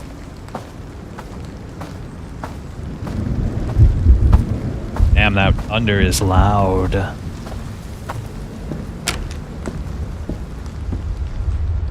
I don't need more clothes. I have plenty of clothes back up it. Yes, there we go. Now we have some food.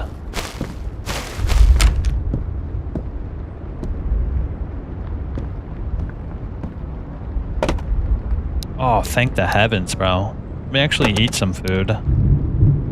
Let's eat the tuna. Alright, cool. And why don't we use some snuff? I hear that snuff is actually good for your mental.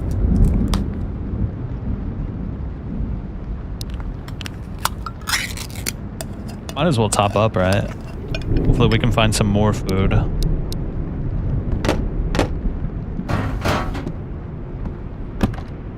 Oh, yo, a Static. Very good. 762 as well. That's pretty good.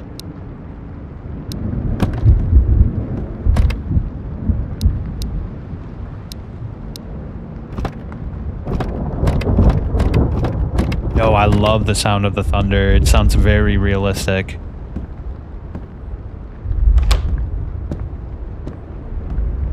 Like there's this massively low rumble to the thunder and it's very realistic because a lot of games the thunder does sound pretty good, but this thunder sounds really like something is coming. Are you ready for it? Ah, Makarov.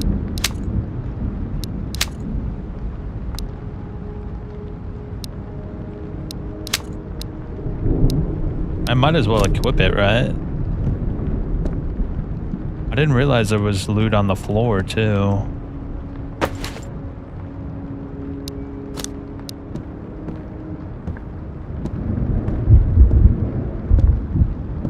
Okay. This house is done, I think. No, it's not. Cigars, matches. We're good on buckets.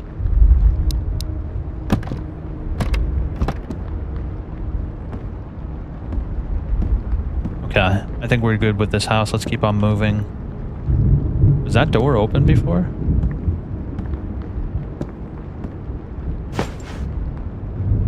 I don't know if that door was open before.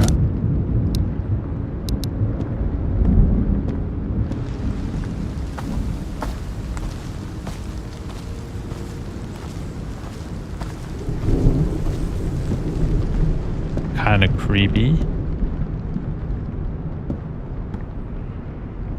Okay. I'm into this. This is far better than the other demo. Like 100% better. Although I'm worried about the AI.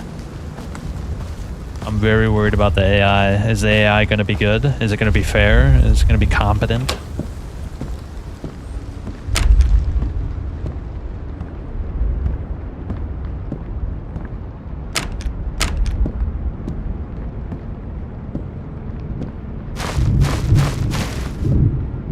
I really doubt searching the garbage is going to be worthwhile, but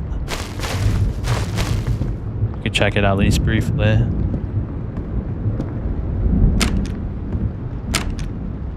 Yeah, that leads outside.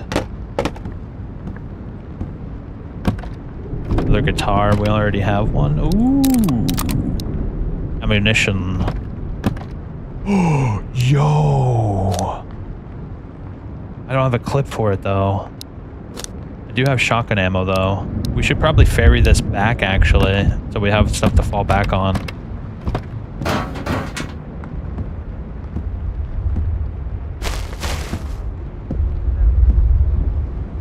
I just heard someone. Yeah, I just heard someone talking.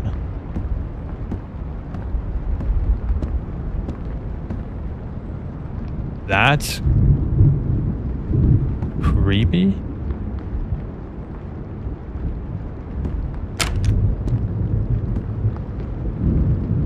I'm hearing somebody.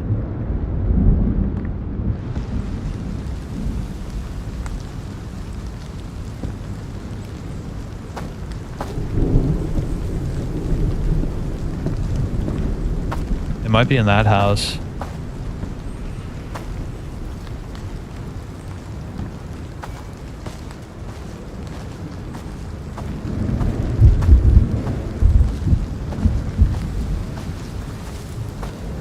Damn, there's a lot of houses over there. Yo. Oh shit, I'm hearing a lot of noise now.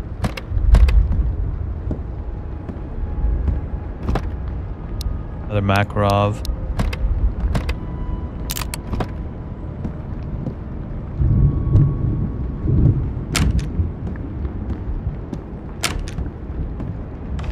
Okay. Juice, that's good.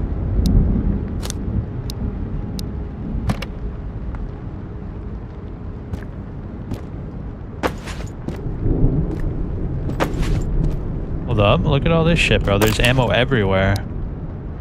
Can I fill it? There we go. Now we're cooking with fire, bro.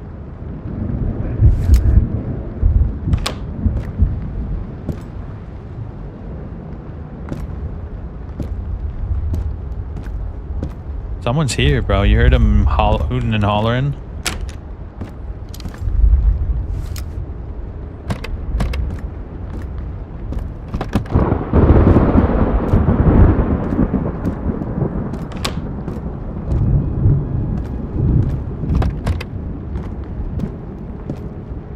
I think it might be worth it to go back and drop off some of the shit that I picked up. Whoa, that's probably really good.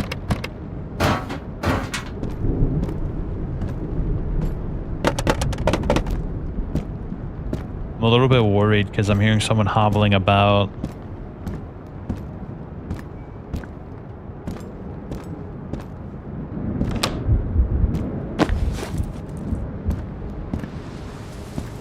Alright, let's bring this stuff back home.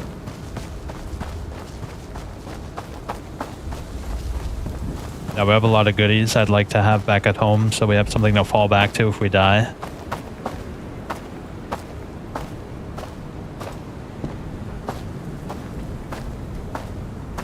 I don't know if anybody might have spawned in that house again. I'm not entirely sure and I'm a little worried about that. How does the enemy spawn system work? Do they just sort of appear randomly or are they consistent when you go in between zones? These are things I need to know. I really like the weather noises though, the wind rustling the trees, the thunder rumbling my entire being.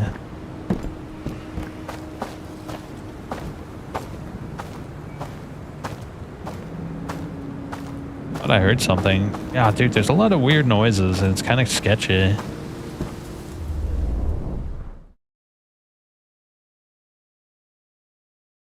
All right, excellent. Now we have a couple of things to fall back on. I feel less like if I die, I'll be soft locked. Yeah, we have a few Makarovs. We have an MP5 that we definitely need to get ammo for because the MP5 is one of my favorite weapons. Okay. We have a silencer for AKs. That's pretty cool.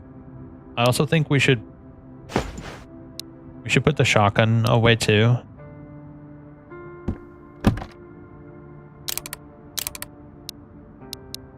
Okay. I think I should keep that stuff.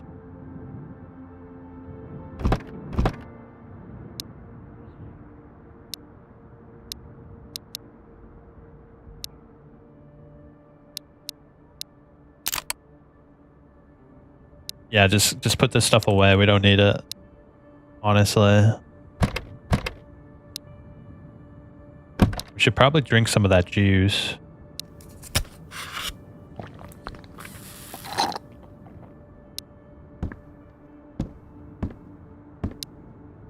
Okay, cool. I need more medicine. If I get shot or hurt, I'm actually shit out of luck here.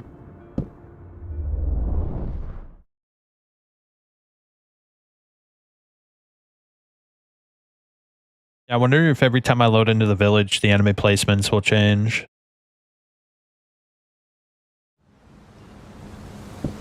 Yeah, I don't have a map.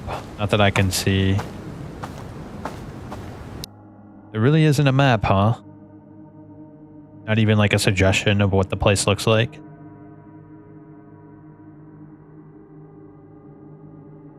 Yep. We'd probably have to find a physical map.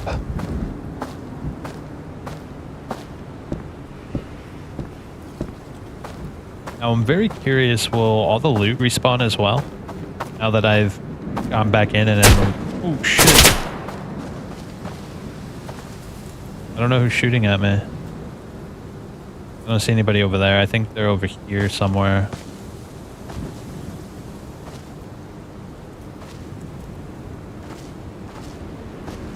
Hold up, I think they're in that house. Yeah, they're in the house. I see them.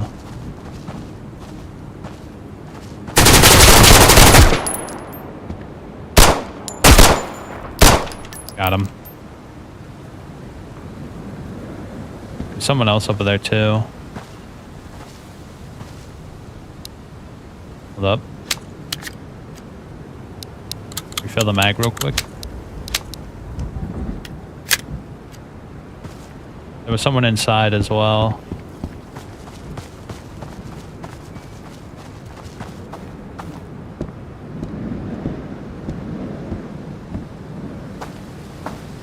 Pretty sure there was someone inside.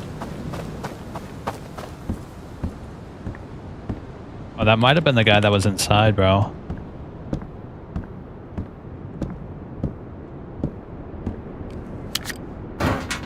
Yeah, let me check if the loot respawned. It looks like it might have actually.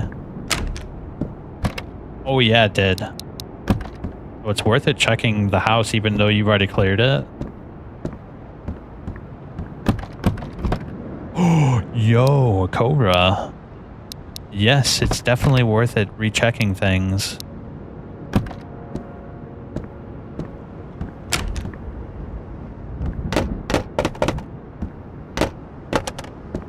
I really need food though. Like big time I need food, bro. Like huge time I need food. That's my biggest worry right now. Oh, finally a knife. Battery? I don't know if battery is good or not, but let me eat this cat food. Will that lower my mental if I eat cat food? Oh, it did. It lowered my mental, bro. That's not good. I could use lotion to heal. Oh, this is a light. So, there we go. Now we have light. Let there be light. Alright, let's loot that guy we killed. He seemed to have a pretty decent gun.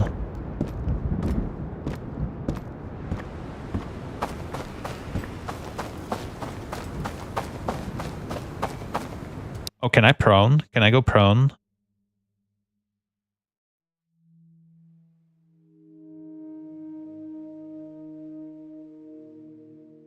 It doesn't look like I can, actually. I can only crouch. That's fine, that's fine.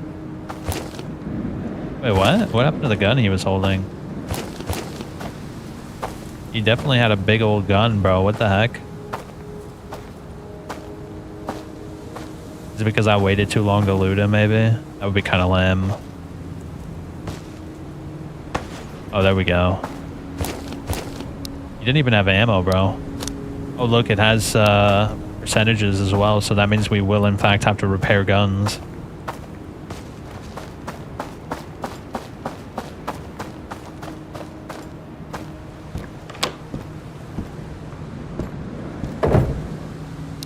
Kukaro. Oh, that increases my carry weight. That's kind of cool. I like that.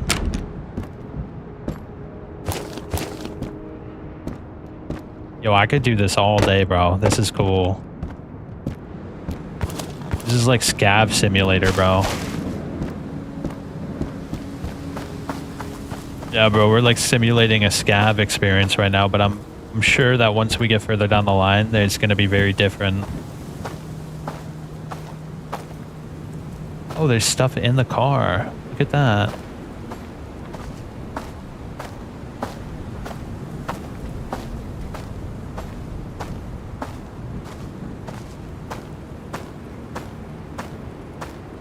Uh-oh, these doors are open. Someone might be around.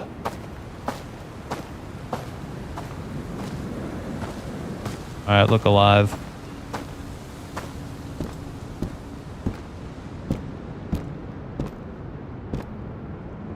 Ooh, a real backpack. You saw that?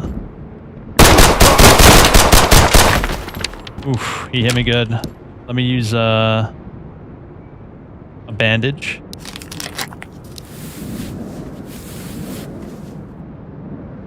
Okay, we're good, we're good. What kind of gun did you have, buddy?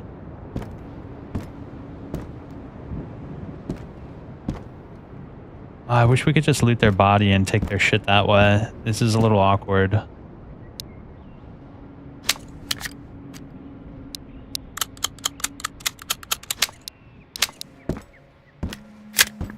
Yeah, I don't see where his gun went. It's a little bit awkward. I wish you could just loot their body. I think that would be one change I'd like to make. Yeah, it's fine. So that guy was kind of hiding in the corner.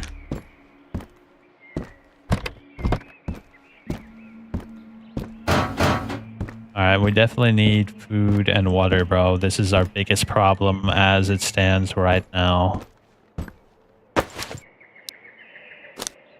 Ooh, that increased my carry weight by a lot. A mosquito hat? Sure.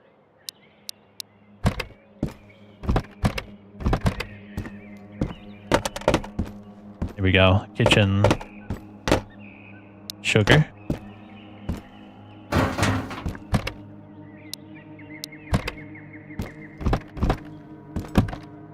Fishing. Oh. No food though. This is bad. We have to go to another house and find food. Otherwise, we're in big trouble.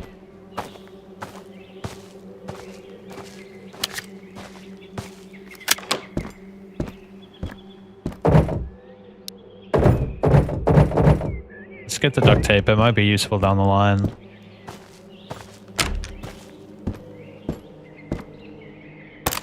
Oh, that's a lot of 9x19. Ooh, I just saw someone.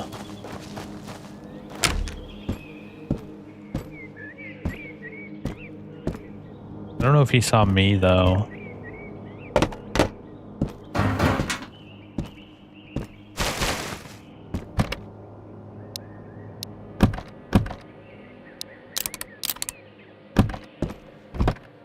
Damn it, bro. Where's the food at? We have been getting cucked by the food drops. Cucked big time by food drops, bro. Really, really need food right now.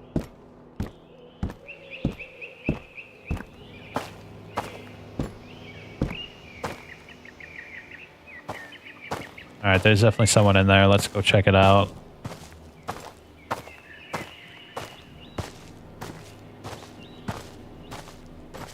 Ooh, it looks like he went out front.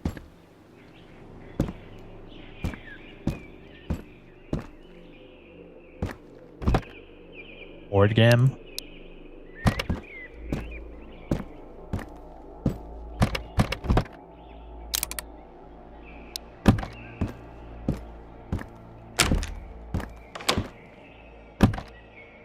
Oh, dude, give me food, food, please.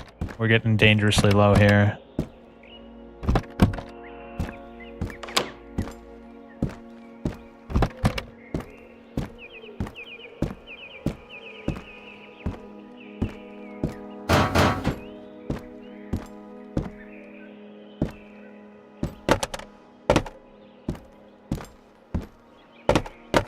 No way, bro. Cigar. Okay. You know what? I might have to just bring this stuff back, and hopefully when we die, we'll be able to respawn with a good kit.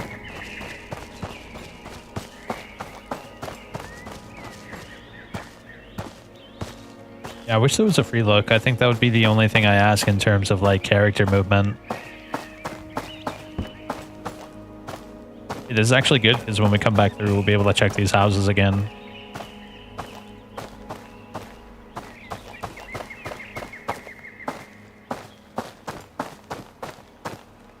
Yo, it looks like it's going to be a dark night. Luckily, we found a flashlight just in the nick of time. It's not going to be a good flashlight, but it's going to be a flashlight nonetheless.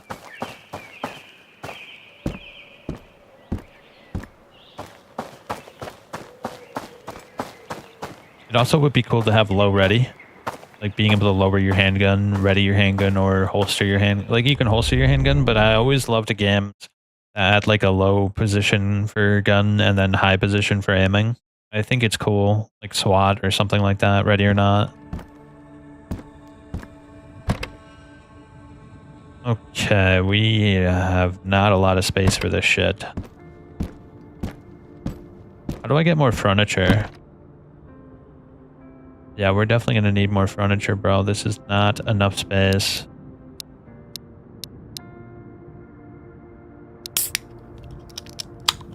Nice, we had soda and I didn't even realize it.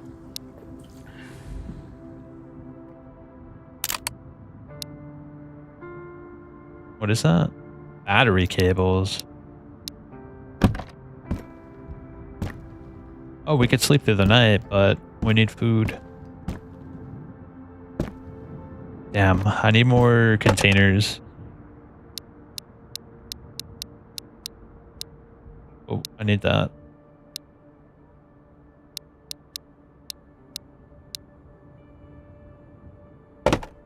Okay, and we'll just have to place this stuff.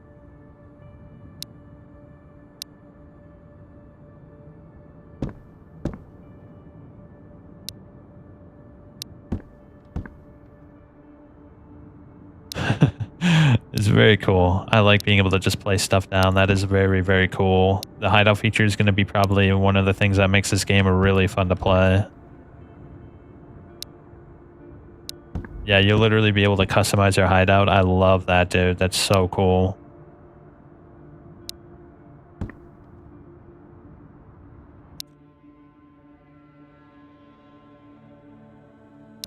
Let me sleep. We probably need sleep, right?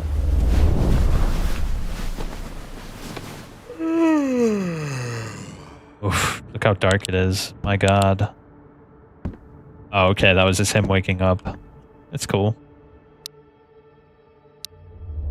Unfortunately, I'm gonna have to head out here. We've been streaming all night. We beat Silent Hill. We took a look at Vostok. I'm probably gonna play some more tomorrow, actually. Yeah, we'll play a little bit of Vostok tomorrow. Maybe later this morning. We'll see how it goes. Either way, I'll see you guys next time. Keep an eye out for the Arc Raiders. It comes out very soon. There's a couple of other games I'm very interested in playing, so keep an eye out for that as well. The time will come, and we will play games. I'll see you guys tomorrow, and I hope you have a good night.